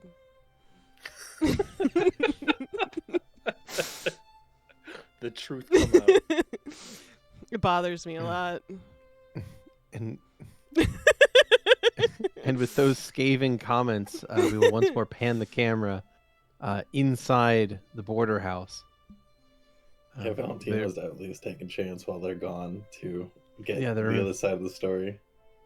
The remaining members of the team, Zu'lin, Valentino, Sorry. Bastion, are sitting at the table with Husa as she's sitting there enjoying the food and drink. It's very as Grem tasty. had said. Yes. What would you like to know? I mean, so you were the Stavik, huh? I didn't really see that. Yeah. Yes. He has shown all of the signs. He showed interest All in of me, and then he today delivered me a fish. Oh, is that like a big gesture in your culture? Oh yes. Oh, it's, yeah, that it's makes usually what sense, I seals. It shows the intent to wish to form a permanent bond. I see. Well, I'm glad he was clear about that. Then that's good. That's great. I'm glad you feel the same way. Well, that's why I asked and made sure that he was okay with that. I asked if he wished to become mates, and he said yes. Oh well, that's So, good. I'm glad he you did that everything's understand. Clear. Yeah, Mhm. and Exactly. and like Ida's cool with that. I don't know who that is. Oh, don't worry about it. That's fine. So yeah, Is we'll that get a back to god that. up here that I need to? Is that a god of marriage? No, there is a god with a really similar name. So if you get them confused, sorry, but that's Okay. actually not related. All right. No, I think he'll explain that. I think it's probably better to come from Stavik. But I'm just glad that you found someone, and like I'm glad that you see past the whole all bones and no bone thing. I'm not sure what that means. Oh, no.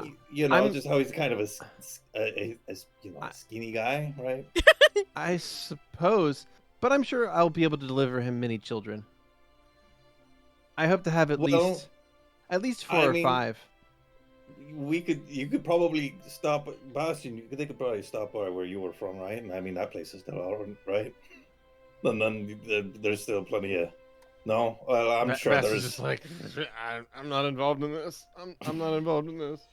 I'm sure there's like plenty of, orphanages around.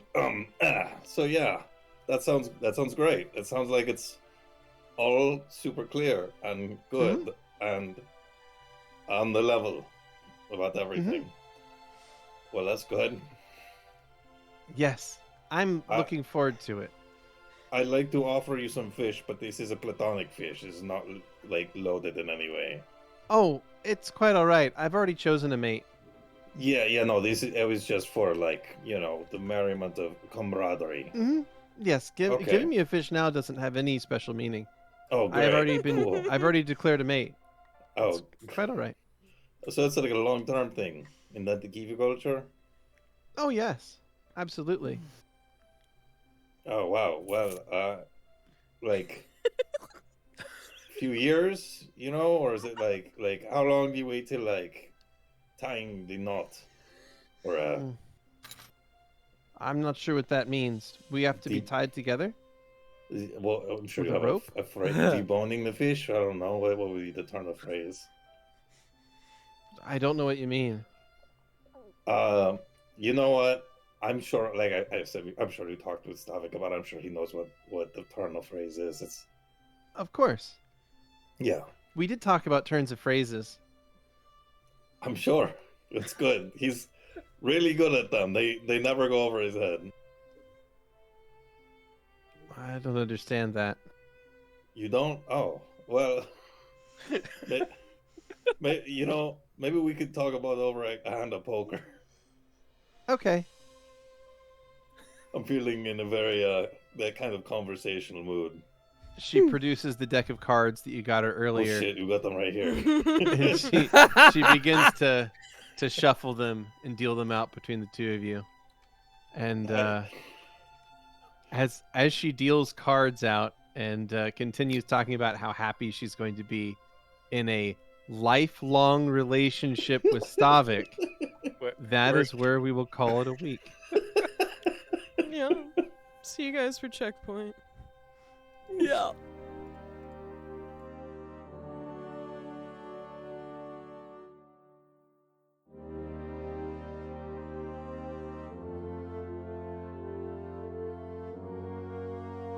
Thanks for listening.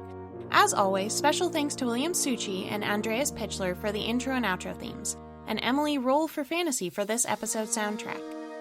Interested in following us on social media? Follow us on Twitter at CheckPleaseDND. Or want to support the podcast and be part of the Czech Republic? Go to our Patreon under the Czech Republic. Until next time.